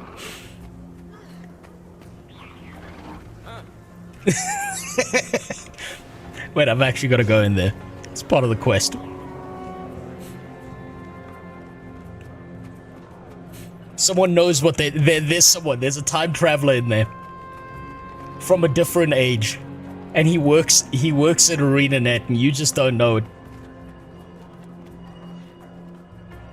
Do I want to save this till last? No, I've got to do all of them anyway. Where's the chicken vendor? No, that's important. That's probably in a bank somewhere. You must be Zalembor. I am. My friends, let's adjourn for now. In the meantime, my casino is yours.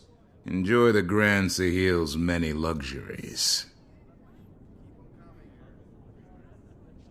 You spared me from a few more minutes of dealing with those smugglers. For this, I owe you. But next time, make an appointment. Maybe I should explain why I'm here. Oh, I know why you're here, Commander. What I don't know is what it's got to do with me. Elonian wine? I'll pass. You sure? It's not poisoned or anything. I'm offended, Zalambor. You've never once offered me wine. Ah, I present to you Archon Iberu of the Morden Crescent.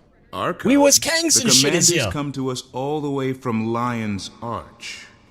Our friend here was once a Sunspear who opposed Joko, but it amuses His Majesty to break and domesticate his enemies. Careful, Zalambor. As I'm sure you're aware, Chief Counselor Iman invited me here to discuss military aid for Amnoon. It's vital to King Joko's interests that this alliance goes through.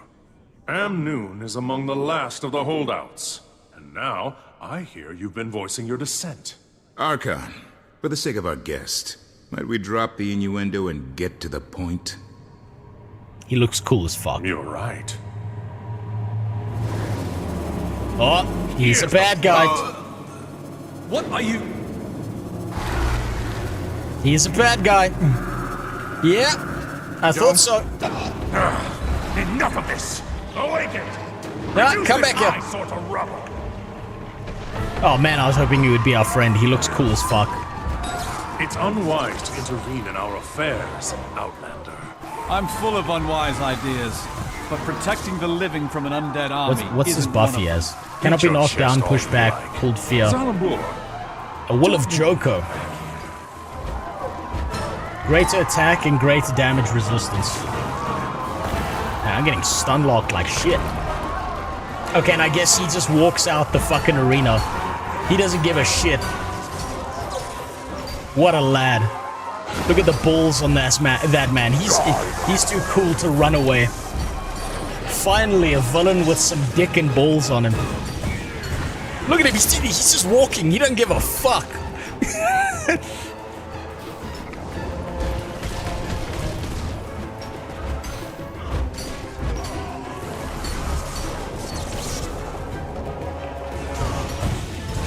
I suppose he can't really run with balls that big.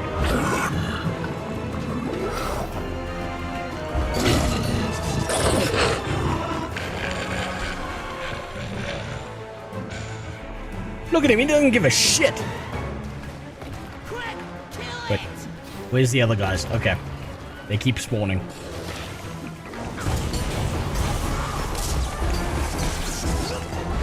I should have expected this from Guild Wars 2. If you look at if you look at the enemies here, right? If you look at the undead, it's not just your basic bitch skeletons, like you'll see in a game like New World, which is actually really cool. I like the fact that they got some flavor to them. That's nice.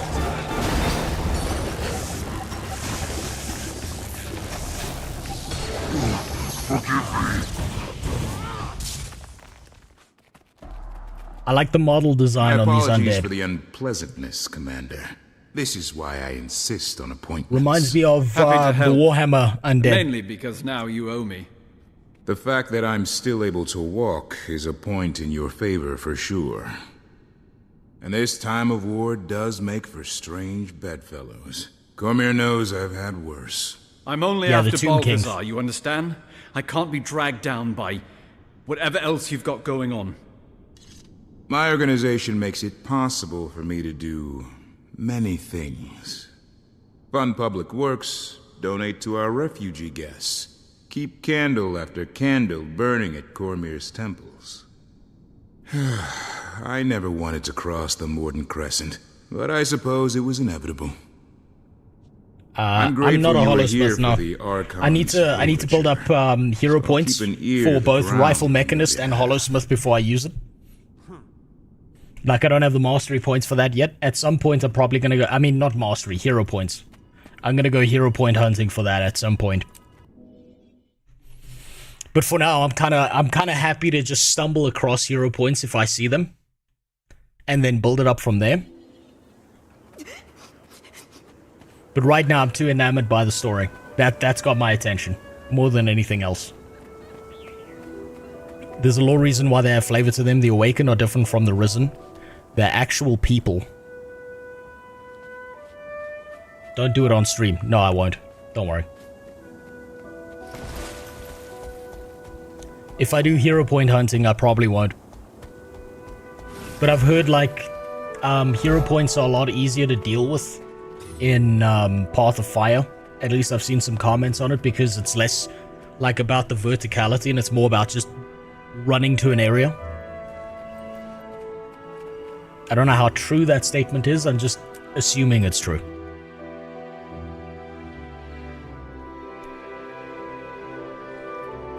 Hi, Commander. Hey, Your baby. guildmates were just regaling us with tales of your adventures. You honor us.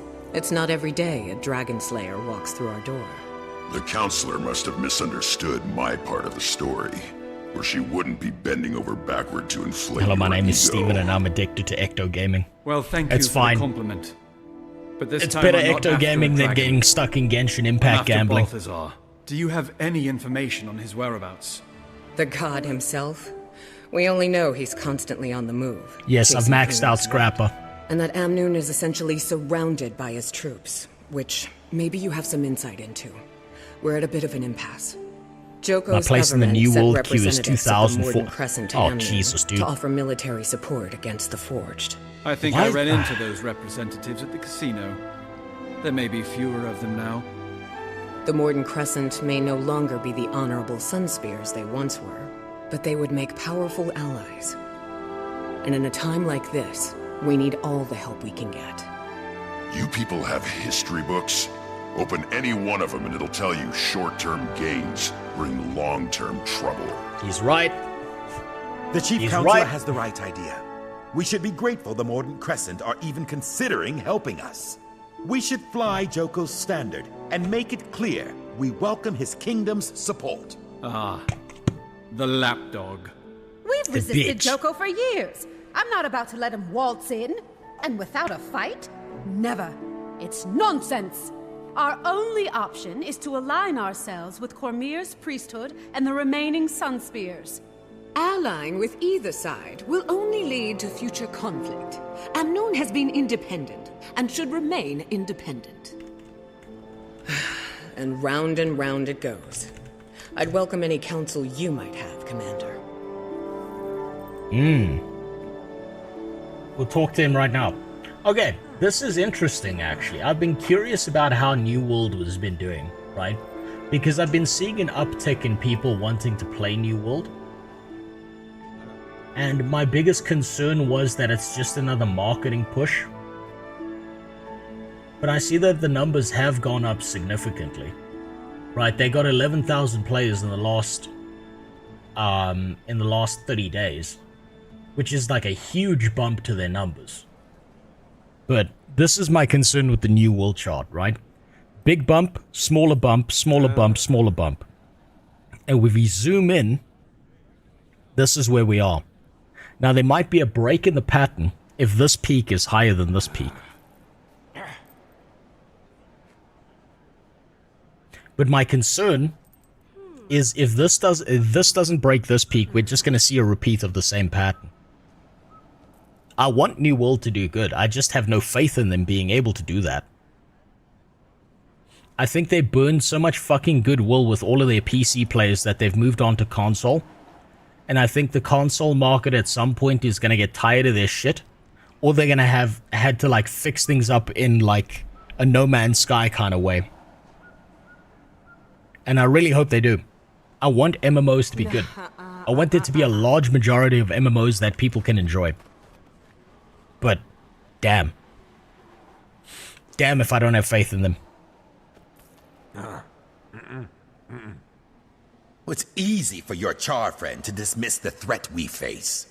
Joko is nobody's first choice. but we can't afford to turn down the Archon's offer. The Mordant Crescent are the only ones with the strength to ensure our survival. Your survival? Do you want to survive as a member of Joko's awakened army? The Sunspear's numbers are weakened, but their involvement could still be a beacon of hope. Their order has sacrificed everything to defy Joko and the Mordant Crescent. They'll protect us from the Forged. Amnoon must remain independent. Our doors have always been open. It's how we survived this long. The moment we pick a side, we're asking for trouble from the others. And you, Counselor. You're awfully quiet over there. There are no good options Oh, wait, here. that Counselor. All of these plans are suicidal. I can't endorse any of them. I'm just looking at the outfits, right? So I live in Africa, so I can spot some of the cultures in this, right? I can see that some of this is Ethiopian. Some of this is Swahili. Some of this is Kenyan inspired.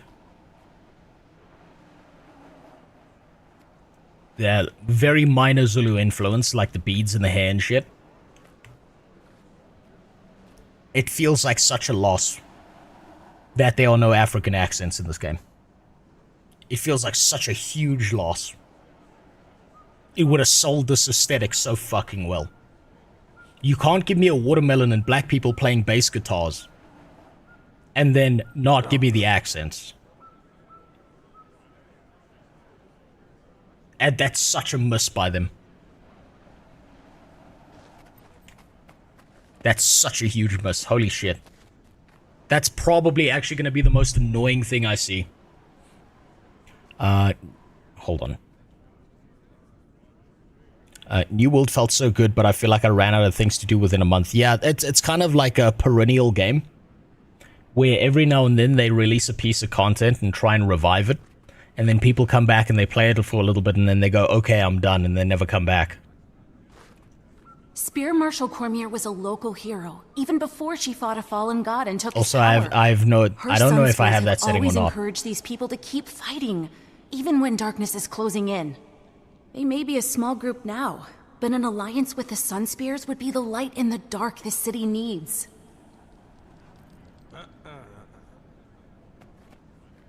These people should just look out for themselves.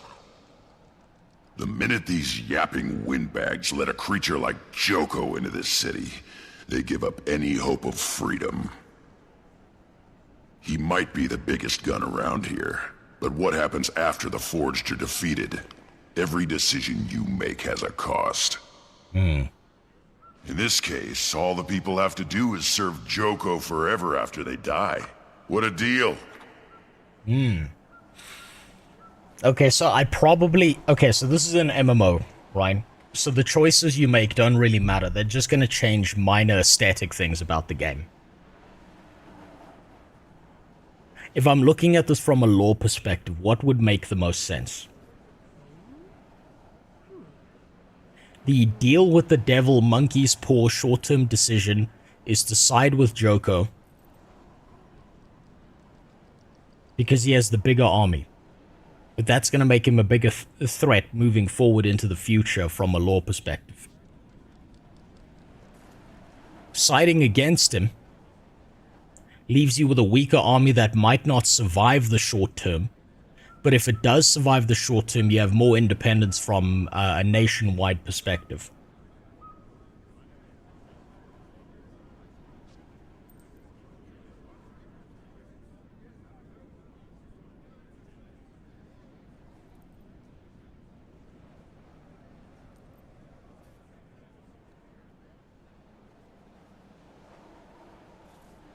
It changes the aesthetic of the Ascended back piece you get at the end of Path of Fire campaign, apart from the lore. See, I don't care about that. I'm looking at this from a lore perspective. Cormier was the woman you helped in Nightfall, didn't saw half of the campaign, and became a fucking god for nonsensical reason. So, if I look at this, if I look at this from what I understand of Guild Wars 2 lore, Cormier's kind of a fuck up from the start. And it's just kind of been like, actually, I meant to do that. Joko seems like a pragmatist decision. Because Joko is actually doing something. Right, it's a deal with the devil.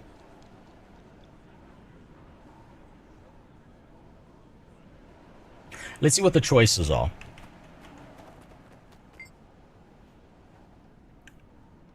What do you think we should do? I could use some more background information. Ask away, I'll tell you what I can. Tell me about Amnoon's troubles. Amnoon is called the Free City for a reason. We've always done things on our own. All are welcome here, but the Forged and the Storm, the city is on the edge of a disaster. So Amnoon is kind of like Luxembourg, right? Where it's independent, theoretically, but it's Qatar's bitch. And the only way you're going to survive being independent is by being someone else's dirty little dancing whore. Who then decides what's going to happen moving forward. And this is not Lion's Arch. This is not a bunch of people are coming to save you. This is like a you have to deal with this yourself issue. We've always done things on our own. All things are all are welcome here. But with the Forged and the Storm, the city is on the edge of disaster. So do you think it's finally time for Amnoon to seek aid? I'm not sure. Our independence is a point of pride. We've been recruiting Cavaliers, and maybe we simply need to recruit more. But it may not be enough, and our people are suffering. Tell me about the Sunspears. Sunspears were Ilona's defenders. The goddess Cormia herself was once a Sunspear, but Joko has done everything in his power to weaken their name and number. Yeah, but Cormia is kind of a dumbass. So what can the Sunspears offer? They may be few, but they're dedicated, and they are a symbol of resistance. The Alliance might help them rally if we got them from Cormia's priesthood, as well, we could have had a chance. So what about Joko and the Awakened? Joko, one of the most powerful necromancers in the land, he sees control of much of the desert through trickery and the force of his undead awakened army. Okay, so what I'm hearing is Joko is a competent leader, Joko is a strategist, and Joko is also a pragmatist. But he's also a lich.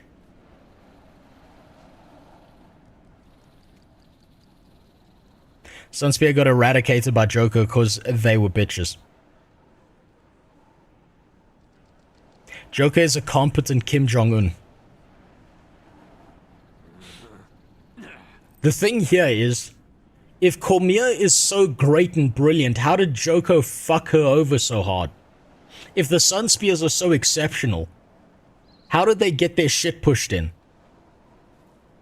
Independence seems like a dumbass choice because it's the great plot armor choice of the world where everything's going to be magically fine all of a sudden, and somehow we're going to be able to defend ourselves, but in reality that's stupid. Joko is looking like the correct option here. A strong leader who never dies, who's got hundreds of years of experience, didn't fuck over their people, managed to fuck over the other faction. He's a pragmatist, he's a strategist. He knows what he's doing, even if what he's doing isn't very nice. Joko... Oh, hold on. Missed that one. Joko never fucked up Cormia. Only after Cormia left for godhood did Joko manage to fuck up the Sunspears. So, Cormia basically... What you're telling me is it just makes Cormia sound worse, because Cormia basically abandoned her people.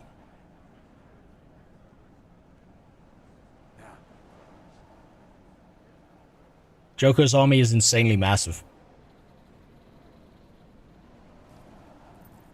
Cormia's a horrible human being, which is why ascending into a god made sense for her. She doesn't care about old allies and alliances. No, it sounds like it. It sounds like, okay, it sounds like Cormia kind of did the rocket ship tactic, right? Where she just discarded her people in pieces to reach the outer atmosphere, and fuck whatever happens to them after that point. Joko is still here. Joko is directly involved in the people around him. Joker's the enemy, you retard. If it's what you were saying, he will fuck you up once Balthazar and Krakatorik are over. It doesn't matter. I'm looking at this from a leadership perspective. Enemies become allies, allies become enemies. That's how the world works.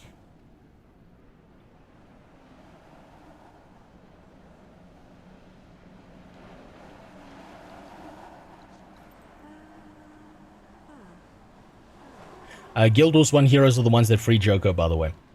You can say Joko is the enemy, and that's fine. But that doesn't mean you can't observe the skills of your enemy and be impressed by their capabilities. So he's smart. He's a pragmatist. He's still involved with his people. He didn't abandon like Cormier. Independence seems like a fucking dumbass game here. Because that's just, please, let's get wiped out. But obviously, for plot reasons, that's not going to happen.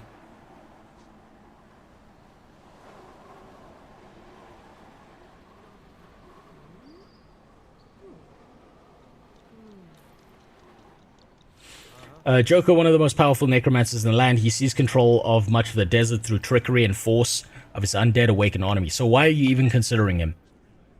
There are those within his domain who love him and swear by his leadership. Well, I can see why.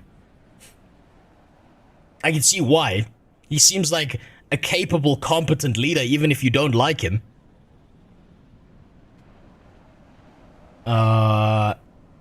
And his army is larger than anything we could muster. It would be a desperate act, but these are desperate times. Tell me about Amnun now. It's called a free city for a reason. We've done... Okay, wait, no, we've already done this. Let's review the options.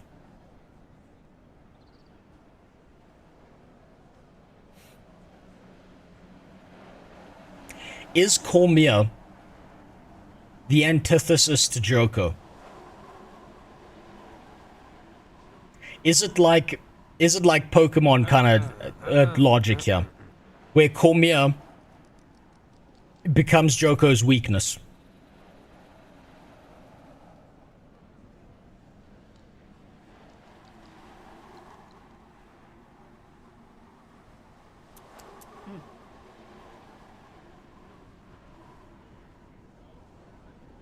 Joko wins democratic elections since 3/4 of the voters are zombies. Hey, if the deck's gonna be stacked, why not stack it in your favor, right? Joko always has been the enemy since Guild Wars 1, but we helped him in Guild Wars 1. He didn't give a fuck about our quest against Abaddon. He helped us fuck off to the Abaddon land when we did his work as a competent leader and a powerful immortal lich. Even as an enemy, he has been the most useful ally in Guild Wars 1 Nightfall in the last couple of chapters. She's supposed to be the good one and he's the evil one. Melandra is more of an antithesis to Joko than Cormier. I'm sorry, but I'm leaning towards Joko here. Ritlock says fuck both of them. Do you know why Ritlock says fuck both of them? Because this is not Ritlock's problem. Ritlock is sitting here like, you know what, fuck them both. I don't care if they die, they're not my problem. You know what Ritlock's gonna do if the city gets overrun? Well, back home I go. Back to the fucking Kenshi city that my people built. Oh well, oopsie daisy. Here's the trick. Never take advice from someone who has no consequences to the advice they tell, right? There's a big difference between an artist telling you about the art world and some fucking guy who's never drawn a picture and sold it. People have a lot of ideas and then zero experience with those ideas. There's a big difference between the people who are directly involved and the people who have opinions about something but have never involved themselves whatsoever.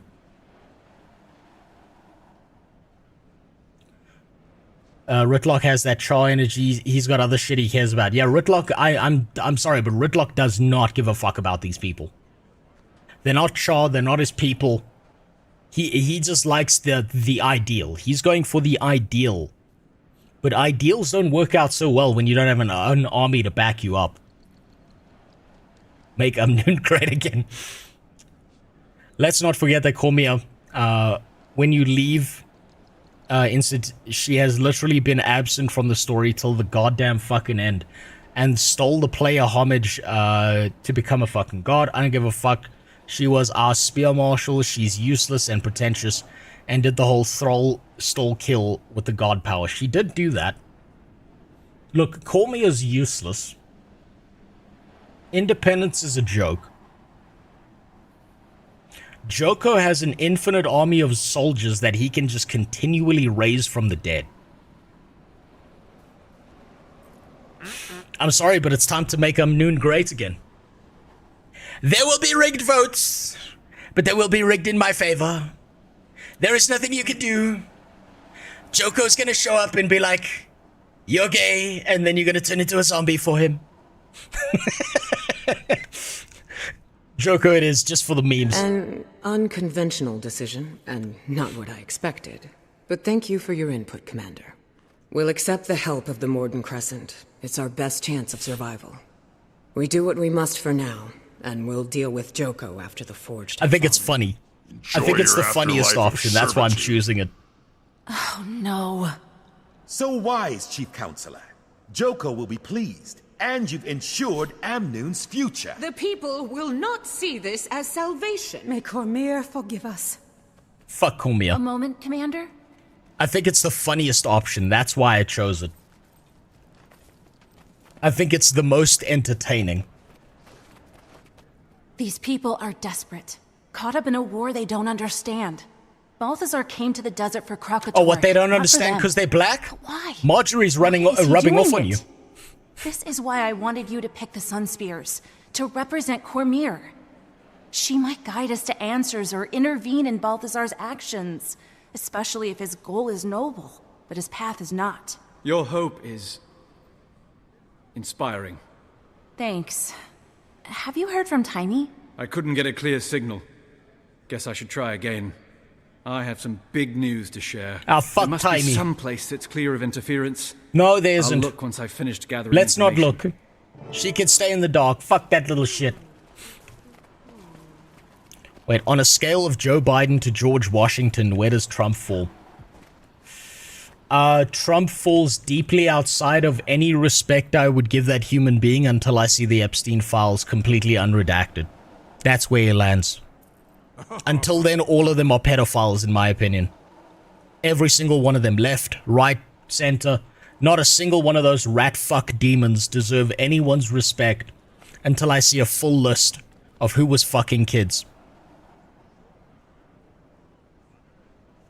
And Cormia has a human guard will abandon... Oh, hold on. That's a fucking... Hold on. Cormia as a human god will abandon the human to the fuck where the other god has landed. Yeah, no, but Balthazar's here. Cormia's not doing shit.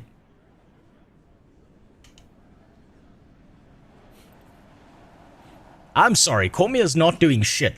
Joko's involved. Also, I think it would be the funniest. What do I have a crackhead scab? I explained it already, Ashura. Basically, I went to a doctor and he burned off an old scar of mine on my forehead that keeps on, like, breaking open from a time when I was a younger man and I used to do mixed martial arts. Got in a cage, took a few knees to the face, got a permanent scar there. And every time I grapple, every now and then I take an elbow to the face and it breaks open my skin and I bleed everywhere. So he was like, yo, I can burn that with some liquid nitrogen so that the skin heals again properly and you don't have to deal with it. So I was like, fuck yeah. That's the cheap option, I'll take it. Instead of doing the whole laser beam bullshit. Council was too weak. Well, it's not all bad. With awakened help, we'll finally be able to deal with all our crises. Yes, Iman is making the hard choices, but she is Maybe that doctor had a fetish for liquid nitrogen. Nah, he didn't. You're hopeless. I trust him, he's a good doctor. He's been fantastic. He was, I like my doctor. I like, there's good doctors in South Africa. There's actually really, really good medical professionals in the private sector. Oh, there's a mastery point there. Fuck yeah.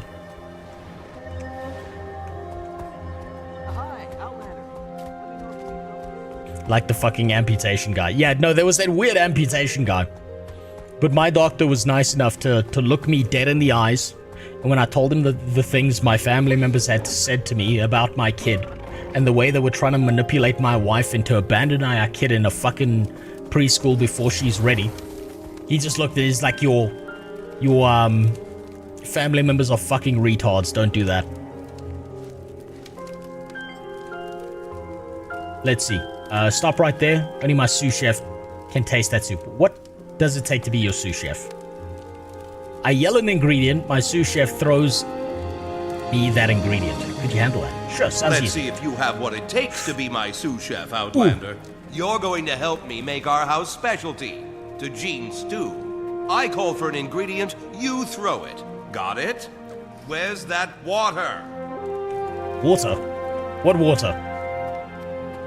There's no fucking water. Flour, honey, chicken stock, burnt wood, water. There we go. Throw food. Even you could probably find flour in a kitchen. Okay, flour. I saw that. Looking for the water kind of fucked me up. Where's my shark meat? Hurry up! Fucking shark meat? I would assume it's that. Come on, hold still. Water! Quick! Water again? Jesus. Burnt wood, now! No, I'm not joking. Burnt wood? That Did you shark wash the should be chicken? well marinated The chicken? by now. With Find dish it soap for me. first? As he better have washed the chicken properly. Wait, he said try it for him. I'm trying. How do I? What? Better luck next time. What did I fuck up there?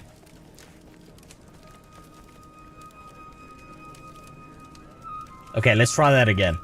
I didn't listen. Sure, sounds easy. Let's see if you have what it I'm takes white. to I'm be not my used to sous spices. chef, Give me a Outlander. second, okay? You're going to help me make our house specialty, tagine stew. I call for an ingredient, you throw it. Okay, let's see Got what he it? asked for. Spiky Pay fruit attention. adds a nice, sharp flavor. Spiky Get me fruit. one, now. Meat, water, cactus meat, spiky fruit. Okay, this is already going better. Even you could probably find flour in a kitchen.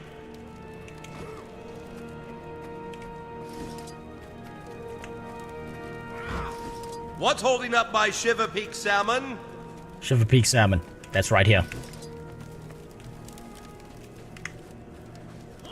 Find me a spiky fruit. Another one? Jesus, bitch. This is a completely different recipe from last time. Do you know what the fuck you're doing? Hurry You're just up mixing with that things together. roasted meat. Roasted meat. Fruit and meat, that's a good combination. I like that. Follow your nose to find the Orient Gulper. It tastes better than it smells. Orient Gulper. Petals. Orient Gulper. That's a fucking monkfish. Hurry up with that roasted meat! Oh, Jesus, that's all the way over here. Come on, bud. Orient Gulper's an ingredient I swear by. Now fetch it before I swear at you. Fucking Black Gordon Ramsay here is testing my nerves. Come on. Hold still. Even you could probably find flour in a kitchen. I love that there's an apprentice in the corner there just crying like a bitch. Come on, hold still. That shark should be well marinated by now. Find it for me. Come on. Follow your nose to find the Orient Gulper. It tastes better than it smells. Come on, come on. God damn it, he's making me run across the map. Where are you? Hold still. Get me my secret sauce. Not Secret sure sauce? where it is, but that I you're deserve an actually a award. nearly passable sous chef. Oh. At the very least, you're a quicker wit than those weepy fools over there. Okay. Before I try this, I've worked in a kitchen before. When I was younger, I've worked as a waiter, right? In a fancy restaurant. This right here is a very common occurrence. This right here is so fucking common, especially the, I don't know what it is, but if you work in like a high-end restaurant or any place that has any degree of quality, the female staffers cannot handle being screamed at for like 6 hours a day. I've noticed like all the male staffers have the same pattern. Is they'll get screamed at, they'll say nothing, they'll shut off, and then they'll just all go outside and smoke like 12 cigarettes non-stop with like shaking hands. The female staffers, especially the new ones, they're like mid-shift, just start breaking down and crying. Because the like head chef is just screaming at them. What the fuck do you mean you put two pitchers of salt? I said one! Throw the fucking dish out!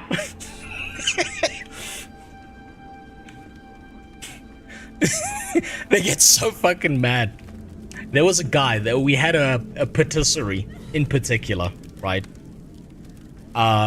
Who came up with a dish.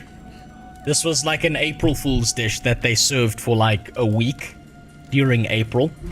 And the dish he had was called Your Tax Money, right? He thought this was really funny. But this patisserie was like really obsessed with getting this right. And what he did was he took different colored cotton candy and he put it through like a rolling press that he'd got specifically made that made it look like actual South African money, right? And the dish that he made was like this sugar globe above like a liquid, like some kind of liquid. And what you're supposed to do is you take it to the table and with like a little mini hammer, you break the bottom and you watch the candy floss notes like fall into the liquid and just evaporate, like disappear. And he called it Your Taxes. Your Tax Money. That was the name of the dish.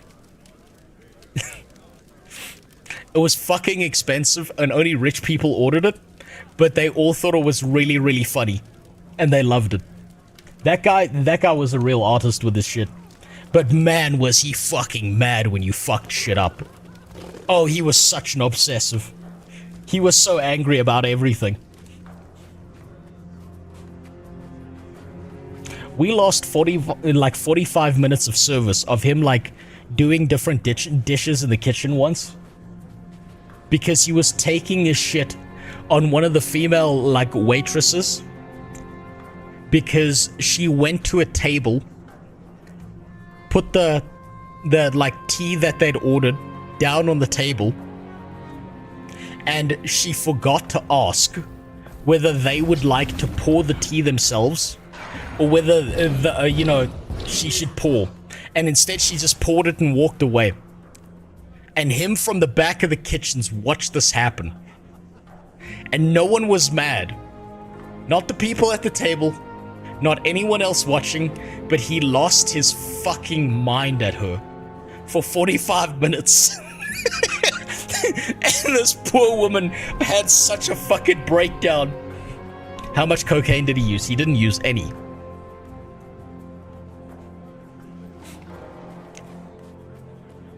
He used no coke. But the waitresses, a lot of the long-term wait staff, I was there like temporary service because I was still like 16 at the time. He was looking for a reason to vent at her. I think he had it out for her in particular. I think he just wanted to shit on her because he didn't like her. He didn't like her attitude and he felt like she wasn't like a proper she didn't have proper hospitality kind of training, and she refused to learn during the process when she was being taught. And so he was like, I'm gonna get this bitch out of this kitchen one way or another. I'm gonna get her to quit. That poor woman had such a breakdown.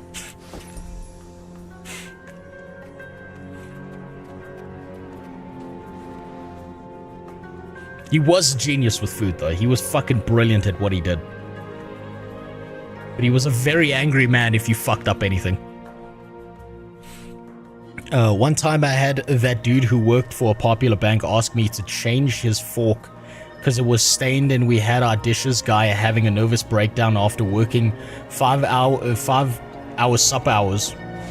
So I said, yeah, sure, fake the change process, got him back the clean stained fork, and he didn't say anything about it. Fuck customer service. Yes, so like this happens a lot of the time. So the primary chef that I was responsible for the dishes for, luckily wasn't the patisserie chef, but it was like a really, really cool chef who'd like studied in France and then like came and worked in South Africa. His name was Paul. And Paul was a fucking bastard sometimes. He was like a crazy person. Oh shit. Let me get out of the way here. So, he did main dishes, primarily. And he was a really funny guy. He used to play metal, like really heavy, like Swedish metal, in the kitchens when he was cooking. And there's always like, so there are these return guests that always come to fancy restaurants, who there is nothing you can do about them. They are always bastards, no matter what.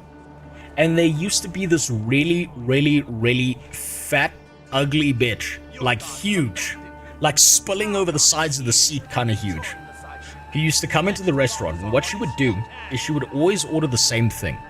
She would order a steak with a coffee, right, like cappuccino with cream, and she would eat like 70% of the steak, and then she would complain and say the steak was cold, she wants a new steak.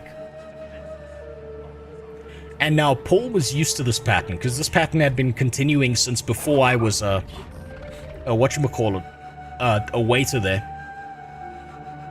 I go back, I take her dish, I'm like, yeah, yes, very sorry, ma'am, of course, customer's always right. I'll take this back, I'll talk to the chef.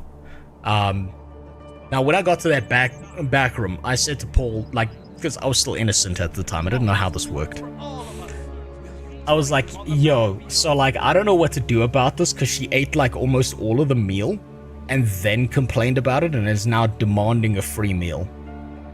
Without skipping a beat, Paul unbuttons the 2 buttons on the top of his chef's thing, reaches in, grabs a steak from outside his armpit, and he's like, don't you worry, I've been waiting for this moment.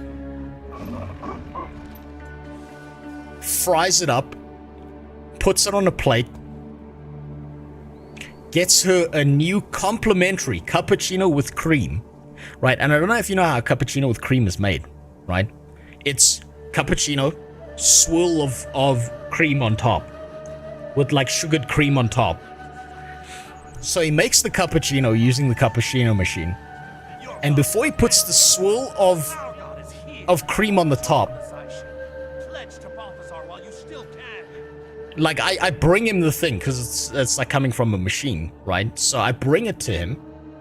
He's like, oh, thank you. Don't put the cream on just yet. He sets the rest of the dish with the armpit steak on it. Grabs the cappuccino.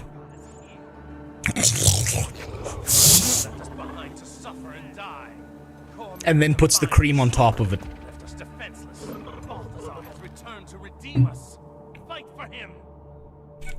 She never knew. And she ate that steak.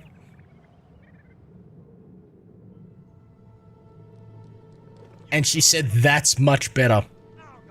I expect my steaks to be made like this from now on. And then she shit on me for like 10 minutes before she ate her steak. And after that 10-minute shit out session that I got from that fat bitch, I was like, you deserve this. Please eat all of this. So he was really fun to work under. I'm glad I didn't get stuck under the patisserie chef, because he would have fucking killed me.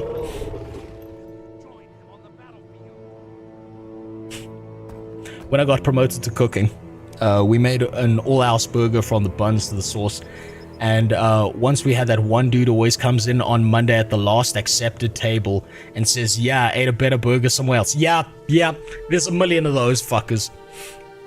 One day I just microwaved his burger, scraped the end of a vanilla ice cream pot and put some inside and served it. Oh god, the vanilla ice cream. God. Okay, anyone who works in a restaurant, who's seen the cooking, knows about vanilla ice cream and the chocolate sauce. There's always some old Karen bitch who, like, will not eat any of the well-prepared dishes that they've spent hours putting together and making sure are flawless. They're like, do you have some vanilla ice cream with chocolate sauce? And it's like the shittiest fucking chocolate sauce. And the vanilla comes in this huge tub, right?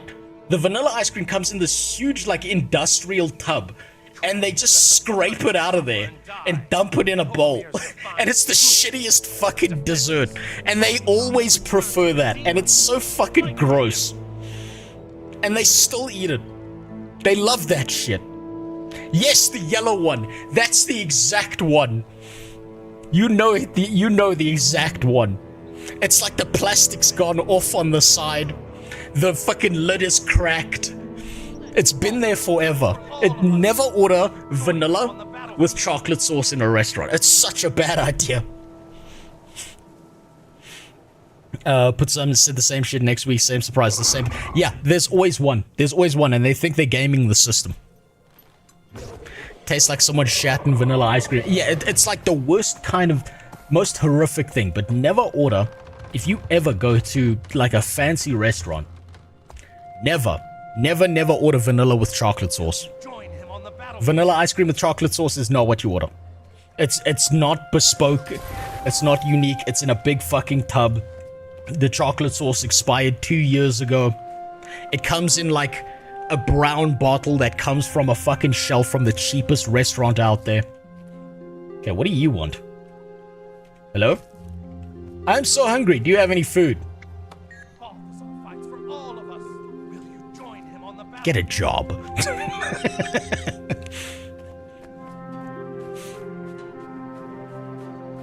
If you're going for ice cream, go for cookies and cream. No, go for the stuff that's like, the stuff that's uniquely made, right? Otherwise, it always comes out of a tub. All ice cream comes out of a tub in one of those fancy restaurants because they couldn't be asked to make it. If you're gonna get something like a creme brulee. Get something that's like, you know, they had to make it themselves. Otherwise, just go to a cheap shit fucking store and buy the tub of ice cream yourself. Deputy, Captain Rahim pointed me in your direction.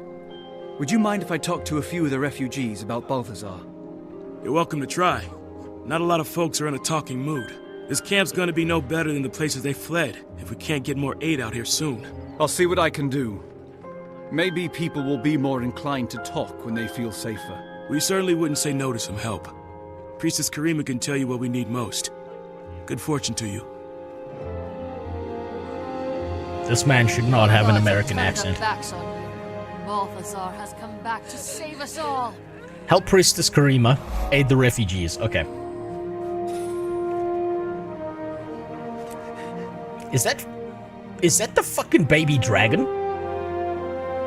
Is that pug-faced little shit that we raised in Heart of Thorns?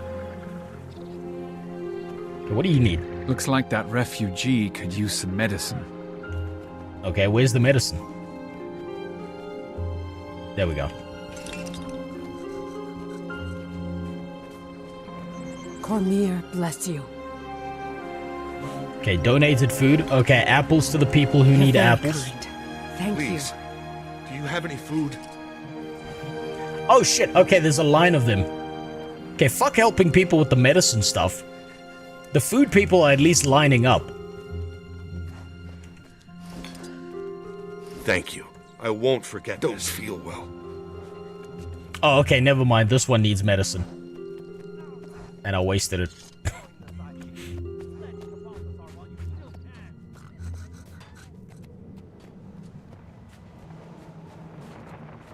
Yeah, eat these bandages and iodine.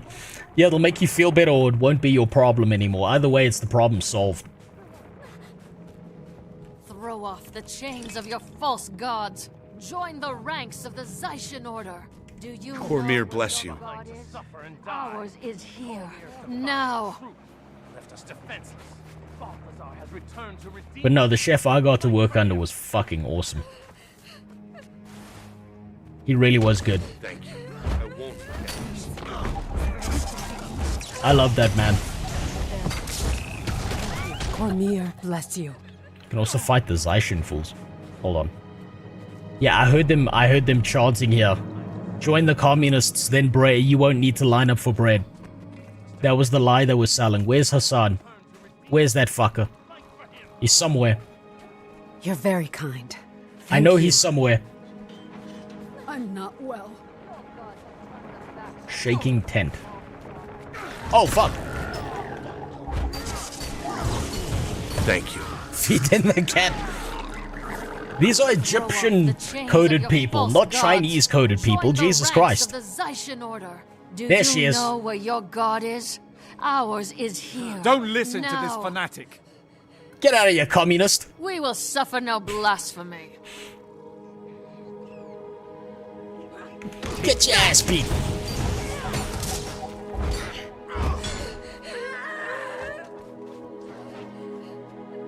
The fuck?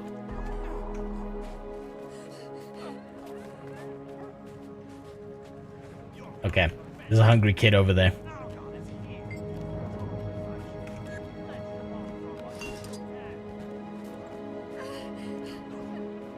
The tent wasn't shaky for the reason you thought. You know what? Thanks! I wouldn't be shocked if I ran into one of these tents and it's just two people fucking. Or it's actually, it's fucking Scooby-Doo's Fred banging one of the refugees in this tent. You're very kind. My chef was a high on pot 24 hours a day. I loved him, but I had to do his job because bro was the slowest, slower than A-Net. Yeah, no, you know what I've noticed is chefs are always on something. Oh, Jesus. Someone brought their fucking pet.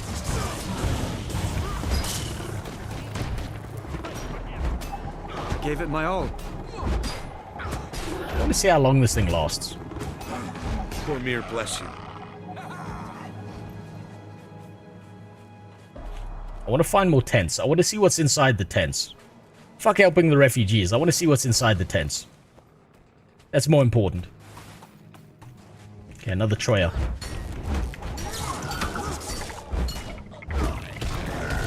Cormier, bless you. Right, interview a few refugees around the camp. Excuse me. Hi, I'm with CNN. Can you tell me what happened to you? We fled north to escape Balthazar's Forged, but they've been marching the same way lately, up into the highlands. At this rate, we'll run out of places to retreat to in no time flat. Okay. What do you have to say? Excuse me. Can you tell me what happened to you? We left a group hiding from Forged attacks in Destiny's Gorge after walking out of the Elon Riverlands to the south. We thought we were in the clear, but we were followed. I had a chance to run, and I took it. I still hear the screams. I ran when it started, and... Oh, Dwayne, forgive me. I'm a coward. I should have died with them. No, you shouldn't have. And take heart. Fuck. Balthazar will pay for this. Nah, he should have died with them. Sorry, defend your family, what motherfucker. What happened to you out in the desert? We very nearly didn't make it out alive. We escaped the salt flats right before a Forged invasion. Balthazar has turned the whole desert upside down and... I'm sorry. I don't want to talk about it anymore. You can tell these refugees are suffering. She is deeply malnourished. Compared to some of the other human models, these bazonkas definitely haven't seen enough food to get big enough. Sad.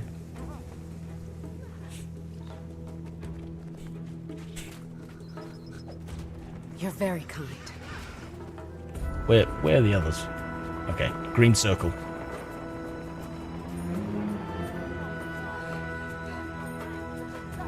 What happened Hey, that's to you better. out in the desert? That's better. We were got coming some down from the undertitty. highlands when we ran into a branded ambush. No one would have survived if Vlast hadn't flown in and saved us. Vlast? You know, the dragon, Glint's offspring. Don't you mean Gleam? Gleam was the name the bards gave him, but his true name is Vlast. He's a savior with wings. We owe him our lives. That's the first scion, Oreen's brother. He's a good dragon. He carries on his mother's work. Cormyr praise him. Where can I find him? No one knows where he roosts. He just shows up to contest the branded.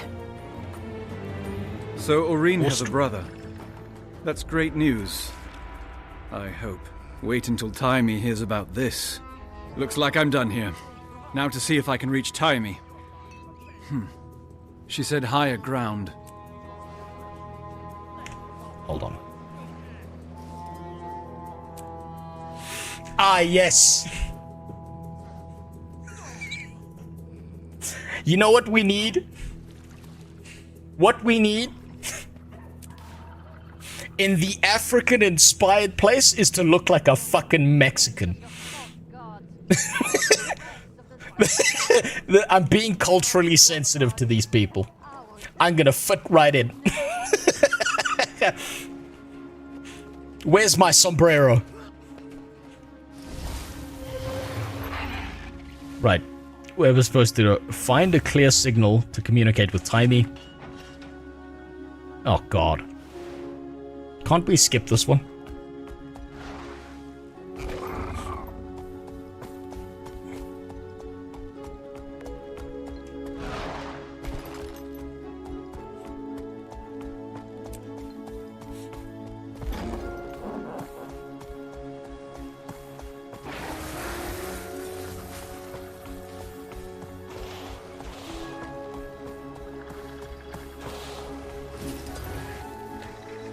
Fine, let's talk to the annoying rat. Taimi, do you read?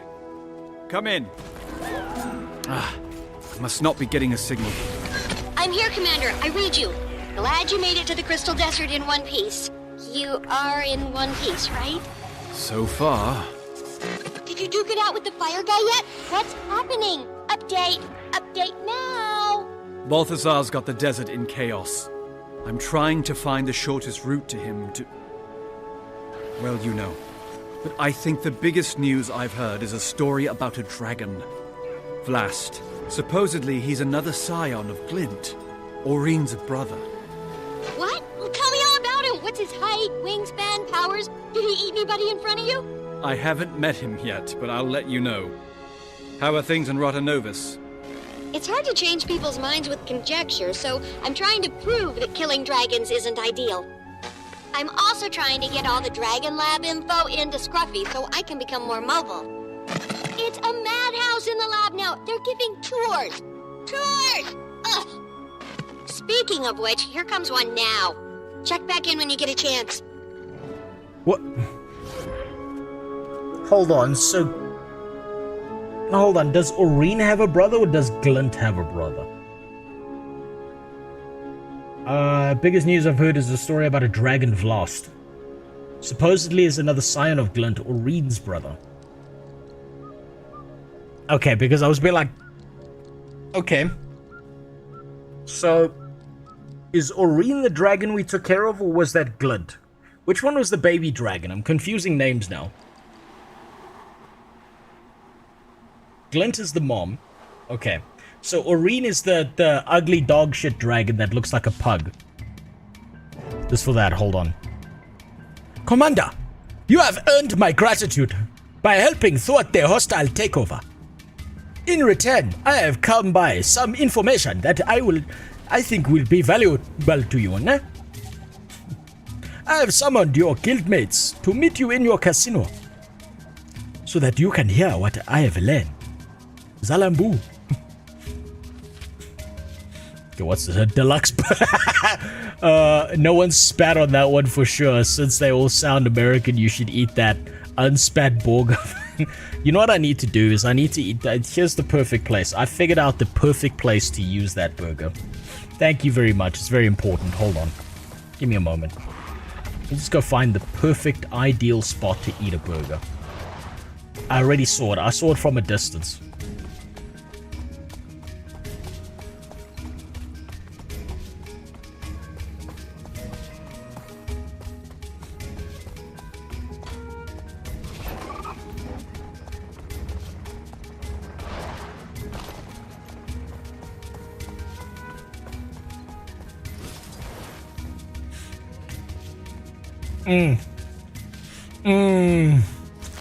Burger, so good.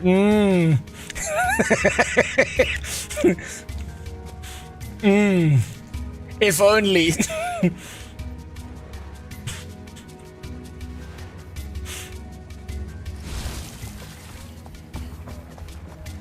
Now, that kid may not appreciate that right now, but I just gave him a lifelong memory. Either that'll give him the motivation and the hatred he needs in his heart to become someone great in the future, or he's gonna die pretty soon of starvation, and that will be a lifelong memory because it's the last thing he'll be thinking about.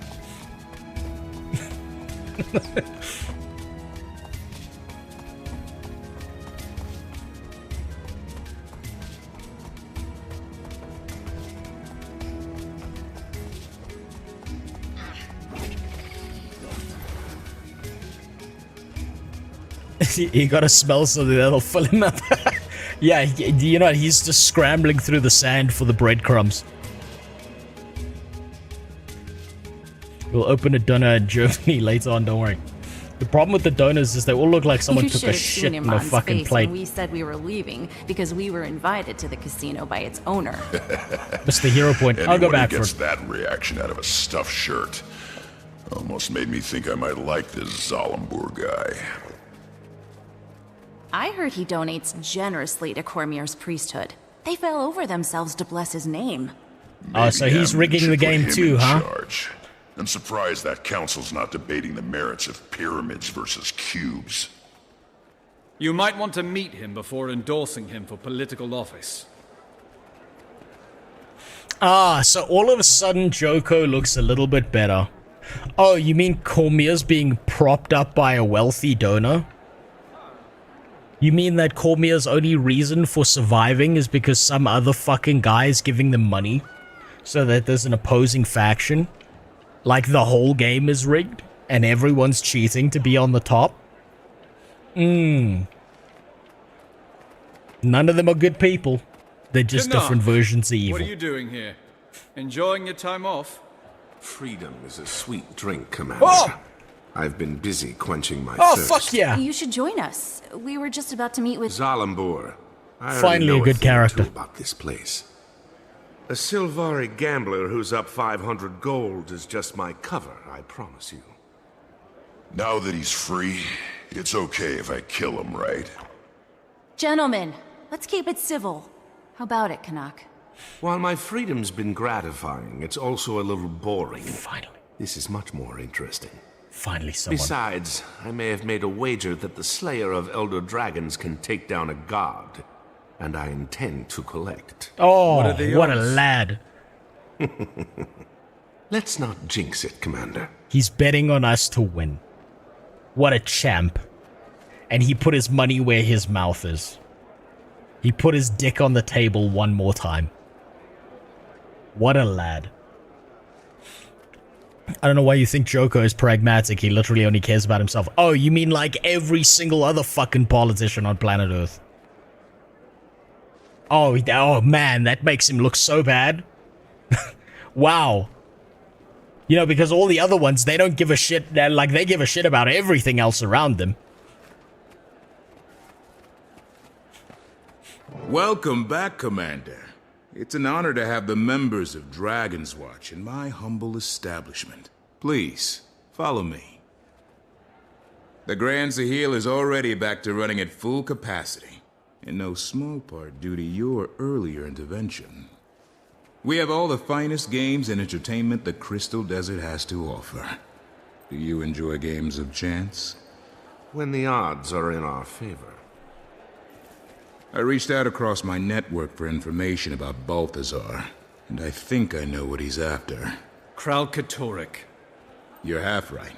He's currently hunting down a crystal dragon, but that dragon is Vlast. I wonder why he'd suddenly change targets.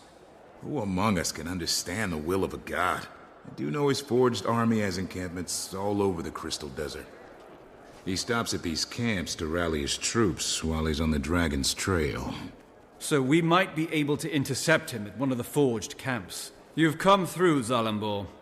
I actually don't regret keeping you alive. The feeling is mutual, Commander. I'll take my leave now. Enjoy your time here, please. Stay away from the high-stakes roulette. It's rigged. I knew it.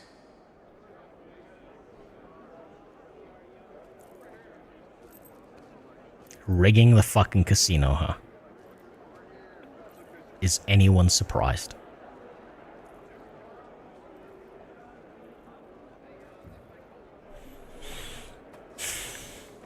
These fucking people. You want to tell me someone's good in this? No, they're all bullshit. Now, I'm taking this from an outsider perspective. I'm trying to remember if we've heard about Vlast anywhere before this point in time in the lore. Or whether this is going to be another Belinda moment. Where Vlast just kind of exists. Solely for the fact that he's probably going to die. And they've contrived shit to make sure that happens so that their story kind of makes sense.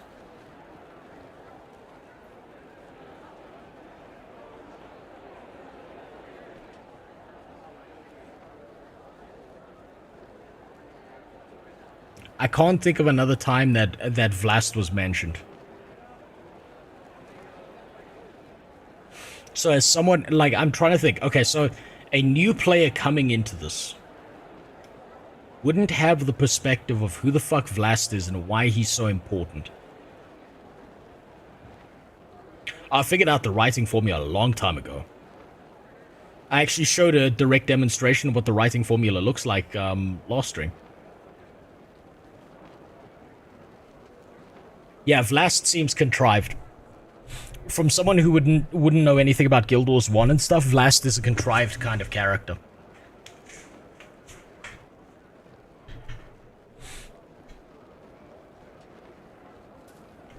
It's another Belinda moment, except this time they're shitting on established characters from Guild Wars 1. Oh, even better.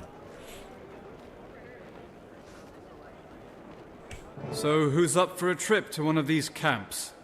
Sounds good to me.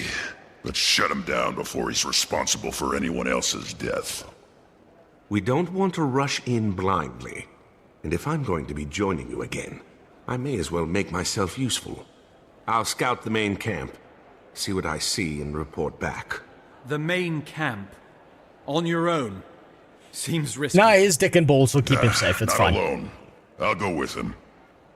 Okay, that's 100% success rate right there between these two. Hey, vacations have a way of dulling a blade, so to speak. Can't let you fumble around unsupervised. He was called Gleam. That's and appeared as a baby dragon in Guild Wars 1. Okay, so barely mentioned. Smaller outposts. Actually, I'll leave it to you if you don't mind. I have some matters to attend to. There's a temple of Cormyr near one of the forged camps. You can find me there when you're done.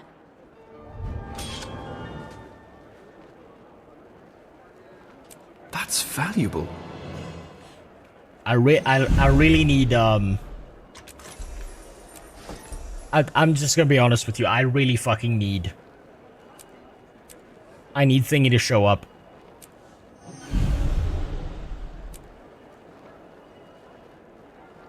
I need Marjorie to show up and just start yelling at Casimir and be like, Casimir, what the fuck? You bitch! I want to see Trouble in Paradise. My character just chanting, Jerry! Jerry! I want to see that fight. That's all I care about.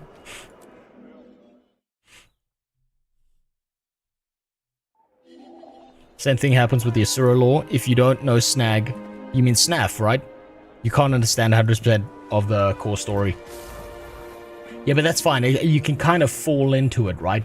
It's just, I dislike contrived characters that just show up out of nowhere one quest, then are dead the next. Because they needed to move the plot forward and they had no way out of it. So they just used like a random MacGuffin to get it done. But there's no through line of it. That's lazy writing at its peak.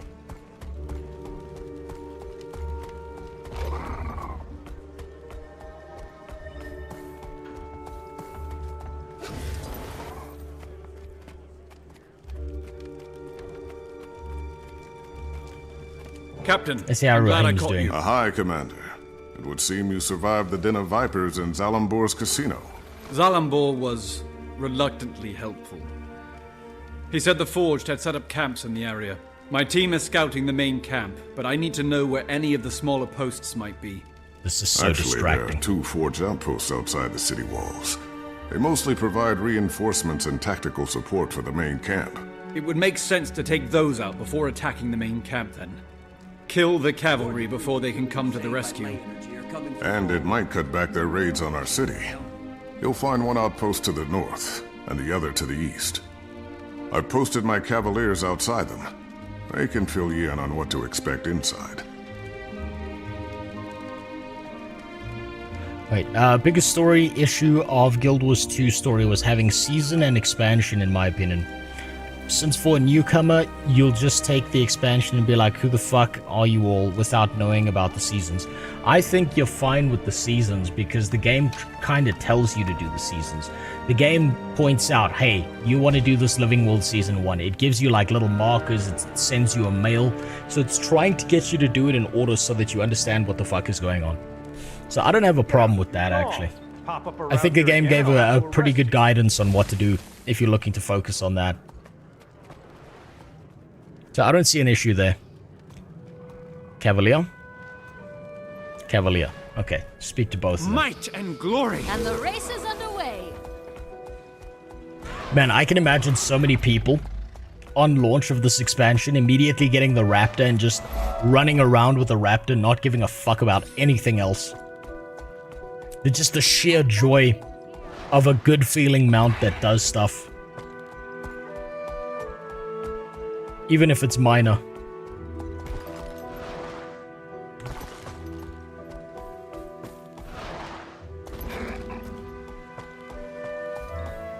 I can imagine all the YouTubers making a 70-minute long video talking about the 2 abilities on the Raptor because they gotta stretch out that watch time. Over here. Captain Raheem said you could help me. Have you ever seen Balthazar at this camp? If Balthazar ever showed up at this camp, you'd be talking to an empty tent. I'm just here to observe and report. I'm hoping to find clues on what Balthazar's up to. You can stay here cowering in the shadows if you prefer. Thanks for understanding. I have seen couriers delivering dispatches. They might contain intel about Balthazar's battle plans.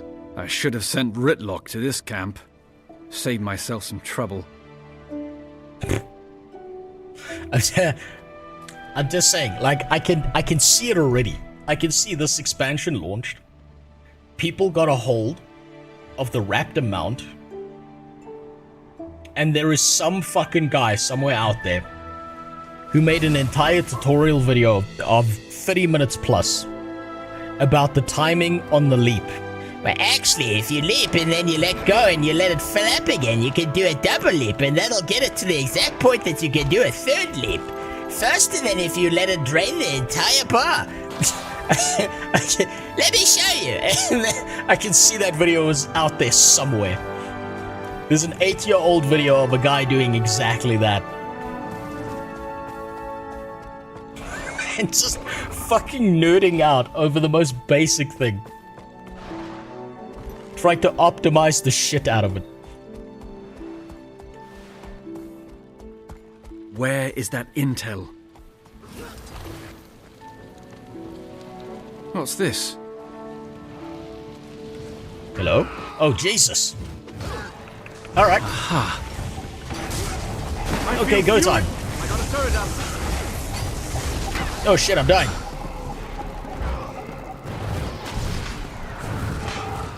Aha. What's this?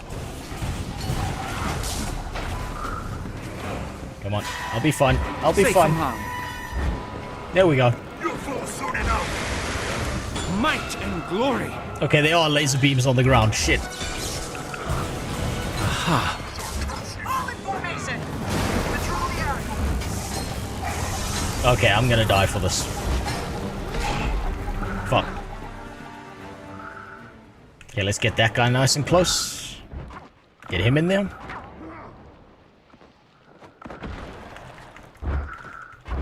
Okay, I'm gonna fall over here. I may not survive. Hello?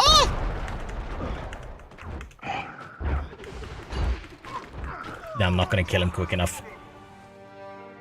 Saw that happening. Is my raid boss okay, hold on. Those redeems aren't working and I just realized why. It's when I did the restart. Give it a second. I just realized those aren't working.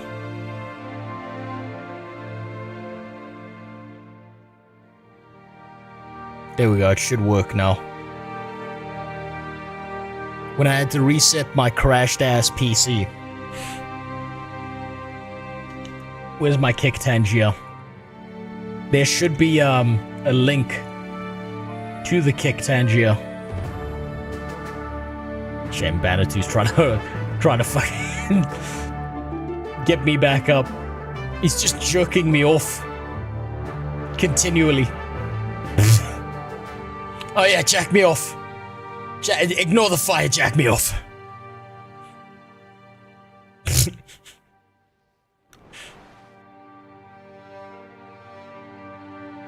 Where's the nearest waypoint? Jesus. Nowhere near here at all. Thank you. Where's that fucker? Where's that big boy? This looks interesting. Might and glory. There we go. What's this? How much time do I have?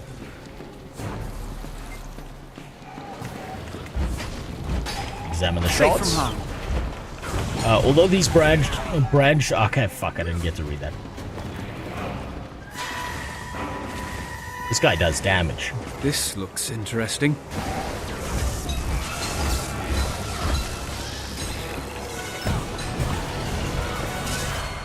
This looks interesting. Nothing here. Jesus, these guys just keep coming. You can't escape.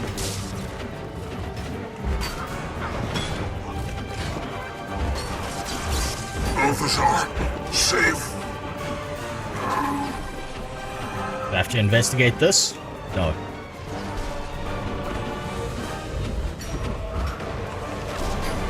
Is that a wall of fucking fire? Aha. How do random, like, trash mobs have such cool fucking abilities? I failed you, Balthazar. Forged plate. Ornate metal plate appears to have been crafted to fit some sort of machine. Metalwork is exquisitely detailed and made of a dense, resilient alloy. It appears to be a small part of a larger set. Without other pieces, its purpose is unclear. This looks interesting. Nothing here. Alright, so this is just an This investigation. looks interesting. Got to keep looking.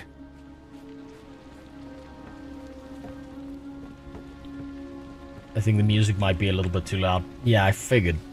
It did sound a little bit up there. They really go grand scale with the music in this. This looks interesting.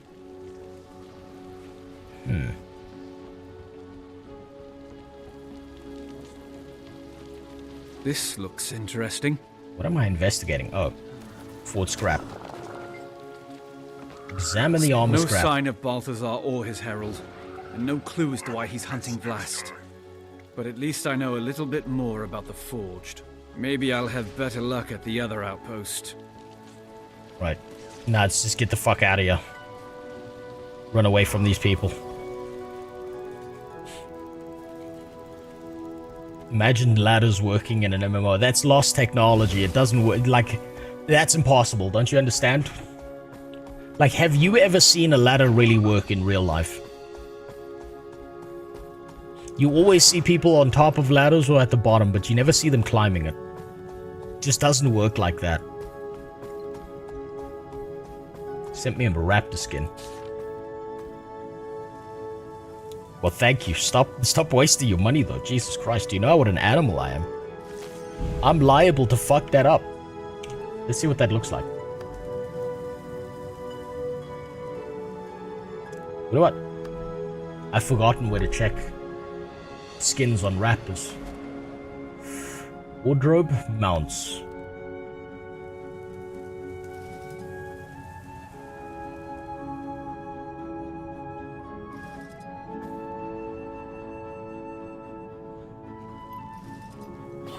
That's the turtle. That's the basic raptor. Exosuit griffin. Shit, that looks cool. The jackal. The fish.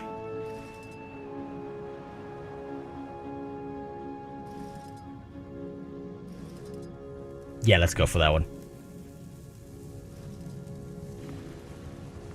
Wait, how do I...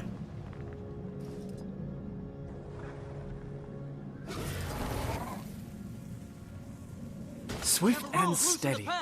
Our sharks are tossing their pups to safety. Recapture those pups while I LGBT raptor. Is it? I don't know, there's only one color on it, like 7, not 7 million.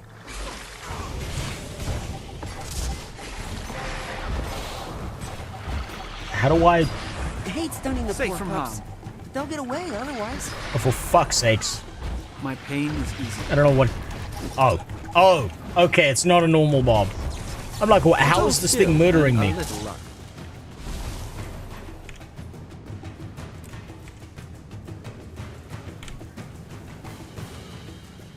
How the fuck do I equip this? Die menu 2 above the mounts. Guys.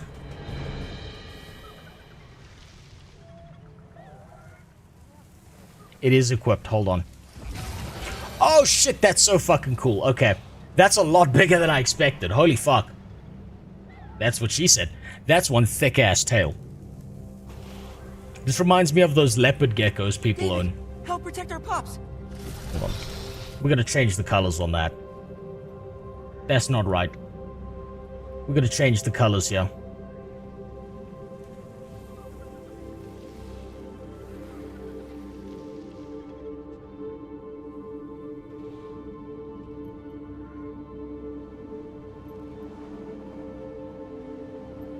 Oh shit.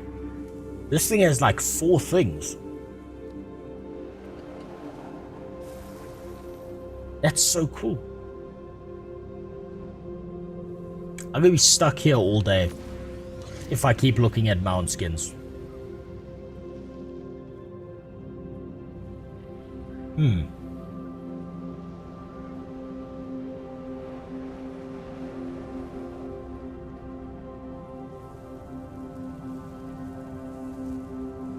I like that. I like that. I hate stunning the poor pups. But they'll get away otherwise. Pineapple. Oh, I like that idea. Hold on. I'm gonna pineapple that, and pineapple that.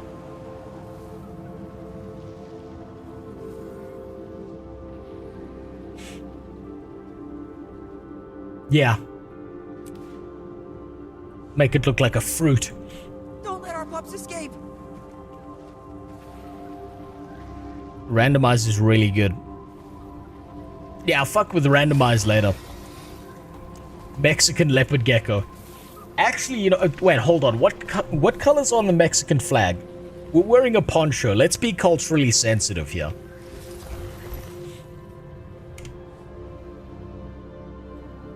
David, help protect our What pups. color's on the Mexican flag?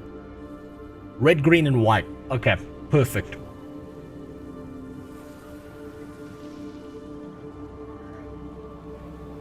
We'll go for a deeper red.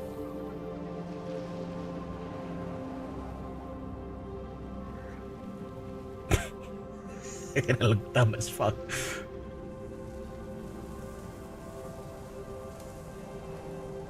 Wait, hold on. I need to look at what the Mexican flag looks like.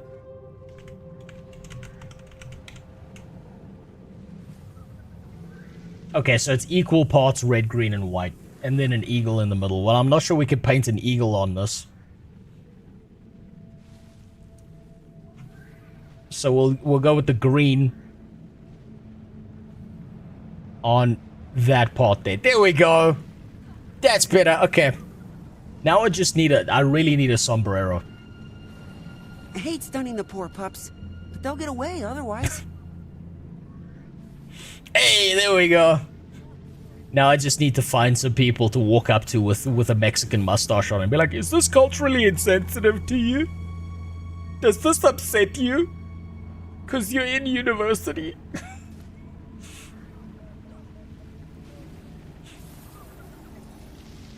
Don't let our pups escape.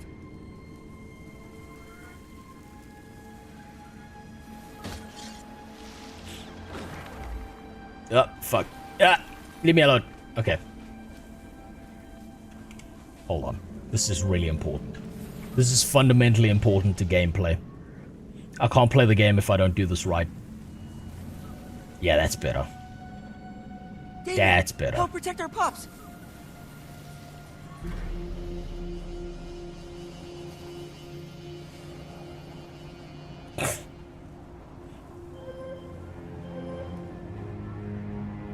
There's someone who's gonna be mad about this. There always is.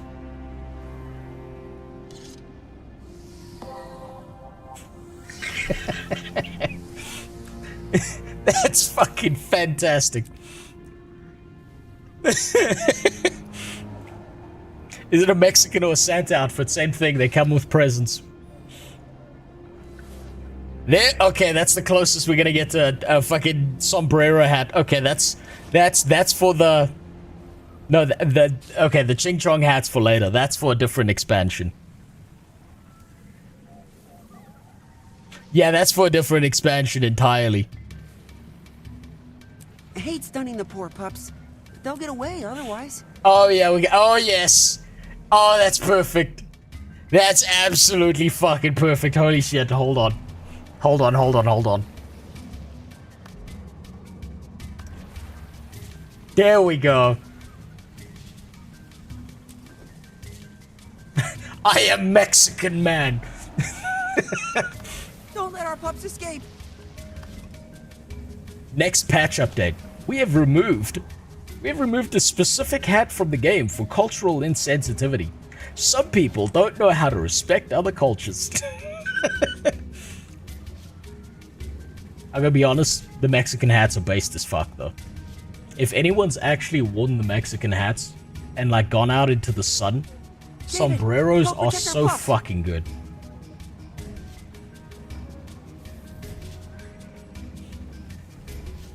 Sombreros are so goddamn comfy. Yeah, we gotta go with the green socks. And go with the green details on the glove. There we go. That's better.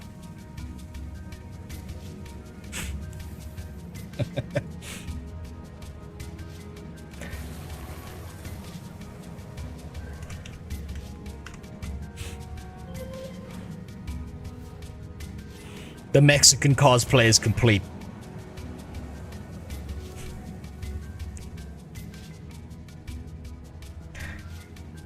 No sir, I work 30 minutes. I shave grass later. Aye. I do this for less than minimum wage. They'll get away otherwise.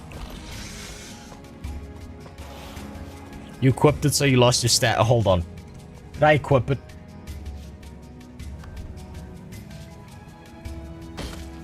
Ah, fuck, I equipped it. What was I wearing before this? I can't remember what I was wearing before this. Oh, fuck off.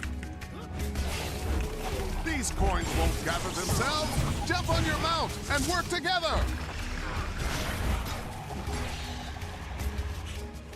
Hold on. What was I wearing before this? Was this? No, it wasn't that. I was wearing a fucking eye patch thingy.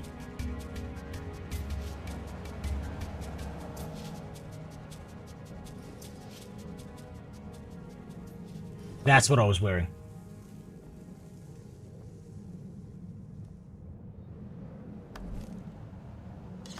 Wardrobe. That's the right thing to do. That's better. There we go.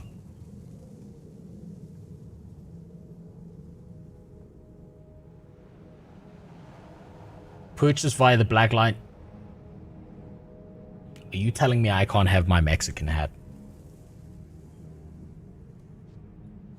Hold on. I better be able to purchase these for using that fucking those Wizard Vault points.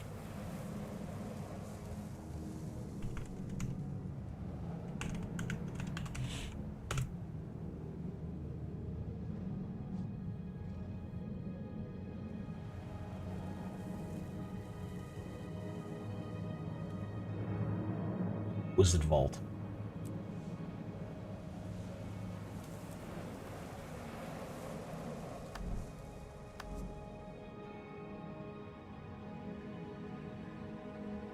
The Wizard Vault needs a search bar.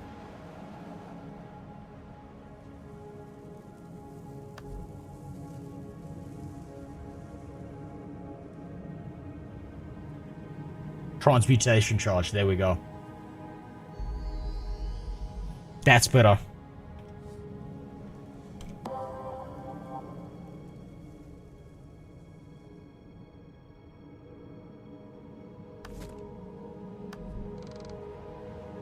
Come on.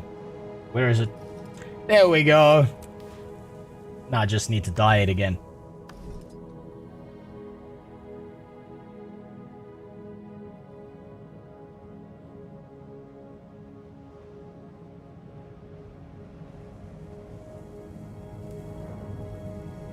That looks good. Oh my god, that looks good. That looks better.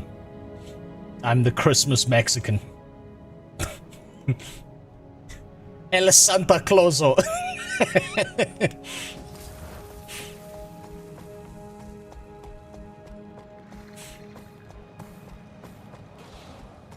You know, if the children are naughty in Mexico,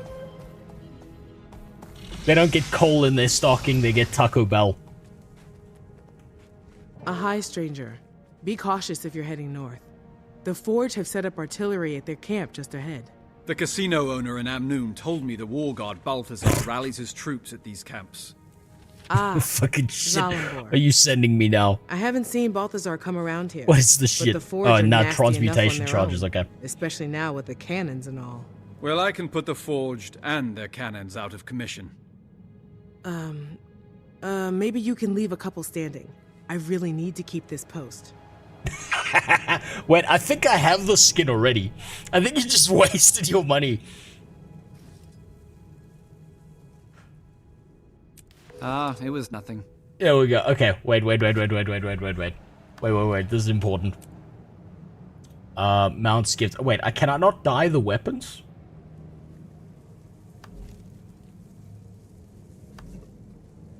You can't dye weapons. Damn.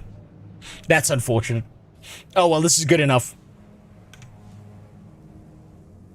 It's got fucking mariachi band fucking music notes. That's good enough. That's perfect. It's beautiful.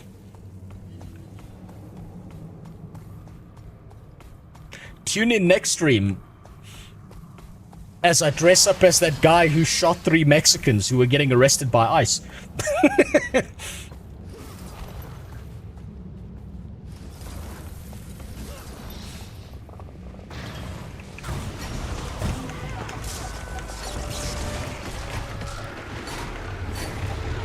Oh, I can feel it. This Mexican costume has definitely, like, increased my damage output. Did you see that? I understand the importance of skins now. They increase damage, it makes sense. Sabotage cannon emplacements.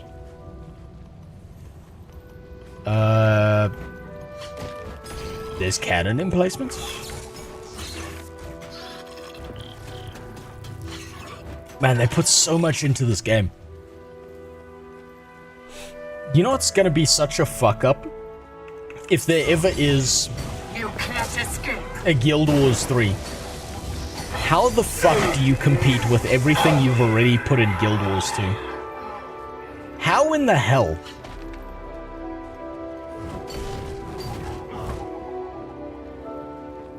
Do you build the same kind of catalog? Damn it. Took away my turret for no reason there.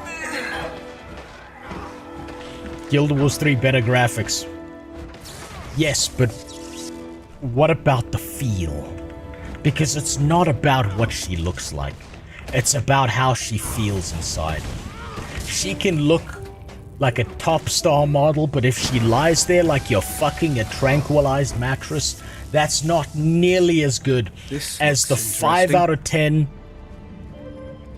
who does the double twist Gluck Gluck Supreme on you.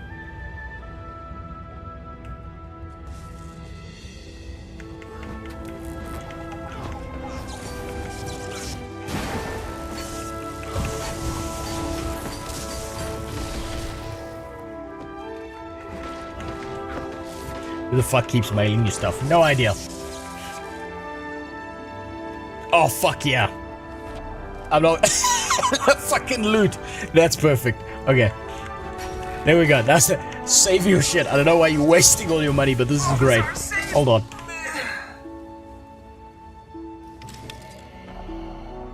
Wait, I think I might have the loot already.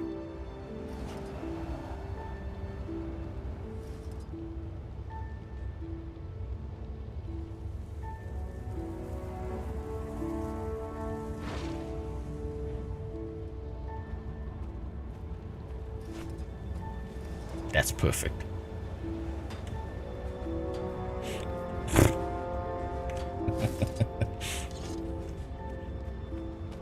Hold on, I don't have the dog out.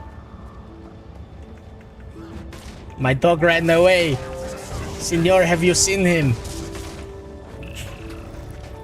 I make him wear a little cowboy hat because I can't afford to get a shock collar to electrocute him to keep him near me. Aye, aye,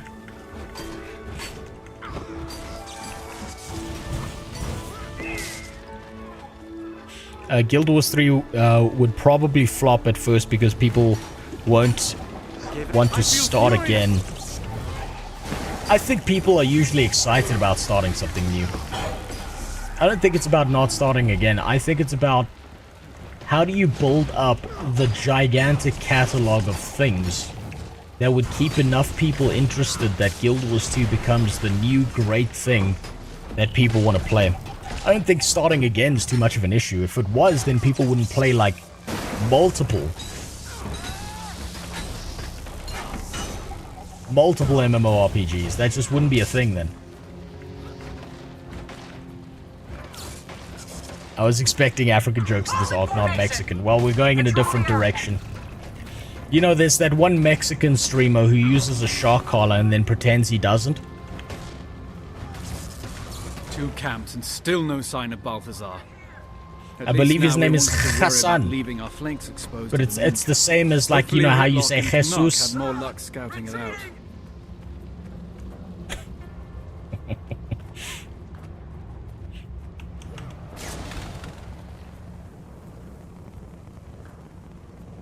How's Path of Fire? Fucking fantastic so far. Let's try a hero challenge. Let's see what they got with that. Let's clear out the enemies. Safe from harm.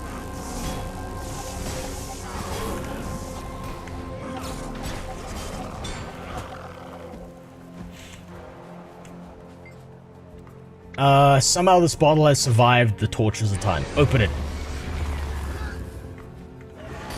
Oh, fuck yeah.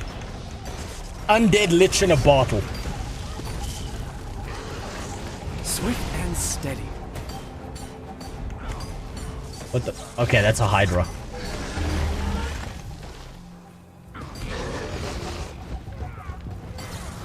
Okay, that's fine. That's fine. Oh, and they talk.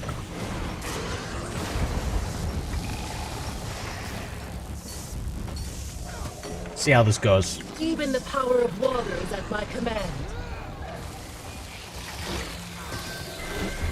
Did the female lich just say she's getting wet for us?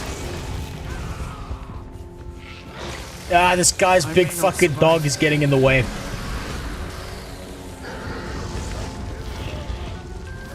Fuck off, you goddamn Hydra. Yeah, there we go. Okay, take out the Hydra first.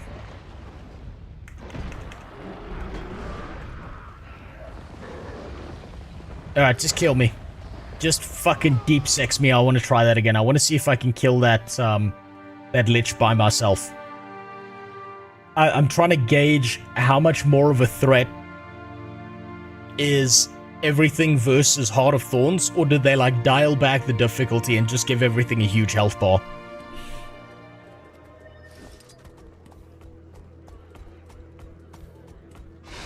Because so far, everything's felt kind of damage spongy when it comes to big enemies. It's a Jinn, not a Lich. Then why does it look like a Lich? Or is it a trans Jinn that identifies as a Lich? Oh no. Is it one of those?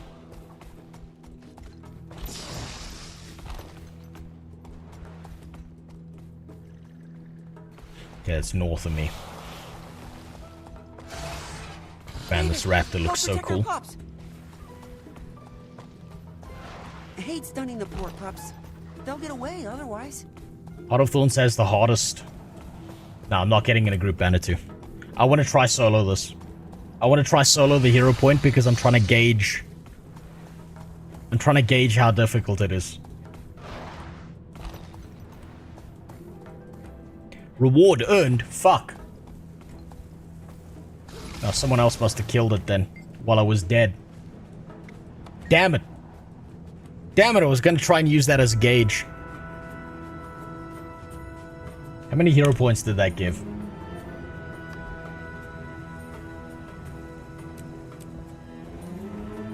Okay, 10 hero points for one thing.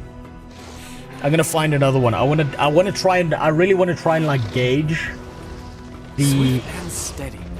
For fuck's sakes, that's a Hydra, isn't it? Okay, fine. Fuck you, you'll be my test. Safe from harm.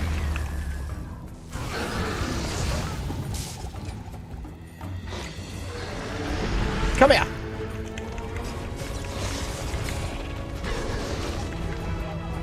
Okay, we got a charge. Swift and Okay, we got a big stun.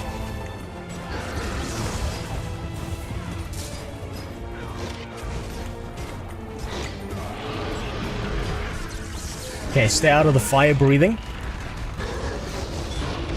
Yeah, it's not too bad. It's just focus it down, get it out the way. See if there's another hero point nearby. I really want to test out how these hero points work versus Heart of Thorns. There's one down here. Hopefully this isn't one of those, you know, those gay ones. Commune with the elements. F3 is a stun break. I know. I've not been using my tool belt correctly.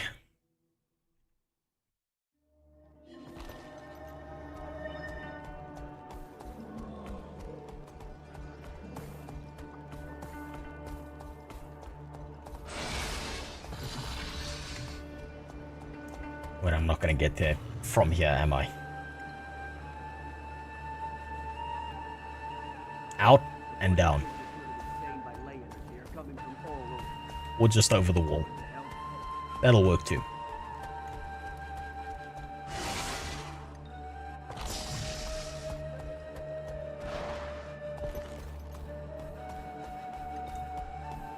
Commune with Joker, not the spirits.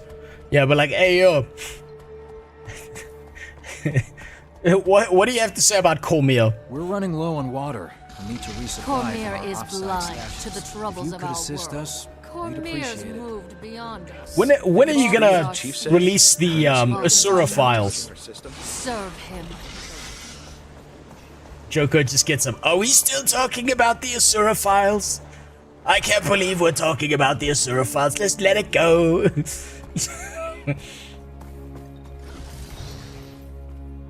Come, Outlander. Learn of King Joko. Oh, here we go. Bringer of peace. You're no refugee. Have you come to ask about joining our ranks in the afterlife? One look at you tells me you're not worthy, but you could change my mind. Hold on. I want to get a good look at this guy. This is not your standard undead model. That's why I want to get a look at him. So something about the Guild Wars 2 models that are really cool, right? Is I've noticed they make up for the fact that they're not that good at high polygon models by making really good textures.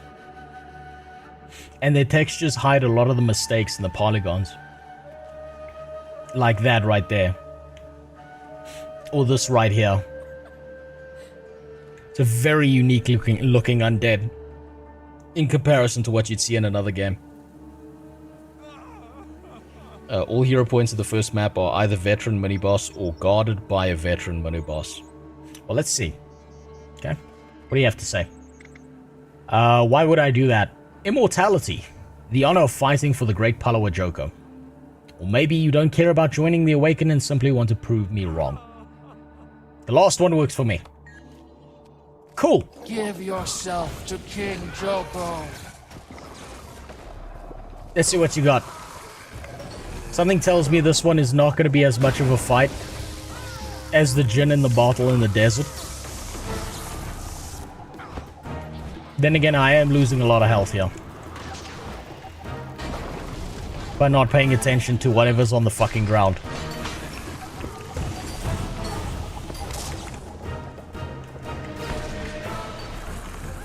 Nah, okay, it's not that much of a problem. It's just kind of damage spongy, and it's just dodge the bullshit they put on the ground and you'll be fine.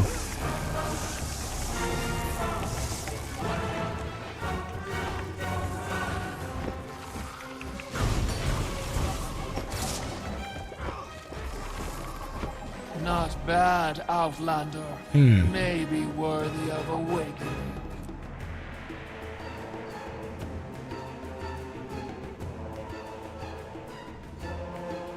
Forgive us, King Joko. You know, if we would break the blue bar, we would die faster. Yeah, but I'm not focusing on CC.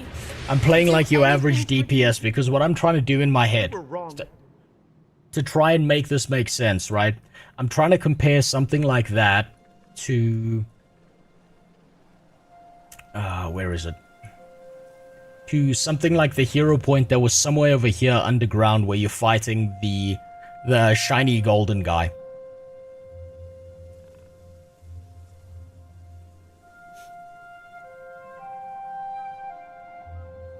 I think it's this one. You carried in Heart of Thorns hero points. Yes, I know, but I've gone back and done some of them again off stream.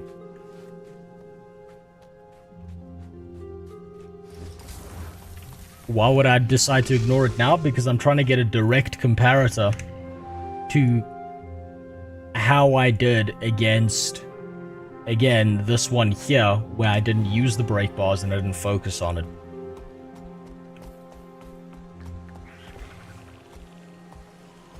I'm trying to basically look at flat damage versus health.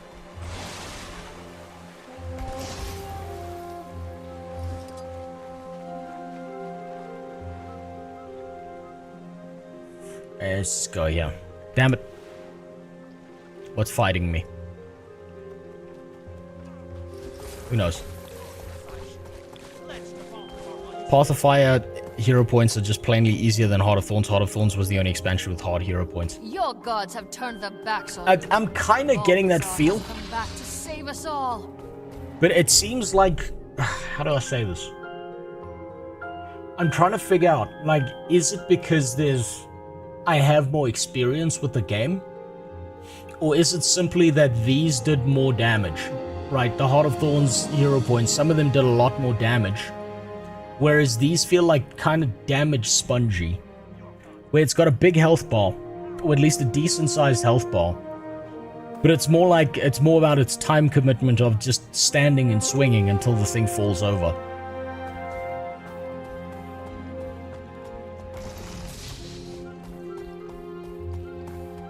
Simply, they did more damage by a lot. Yeah, it feels that way.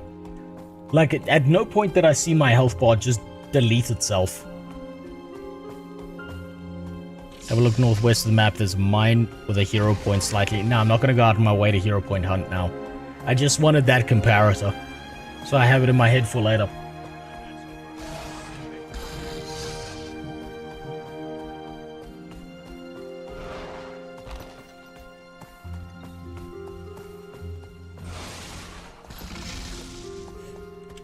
I'll hero point hunt later, because what I'm going to do next is I'm going to do a mechanist build.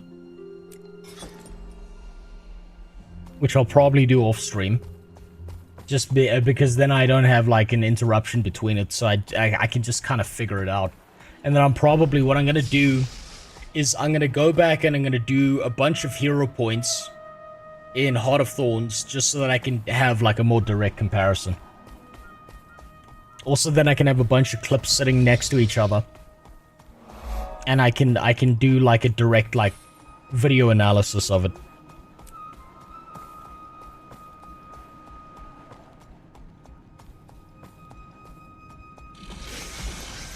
You know what? Okay, we'll quickly actually do it. Let's see if we can do a direct comparator right now. Then I can always come back here. How do you love the Arabic region X-Pack? It's great, but I wish they'd used accents. Did you try Blue Protocol? It's ass. So I played Blue Protocol way back when it initially released. Before they re-released the exact same game with very minor upgrades and said it was an entirely new game. I played it on the Japanese server. And what I noted primarily was that there's just not enough, and it's a third-person ARPG, not an MMORPG. And it's got massive issues when it comes to things like... No, that's upwards. It has massive issues when it comes to things like making it feel like a wide open world when everything is sectioned off, and you're only ever going to see like 35 people in a map at any one single point in time. I am so unsurprised that a bunch of people are going, wow, I can't believe how shit Blue Protocol is. And it's like, yeah, of course it is. It's the same game it was 2 fucking years ago. So thanks for the follow, Lost Mez. Wait, what? That's not the hero point. That's the hero point. There it is. No, so like what Blue Protocol does that really pisses me off, right? Is it here? It does this, right? Let's use Guild Wars 2 maps as an example. Hold on, where's my mouse? Why is it not working? Oh, okay. Let's just do this. Here, I'll show you what I mean. Now, there's peace with Israel. What do we say now? Free Alabama. There's peace with Israel. Yeah, now we say free everything. So, like, here. Okay, so let's imagine for a second that this is Blue Protocol. And you've got this area here. You've got this area here. You got this area here. And you got all these areas that are interlinked, right? Now, instead of this being one big, huge map that's all connected to each other, right? Each of these is a single instance zone all on its own. And inside of those instance zones, you will only ever see like 35 people, I believe. You will never see more people than that in any one of these instances that you go into. Now, here's the big problem with Blue Protocol, is in one of these zones you will have like a boss that every single person has to defeat in that area. That's like the bottleneck for progression, for moving onwards from here, right? Now, what happens is there's like 20 people sitting by this one boss waiting for it to spawn so they can try and do enough damage to tag that fucking boss, right? And complete the quest. Then you sit there with those 20 fucking people waiting on a 5-minute timer respawn, waiting for this goddamn boss to keep coming back up. And then everyone is swinging like a fucking crazy person trying to tag the boss. And like 1 or 2 people will do enough damage that they get the tag on the boss, and everyone else just basically assisted them. So then 2 people will leave and another 2 people will enter. And you will sit here doing this for a solid fucking hour, doing nothing else but standing around waiting for the goblin boss or whatever the fuck to respawn. That's Blue Protocol. That's all they did. I know, I did this for hours. I made an entire review on Blue Protocol on my main channel, and guess what? It's still 100% relevant.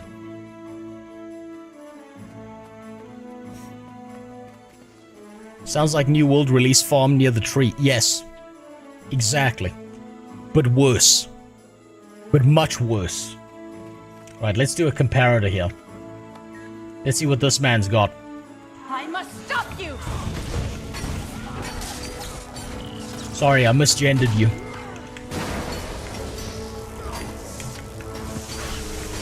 Okay, I'm gonna ignore using the break bars. I'm gonna go flat DPS and just do as much damage as possible.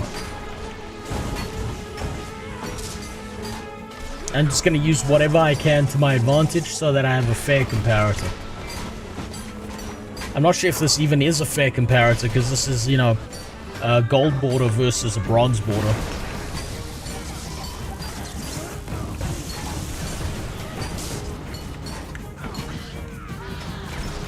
I feel furious.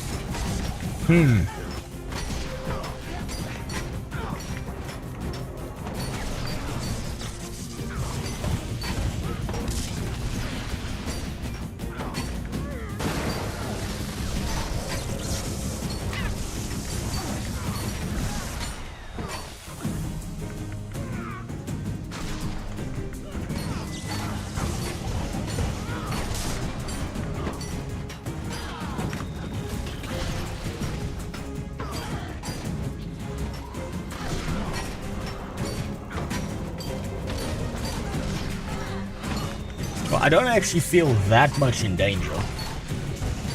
This boss was way more dangerous when I was using rifle build.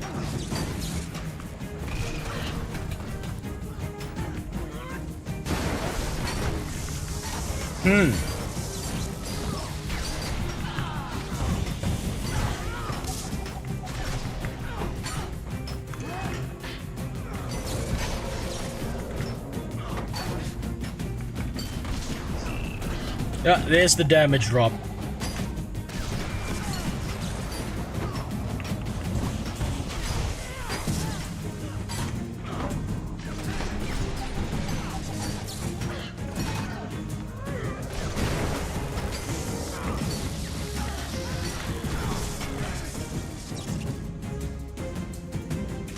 Okay. How do I rank that?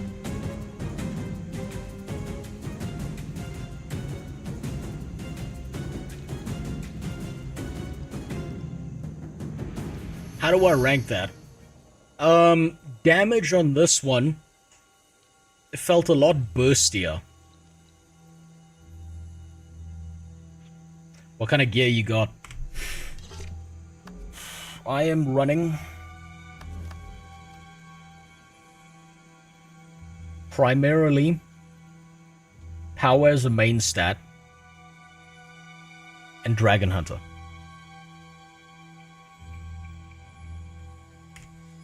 So Berserker, I would assume. Hold on, I'm getting sidetracked here.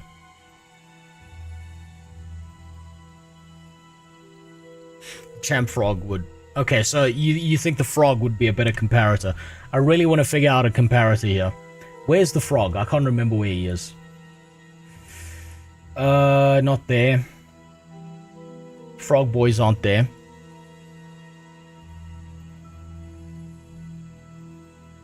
They were near the shack. They were in like a fucking tree, weren't they?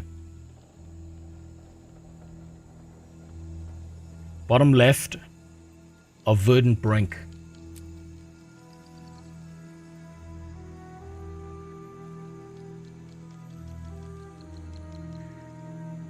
He's there. Okay.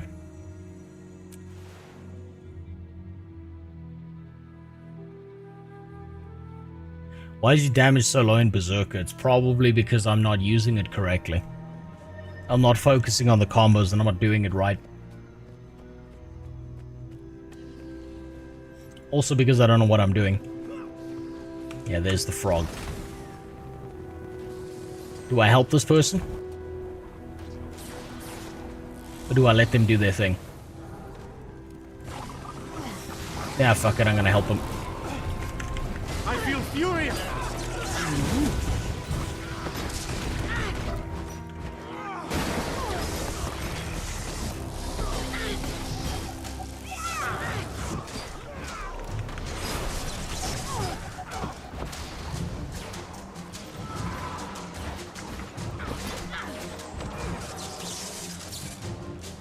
Right. Let's try that from scratch. I'm not just reading kick chat, I'm reading everything. I'm just gonna miss messages because I'm retarded. It's a Scourge. They can out-sustain that if they're doing it right.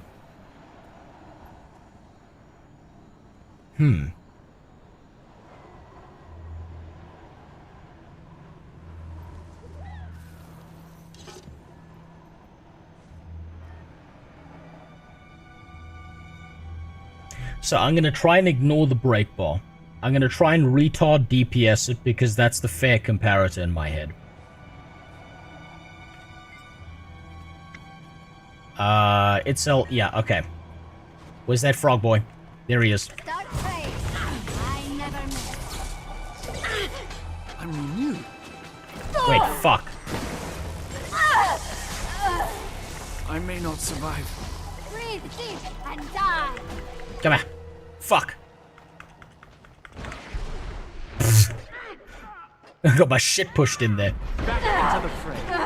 The fucking NPCs got me. I feel furious. Safe from harm. There you are, buddy boy.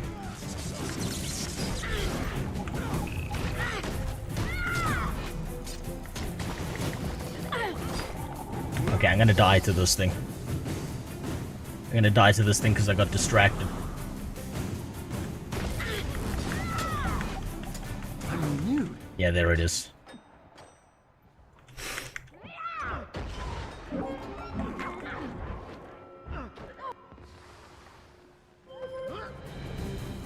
Thank you. Okay, let's try that again. Let's see what this feels like. Had enough. Safe Okay, from harm. ignore the... Okay, My pain break is bar, ignore.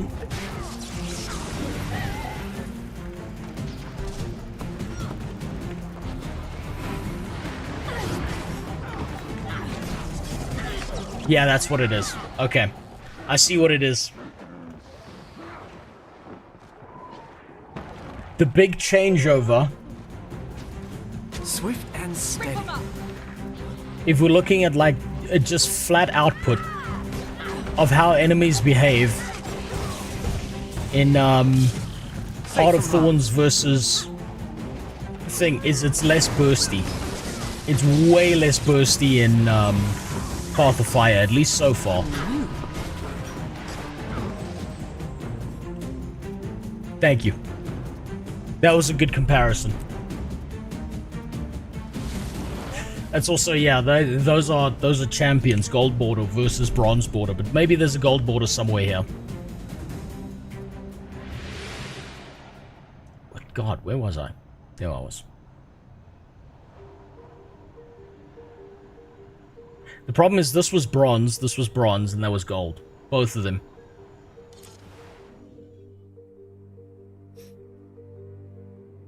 That's why Heart of Thorns hero points are great bosses to limit test your builds. Yeah. I think, weirdly enough, That's valuable. a good test for like how good you, like how sustainable at least any kind of build you do in PvP is probably going to be going back to Heart of Thorns and testing it against those hero points.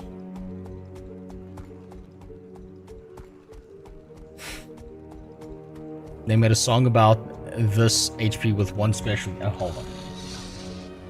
The fuck is this?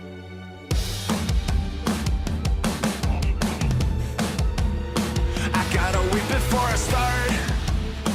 Yeah, this HP is much too hard. Featuring Nike. I knew I should have joined the train. It's just insane. This frog is a pain. Need 2, 3, 4, or 5 more peeps. Yeah, this guy fucks, bro. That frog.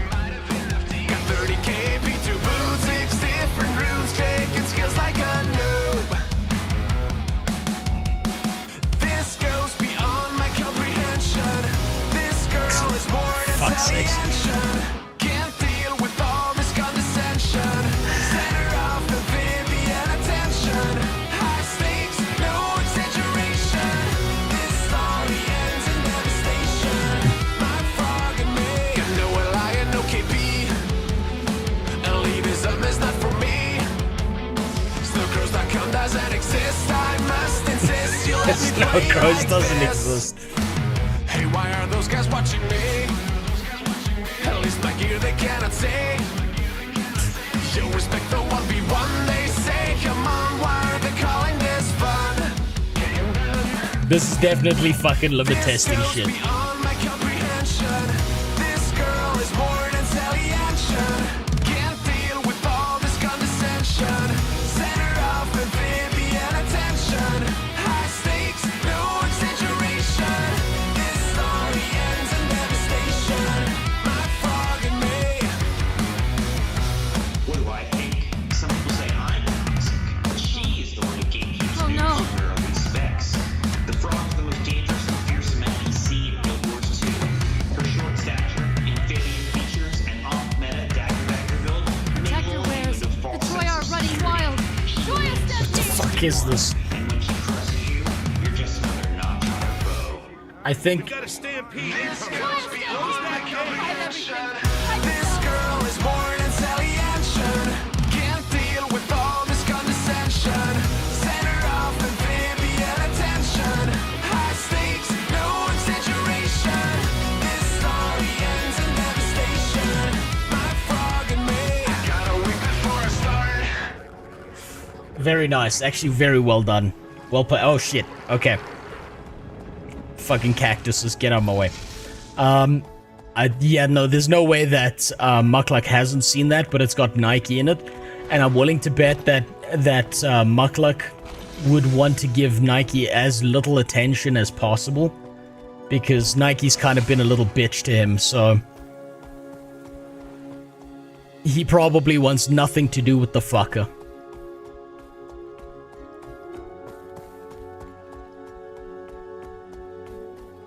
Which makes sense. Like, you gotta think about it, like, okay, so I'm different from Mukluk because this isn't my job, right? Mukluk looks at this as a job. And that's why he's family friendly, that's why he does things the way he does, and you gotta respect that a bit.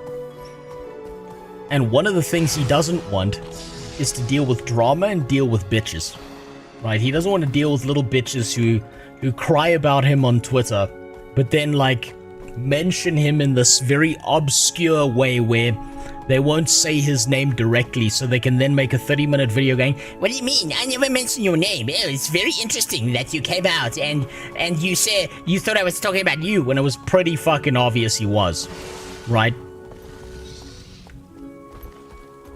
And I'm sure Mukluk doesn't want to deal with that bitch-made behavior.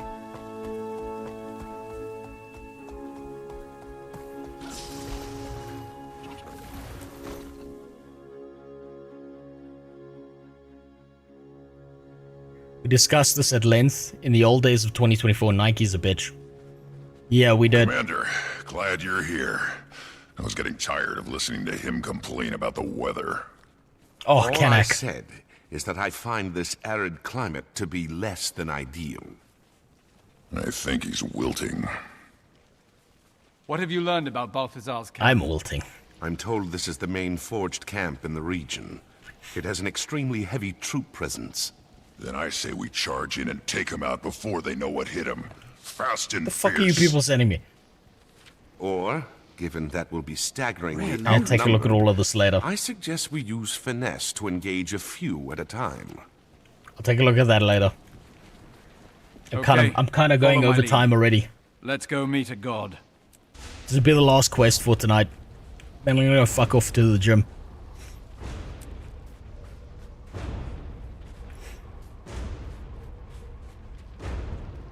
I actually almost won a Teapot PvP tournament. When we lost, I just said Nike has more tears in him than the shoes. And got blocked. Yeah, that'll do it. Usually people, like that, who behave in these very spiteful, very manipulative, twisty-turny kind of ways. They want to dish it out, but they don't want to handle it because they think that, they're always right. Might and glory. And when you think you're always right and leave no opportunity for yourself to be wrong, yeah, you kind of get hypersensitive about it. Time to rush him and crush him. They'll likely have sentries posted inside. I suggest we quietly pry the gate open to avoid their notice. Man. Alright, Canuck, go ahead. We'll cover you. I just gotta say, this expansion, the Sylvari are probably the worst people to be going anywhere near Balthazar. You just fucking roast them like vegetables. Gates open.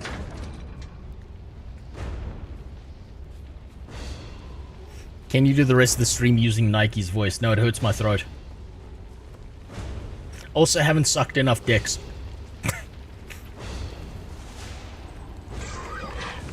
I feel furious.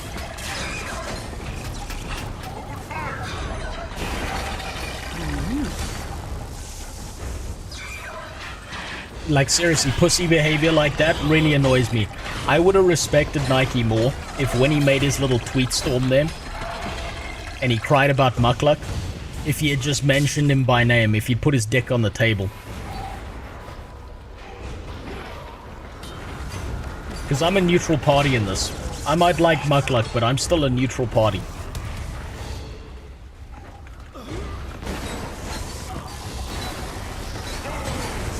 Death stalks wasn't fast enough. Oh, fuck. That's 100% my fault. I wasn't paying attention to my health bar. Allah! Come on, get me up, come on.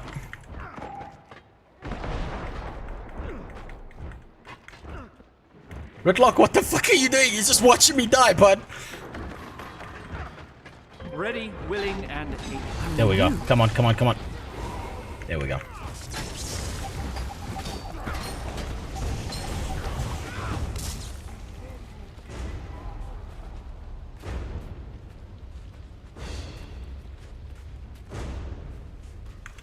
I feel furious. Might and glory. Safe from harm.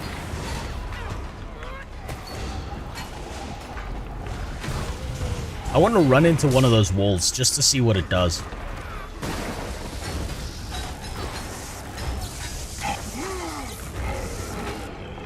Like, I've spoken about this before, right? But like, and I don't actually, shockingly, I don't actually mean this as something mean against women, right? But what Nike did there was very much woman behavior, and usually when men do woman behavior, it's like infinitely worse than when women do it. Because it's usually done in the absolute shittiest way imaginable. And that's exactly what he did.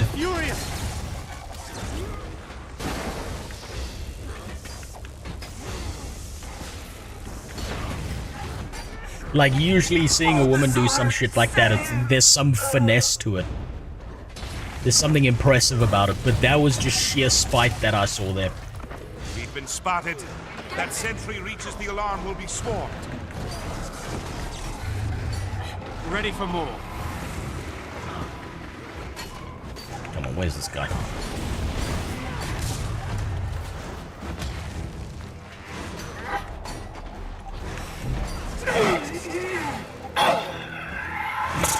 log was thinking if he dies, I'll be the boss. Yeah, probably.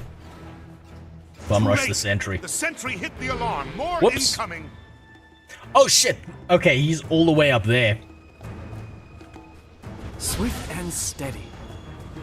Oh, if I had the rifle out, this would be easier. My destiny is taking root.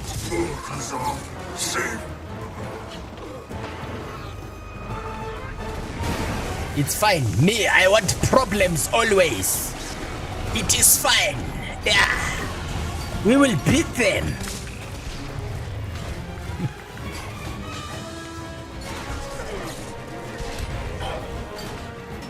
These enemies are not particularly difficult as long as you pay attention, so I should be fine.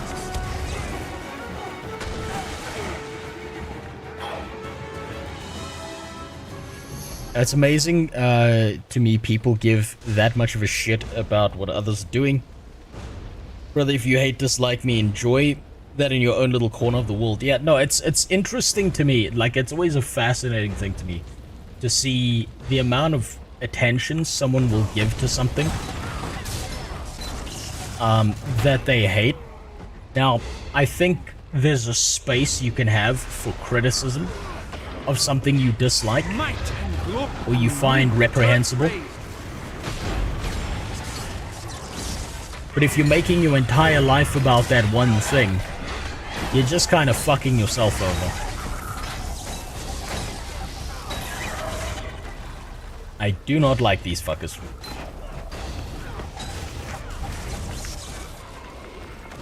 Come back here.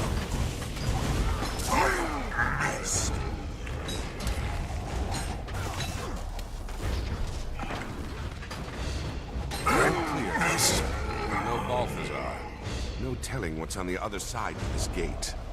Only one way to find out. Like, the biggest Smash, issue is, like, and trash. if you want to criticize something that you dislike, nothing wrong with that. An enemy. But have at least the dick and balls to call it out for what it is, instead of trying to do this very twisty-turny thing where you think you're so smart by getting someone else to, like, follow you down some angled corridor of bullshit and doing all these mental gymnastics where you can try and pretend to be the right person. You see this kind of behavior in high school girls a lot, right? Where what you'll have is you'll have a really, really shitty girl being like a complete bitch to a normal girl in high school. And then one day, that normal girl has had enough of that fucking shit, turns around and beats the fuck out of that bitch. And then what the shitty, like, very spiteful, I've been doing these things in the shadow girl does is she'll start crying and pretending like she's the victim and trying to get everyone to turn against that one girl. I've seen it too many times. I've been a sports coach for long enough to see that happen multiple times. Elder dragons will fall to our might, and Vlast is the key. Your faith will be rewarded, your hesitation will be punished. Things have changed since the eternal battle. We must adapt and be swept away in this burning age. Do not speak of this again. Don't piss off the quiet ones. Oh yeah, no. Don't piss off the quiet ones. Just leave them alone. They're fine, and you're fine. Don't go fuck with people for no reason. How dare you misbelievers interfere in our work? You are nothing before Balthazar. I don't even give a shit about the viewbot shit. Nike is just an obnoxious dweeb in general who's trying so hard to be right every There's time. got to be other officers inside. Let's go get them. No, it's not he's trying to be right. Look at this so-called He thinks he's guy. right. That's the thing. If Is he's he not here, genuinely we thinks should he's let him right. know we stopped by. Leave no forged officers standing. Tell us a bad Fast DPS. and He has to click fierce. skills with the mouse. Yes. Now you're talking. My hotkeys on my mouse are not set up. I've got them set up for editing. The sentry's going So I'm for the clicking alarm. today. Take them out.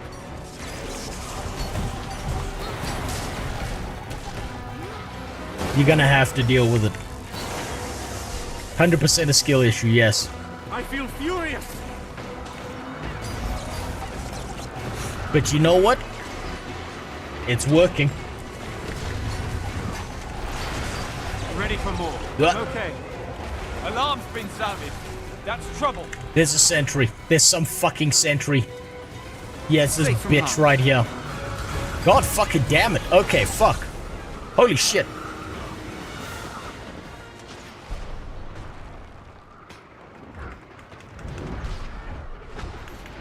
Fuck, I woke up the fucking horde here. I'm okay.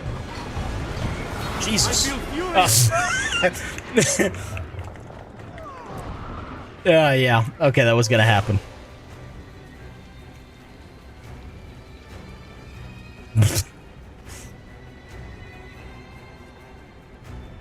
Yeah, tunnel visioned. That's how you know I've done raids before in WoW. It's not my fault! Why didn't the healer heal me? What do you mean you were focusing on keeping the tank alive? Had enough? For fuck's sakes, don't you know I'm top DPS? I got a turret up. Try AoE as much as possible, yeah. Use my dodge. I keep forgetting that button exists, you know. Fuck, there's so much bullshit going on here.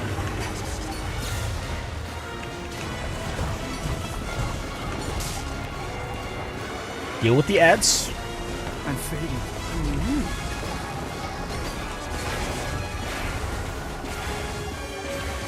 Swift and steady.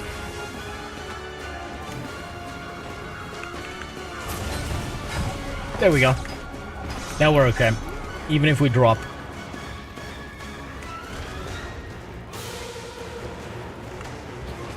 Never mind. That fucking rat. You can't escape. That goddamn rod of God from the sky bullshit. There we go.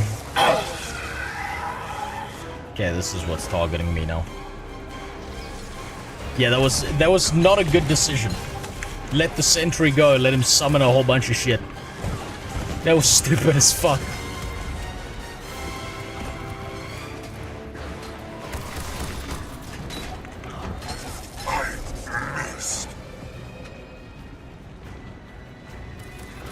I almost want to switch rifle here. Get that sentry, or we'll have the whole camp on us. Sentry, where's the sentry? Sentry, get the fuck back here.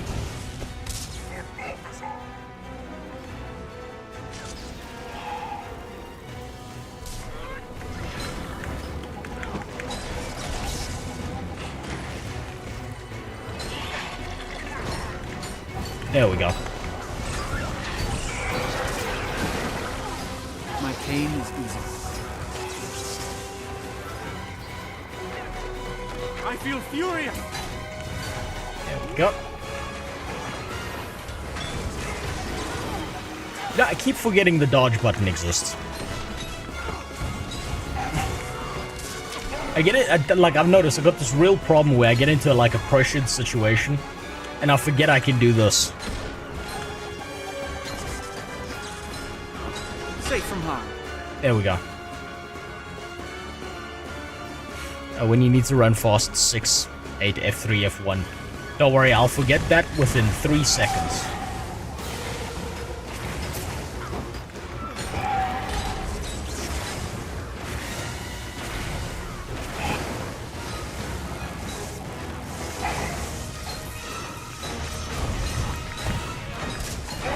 Okay, that's one of them dealt with. The sky laser beams really fucking hurt from these guys, Jesus.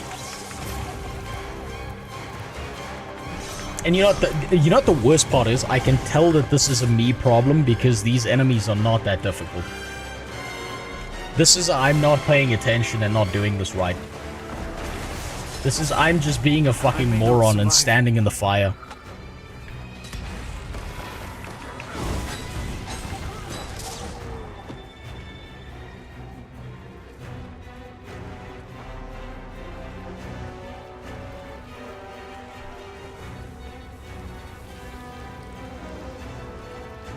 What else do I have?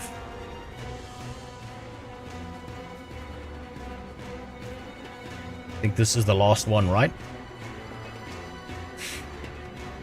If you fuck up a jumping puzzle because of a double tap or dodge, then you are bad. Yeah, no, I do that all the time. I unbound that. Going for the alarm. Take them out. Ah, for fuck's sakes. Might and glory. Another one of these fuckers? Swift and steady. I feel furious.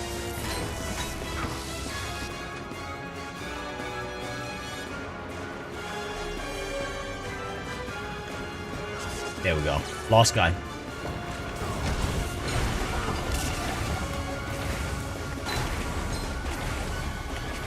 Turret planted. No. Don't go away from my turret. Stay here. Stay here, please.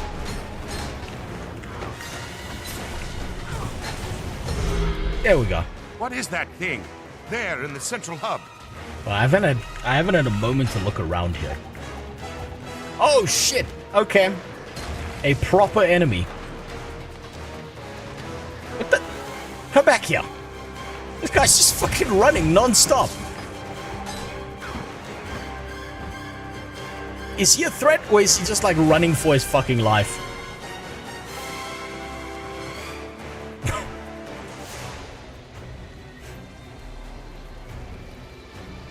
Hold on, I haven't had a moment to look around here. Give me a second. I want to see this. So I've noticed like Balthazar has a big thing for whips and chains. That seems to be his style of BDSM. A lot of metal, a lot of fire, a lot of chains.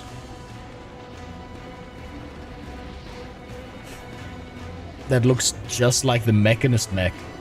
Maybe that's where they got the model from. Oh, what? That, it saw me.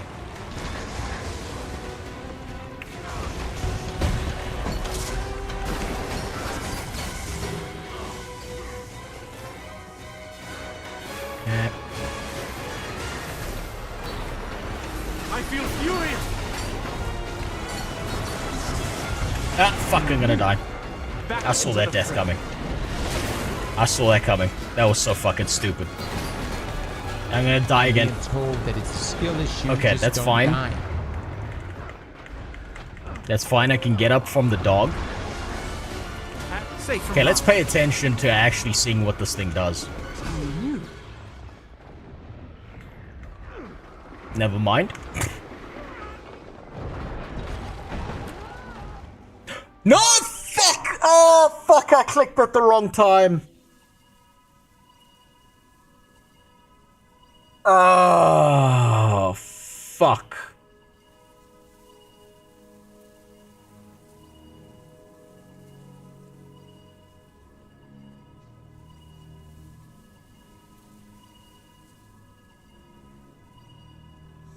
I'm doing this with a rifle bolt.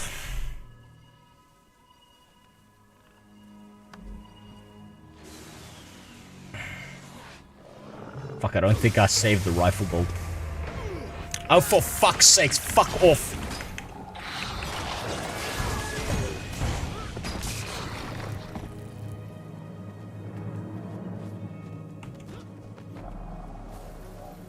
I'll do this glass cannon style. I'm more comfortable with the rifle than I am the scrapper. By like a long margin.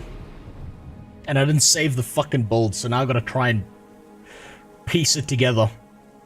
From memory. Increase crit. Wait, no, we went bleeding, we went explosives. Fury, explosion, vulnerability. Grants a barrier, no. Stacking ferocity. Shaped charge, bleeding. Get the bleeding. Thermal vision.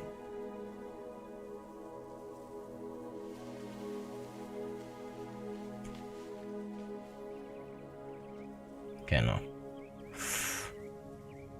No critical hits when the foes in the raid. Okay. Double tap to dodge is objectively better. And if you are accidentally dodging, then it is your fault. Yeah, well, I'm not good enough to get away with doing that. You know, I've never really tried modified ammunition that much.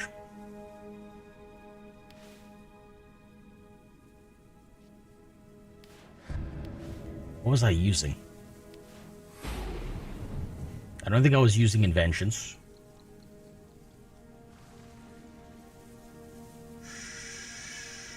I can't remember what I was using. Shit.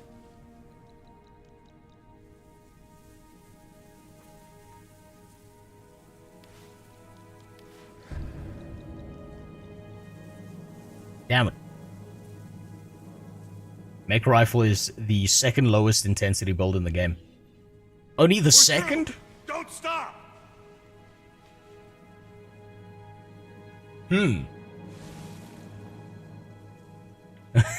I don't know if I can time him out on fucking kick. You desperately want that. Oh no, you want Banditu. Shit, what did Banditu do?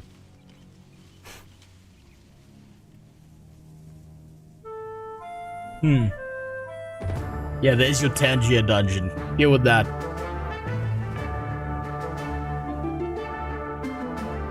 What was I using? Shit, I can't remember.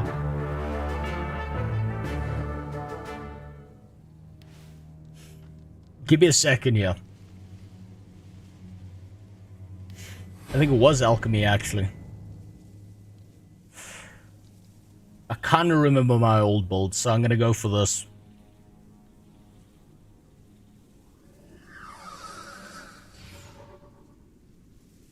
Quaff and Alexa.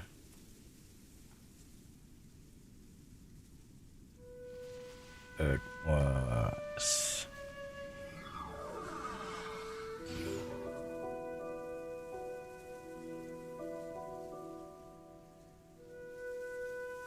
Watch yourselves. There are ibogas lurking around here. The little ones are more dangerous than they look, too. I think I'll go for that. Oh, for fuck's sakes. Please don't get me involved in that.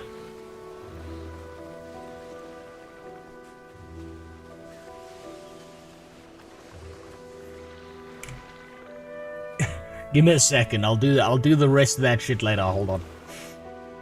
Let's go for a full elixir build. I'm at least comfortable with this. And I know I can use panic buttons here. Even if my hotkeys aren't set up correctly.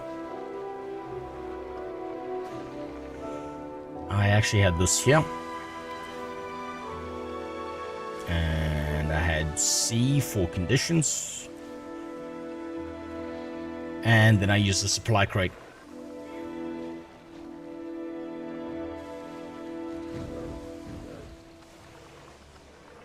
Yeah. I kind of remember that. I think some of these are out of place, but I'm going to give that a try. I'll have to play with it off stream.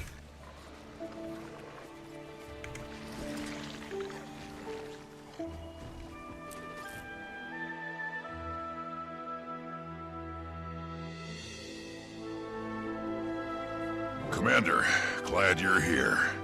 I was getting tired of listening to him complain about the weather. God. All I say I is that fucking... I find this arid I can't believe I clicked the wrong... I just had my mouse in the wrong place and clicked at the wrong time. Might I suggest we pause to discuss our options first? Right behind you, Commander. Swift and steady. Oh, that's much better. Not, that was stupid. I should have jumped. It's clear. Time to rush them and crush them. They'll likely have sentries posted inside. I suggest we quietly pry the gate open to avoid their notice. All right, Canuck. Go ahead. We'll cover you. I'm in the UK, so since the ID laws came in, I can't even accidentally click on it. Because I don't have my ID to Discord. Yeah. You're in the UK, that means you're not allowed freedom. You know, I heard though in the UK there's this like really cool welfare system that they've set up now. So you get like a free house, or you like get a free apartment. You get like a free apartment and 3 square meals a day. And all you have to do is post on Twitter these fucking puckies in my country. And then the government will take care of you for like 3 or 4 years. And you don't have to really worry about much.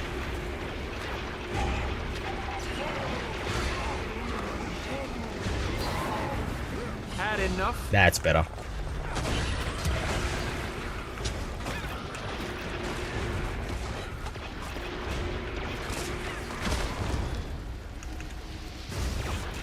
It's like a really impressive system. It's super advanced. No one's ever tried it before. I think they're the first. I heard they're even thinking about starting up these camps where they re-educate you. Which is cool, so you get free education too.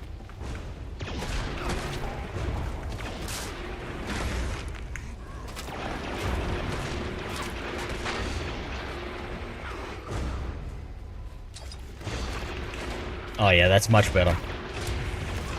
Yeah, range is working a lot better for me here because I can actually see what the fuck is going on. Please don't tell me there was a sentry down there. No.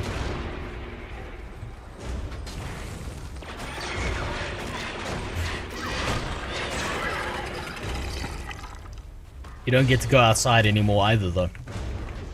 Who wants to ever go outside? Outside sucks. It's the UK. You don't even get sunlight if you go outside. It's fine. Probably get more vitamin D from the fluorescent light in your room. So it works out perfectly. I heard if you're really nice, they'll even give you a sexual partner. The sentry's going for the alarm. Take them out. Stop that sentry. Whether you like it or not. Safe from harm.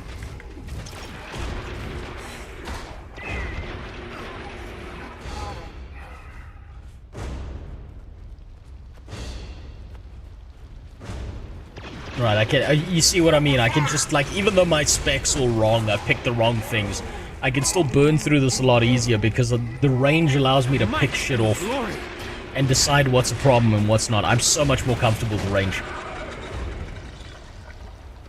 Even though it's a lot more glass cannon-y.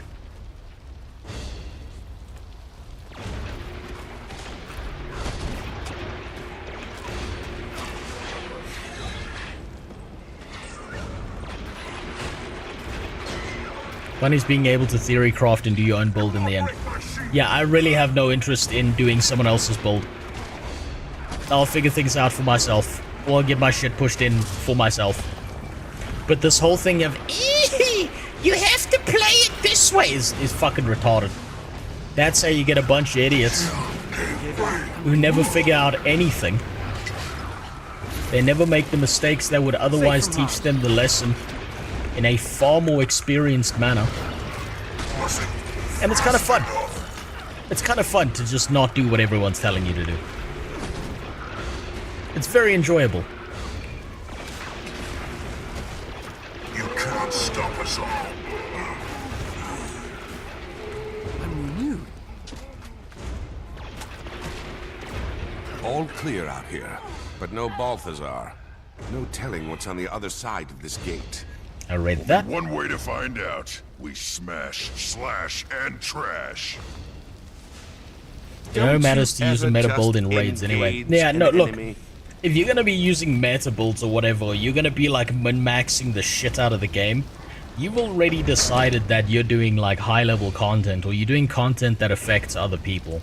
I'm not doing content that affects anyone but myself. And that means it's fun to do shit in a weird way.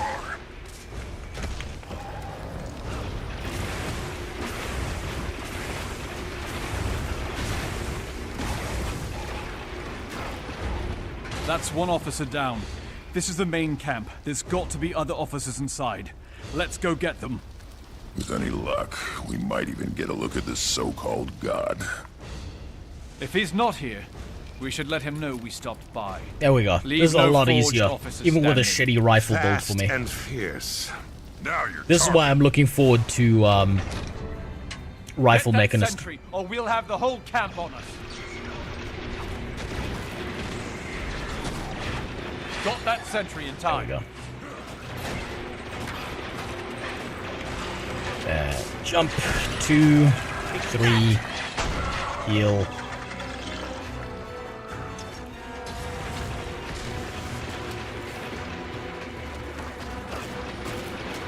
There we go. Nice and easy. Much easier.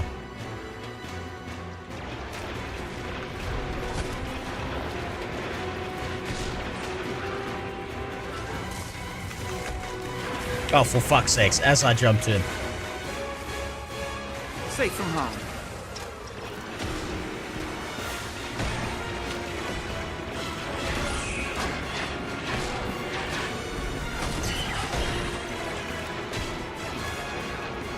There we go. Swift and steady.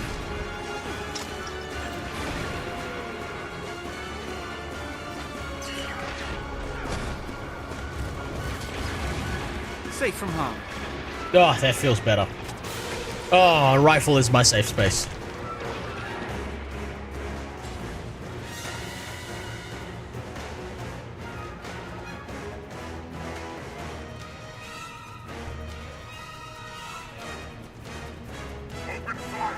That sentry's been alerted.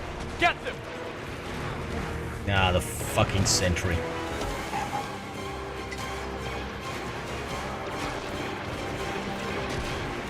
I don't like that. I don't like that mechanic of some guy just gonna run for it and you gotta like kind of blast through 7 different enemies to make sure he doesn't bring even more to the fight.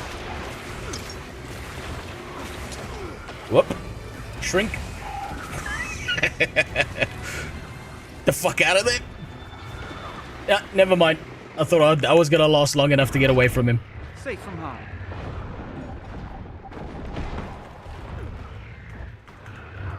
Do I do enough damage to survive this, or I'm gonna need to respawn? There we go. Okay, good.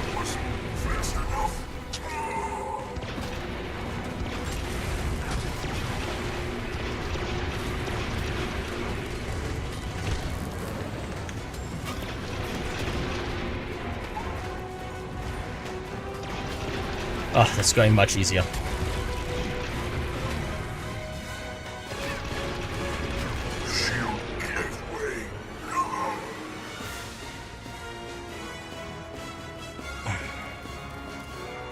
I've always been like, how on earth can this suck when you get every boon of the game in one single button? I'm not sure what you're referring to. Oh, you mean the elixirs?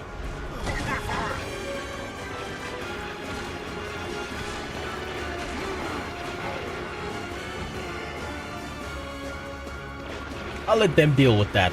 That's not my problem. This guy's my problem.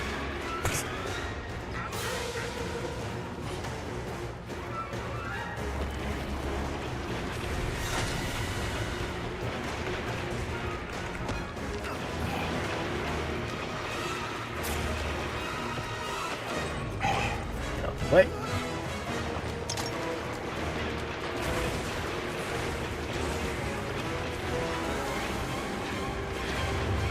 Is that guy down? Yes. There we go. That's better.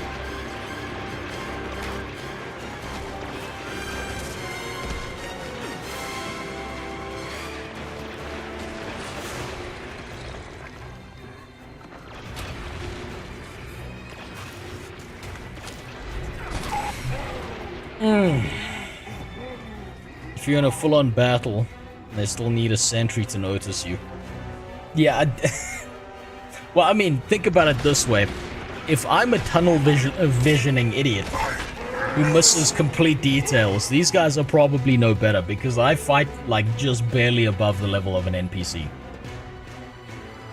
So it kind of makes sense. And steady. Get that sentry. Where's that sentry? Or we'll have the There whole he is. camp on us.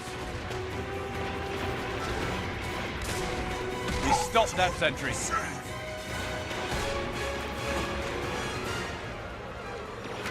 Jesus, there's so many enemies in this area. You can't stop us all.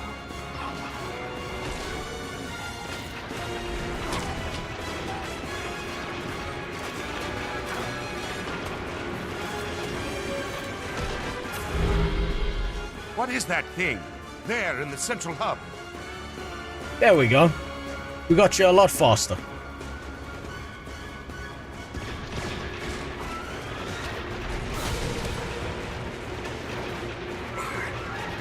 Okay, now I can actually see what the fuck his abilities are. Okay, so giant laser beam bullshit. Artillery rounds. Okay, that makes sense. Big cannonball. Other big cannonball. Same cannonball.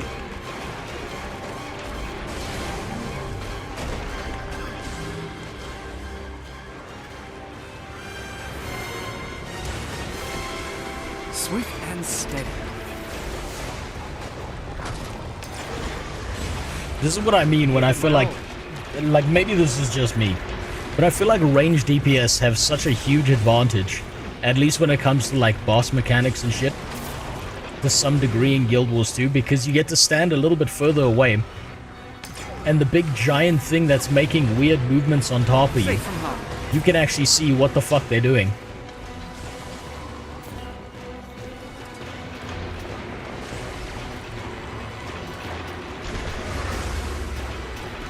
Melee range, I feel like there's too much bullshit going on the screen and I have no clue what I'm looking at.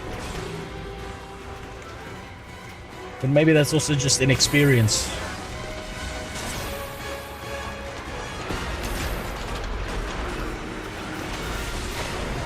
And if I die, don't click the wrong fucking button. Get rid of that guy. Stop us all. Is your FOV max? No, it's not actually. I should actually be playing out here. Swift and steady. Oh shit, he got in the center of the fire. What the fuck's he doing?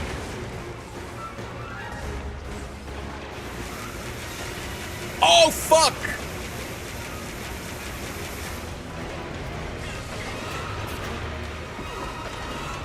Whoop. The fuck away from me. Oh, that's cool as fuck.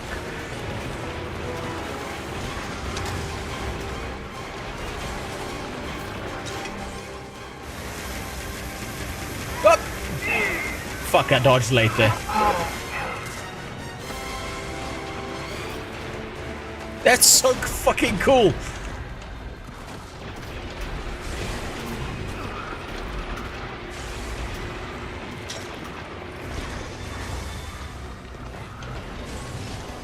That's so fucking awesome.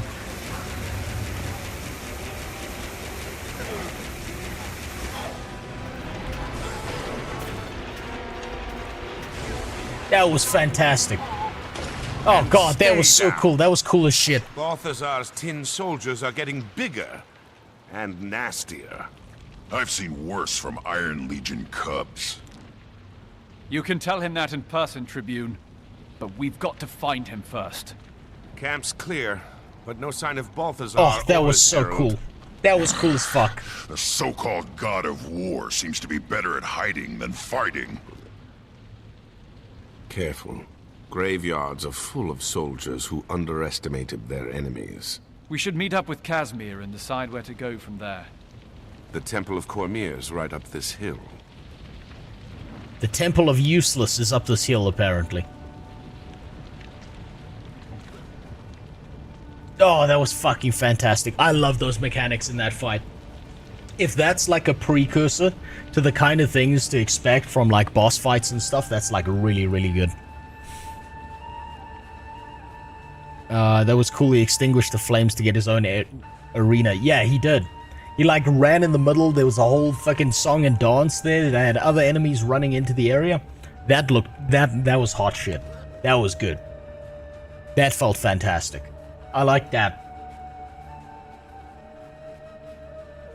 Now, I have no fucking idea how as a melee DPS you're gonna read those mechanics. I don't believe and avoid I've ever those been fire inside beams. a human temple before. You'll be fine. Just don't spit on the floor, blow out any candles, or let anyone hand you a pamphlet. He's been to the Just Jehovah's trust me on Witnesses this. before. Skill issue. Yeah, that's fine. I'm fine with that being a skill issue. Need more endurance. I'll stand at range and be okay with that.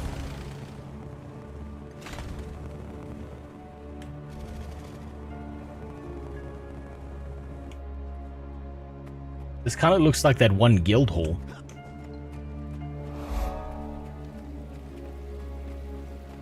Cormier. Oh, look, it's I Casimir. ask that you guide me through Thanks this for helping that fight, bitch. Oh, I didn't see you enter. Sorry, Kaz. I didn't mean to interrupt your prayers. It's okay. She will understand. I hesitate to ask, but No, I knew I could use what Raptor, I happened just at the didn't want Forge to. camp? No That I sign of didn't know it's Balthazar or his herald. I'd hope you This might come whole back to expansion's Elmoon with about us mounts. to speak with Chief Counselor Imam. Commander, I regret the intrusion, but I must speak with you. Who are you? And how do you know who I am? I know more about you than just your title, but please, we should speak in a more private setting. It's the beauty of Guild Wars 2. If you have trouble in melee, you can just change your build out of combat. Yeah, I like the fluidity of changing builds in this game, and that there's no punishment for deciding you want to try something else out. Like, WoW really punished its players for the longest time if you wanted to, like, swap builds or try something new with your character. Okay, you have my attention. I am Keto, and I believe I can help you. You're looking for Vlast, the crystal dragon being hunted by Balthazar, yes? How do you know what I'm looking for? The Order of Shadows has eyes and ears throughout the Crystal Desert. You know, passing through it makes You haven't sense. exactly been a quiet That she was presence. praying to Cormier for I know that, the because Order of Cormier Whispers. is the god of We selfishness, share history. if I remember The correctly. deep disagreements about our goals and methods tore the original Order apart. Commander! Oh, here we go. I understand you visited our camp. I did. Whoop. Get out of the way.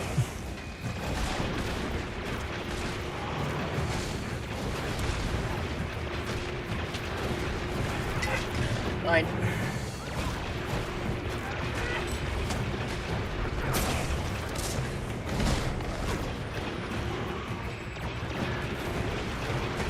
Oh, look at that. Rootlock's nice enough to tank this whole fight for me, so I could just sit here and do this. And just be a lazy bitch about it. Everyone, this thing targets civilians. We've got to protect these people. Why do you waste your energies fighting a god? Join him and fight the dragons instead. Wait. Okay, I've got to press the N key near people, don't I? Over here.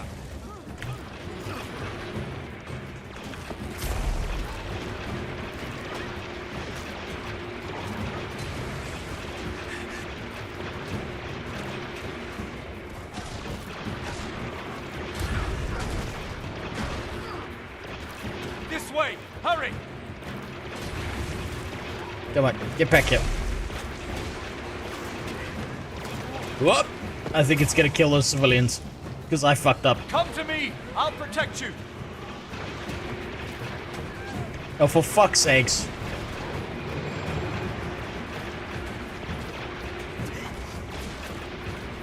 The woman just ran upstairs for no reason. Balthazar's light.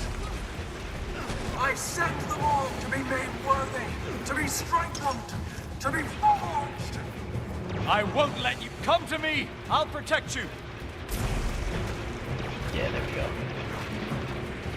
There we go. Now you see, how do I protect these civvies from all that bullshit? With a melee build, I would fuck that up so quickly. That's a severe skill issue, and it's 100% my fault.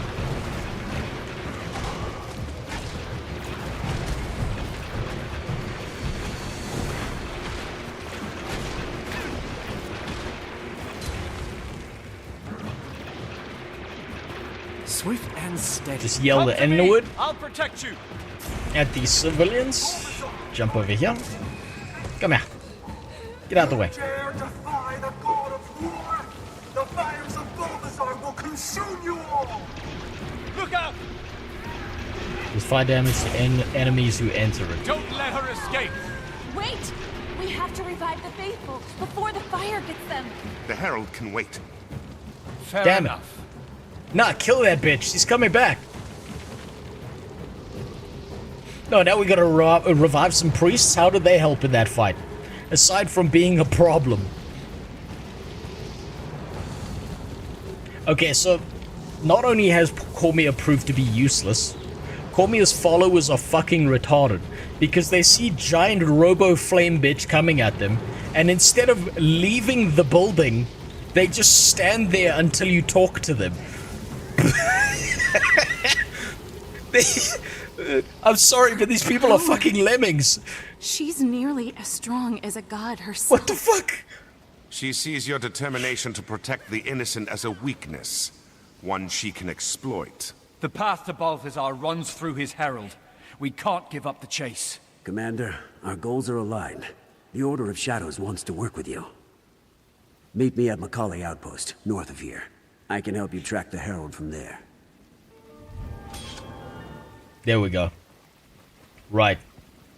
I got through that despite my failures.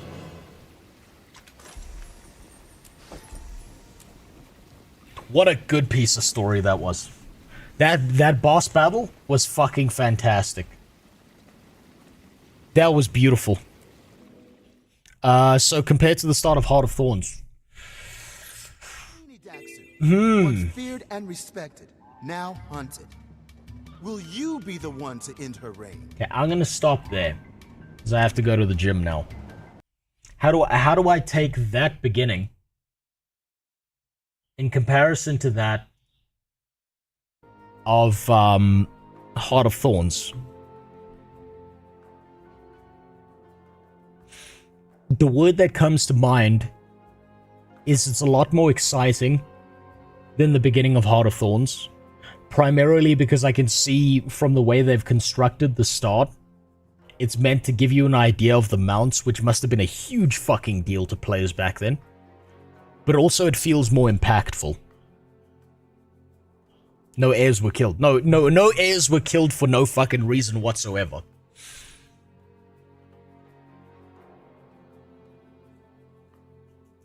What do I think is an upgrade from Heart of Thorns? Probably the fact that there's way more ways to earn mastery. I think after having to deal with a high level of verticality map in Heart of Thorns, then moving into a wide open expanse map must have felt like such a fucking relief to a lot of players.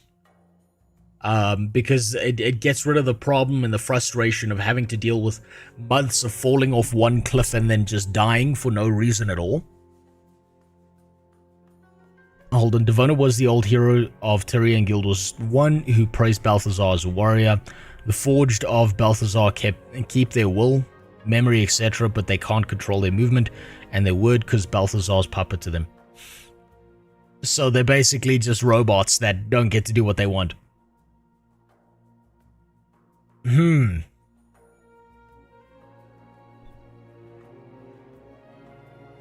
What's missing? What did Heart of Thorns do better than what we're seeing here in Path of Fire? I think the character development so far of the different characters has been lacking in comparison. So like there was a lot of character development that it hits you with immediately in Heart of Thorns, right? Ritlock, Marjorie, Casimir, watching the pact fall apart, getting annoyed by Timmy and Graham is like, it's an emotional impact even if you don't like those characters, which I don't. It's different from Heart of Thorns. It's hard to say that I think one is better than the other, but it's a very different kind of start.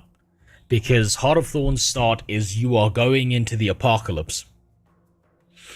Whereas Path of Fire feels less so, it's the end of the world and you gotta do something about it now or everyone's fucked. It's more like a, we need to figure out how to deal with this in the right way.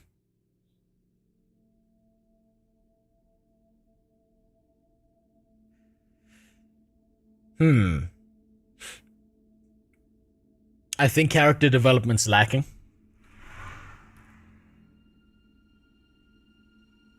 Versus Heart of Thorns. But I think the start is more impactful. I think the zone itself, like the build-up of the zone and like all the pyramids and shit, I think the environment's like a huge change from Heart of Thorns.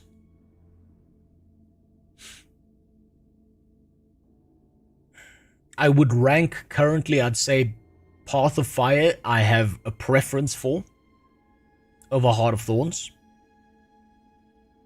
but not by much.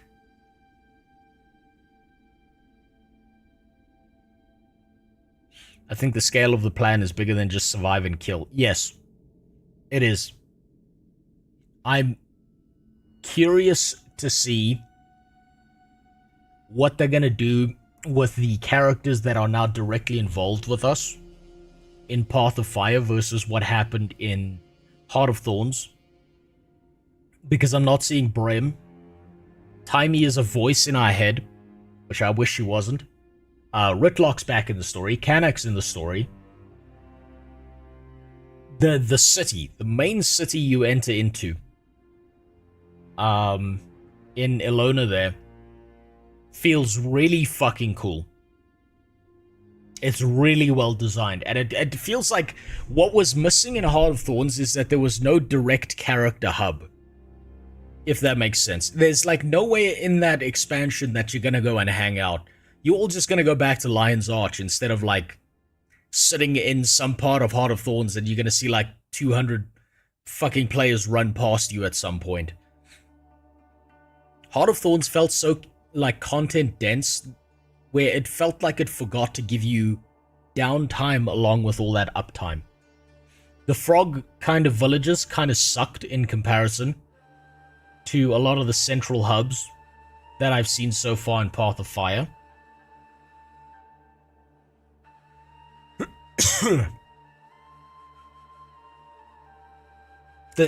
I think that's it. I think that's the difference, right? We can compare the Itzel to the Ilonians, right? The Itzel aren't as big of a component of the Heart of Thorns story as you would think they should be. Whereas the Ilonians feel directly involved. Those little pieces of going into the casino, dealing with that casino owner, coming out, getting involved in their politics, they're trying to survive, they're trying to figure out how the fuck they handle things. Seeing what Joko can do on a very minimal scale so far seems more embedded in the world than the Itzel who just kind of exist. And then you do one quest line where you're helping out the queen.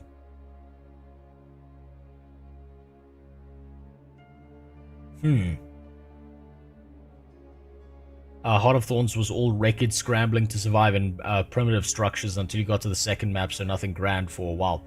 Yeah, so like, I don't know what it is. So the central hub in Maguma is basically that golden jungle city thing, right?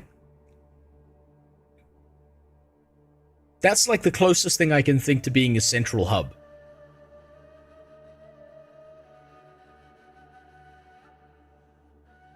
And it doesn't just off the top of my head feel as good as that first Ilonian city that you go into.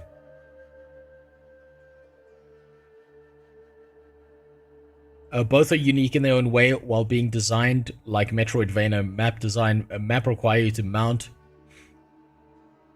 other than for traversal, but for jumping further.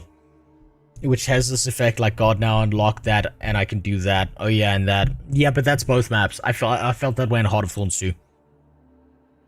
And the mastery being tied to mount make it so you're more inclined to maxing them all out versus one Heart of Thorns which can be just avoided till really needed. I think it's different. And I think you couldn't have the development of Path of Fire without Heart of Thorns. I think Heart of Thorns needed to happen so we could get Path of Fire.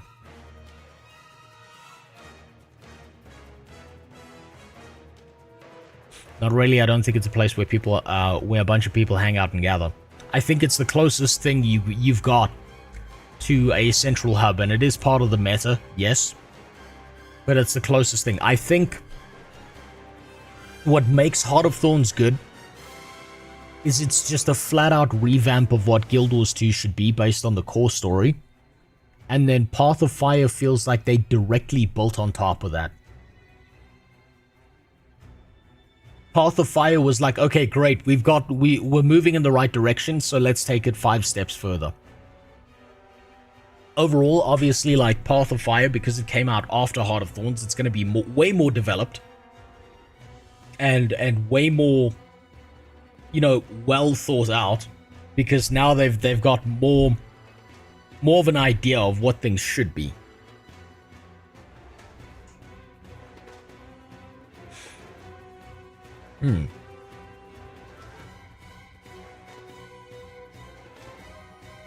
I think, like, this is the thing. Like, I think the biggest miss in Heart of Thorns was that there wasn't enough content with the main story through line.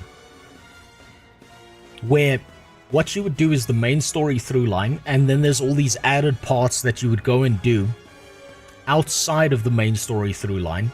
And it felt like the main story through line was, like, had a bunch of fucking loose ends, and it was missing components to it.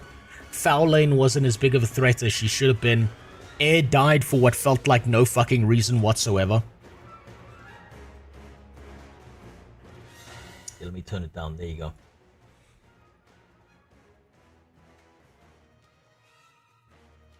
Whereas Path of Fire,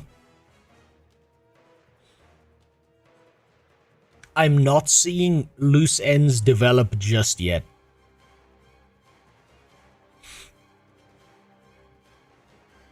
I don't know why my redemptions aren't working. I need to fix that. You're just getting scammed, Jimmy. Oh wait, never mind. There you go. When you start tomorrow, check out the bounty board in front of you. It's the new bounty system they added. I'll take a look at it. I'm trying to think. My biggest complaint so far with Path of Fire is that everyone defaults to an American accent. Right? That's my biggest thing. It's like taking me out of the world. Because these are people who've developed an entirely separate culture from what you see in the core story humans. Why would they sound exactly the same? But if that is my biggest complaint so far, that's a pretty fucking good place to be. If I'm bitching about accents and voice acting, that's a fantastic place to be. To be fair, the devs are coastal people. They've never heard a proper African accent. Yeah, probably, but they could have hired someone. Then again, they probably didn't know how to do that. Yeah, Path of Fire. I think, like, God, I almost don't want to separate them. I don't want to separate Heart of Thorns and Path of Fire so far.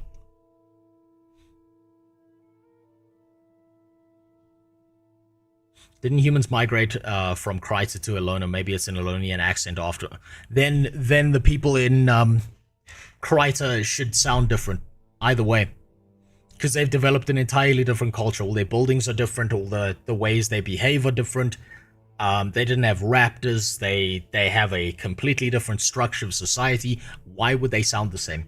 People migrate all over the planet and then end up sounding different.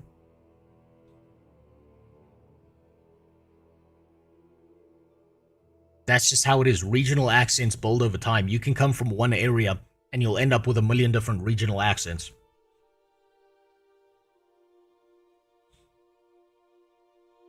So I think that's a must, but if that's like what I'm complaining about, like, let's be honest, that's such a fucking minor thing. That's like nothing.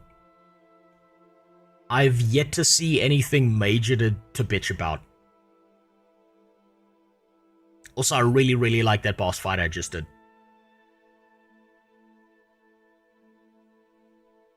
I say also there might be a simple explanation, budget. Yeah, I've said that earlier. Is that it might be a budget thing. That's also like, yeah, they've got to think of future expenses, because if you're gonna hire a voice actor for this expansion, what that means is now you need an entirely new set of voice actors with a certain style whenever you're going out of your way to now build any future expansion that then involves an Elonian. And you can't reuse your old voice actors that we're using from the core story or from Heart of Thorns. I'd say it's fucking fantastic so far, though. It's amazing. Holy shit. That's what's missing. That's what's missing. I figured it out. You know what's missing from Path of Fire? Should be the last thing I say before I duck off, and you should all fuck off. You should all go live your lives now. God damn it.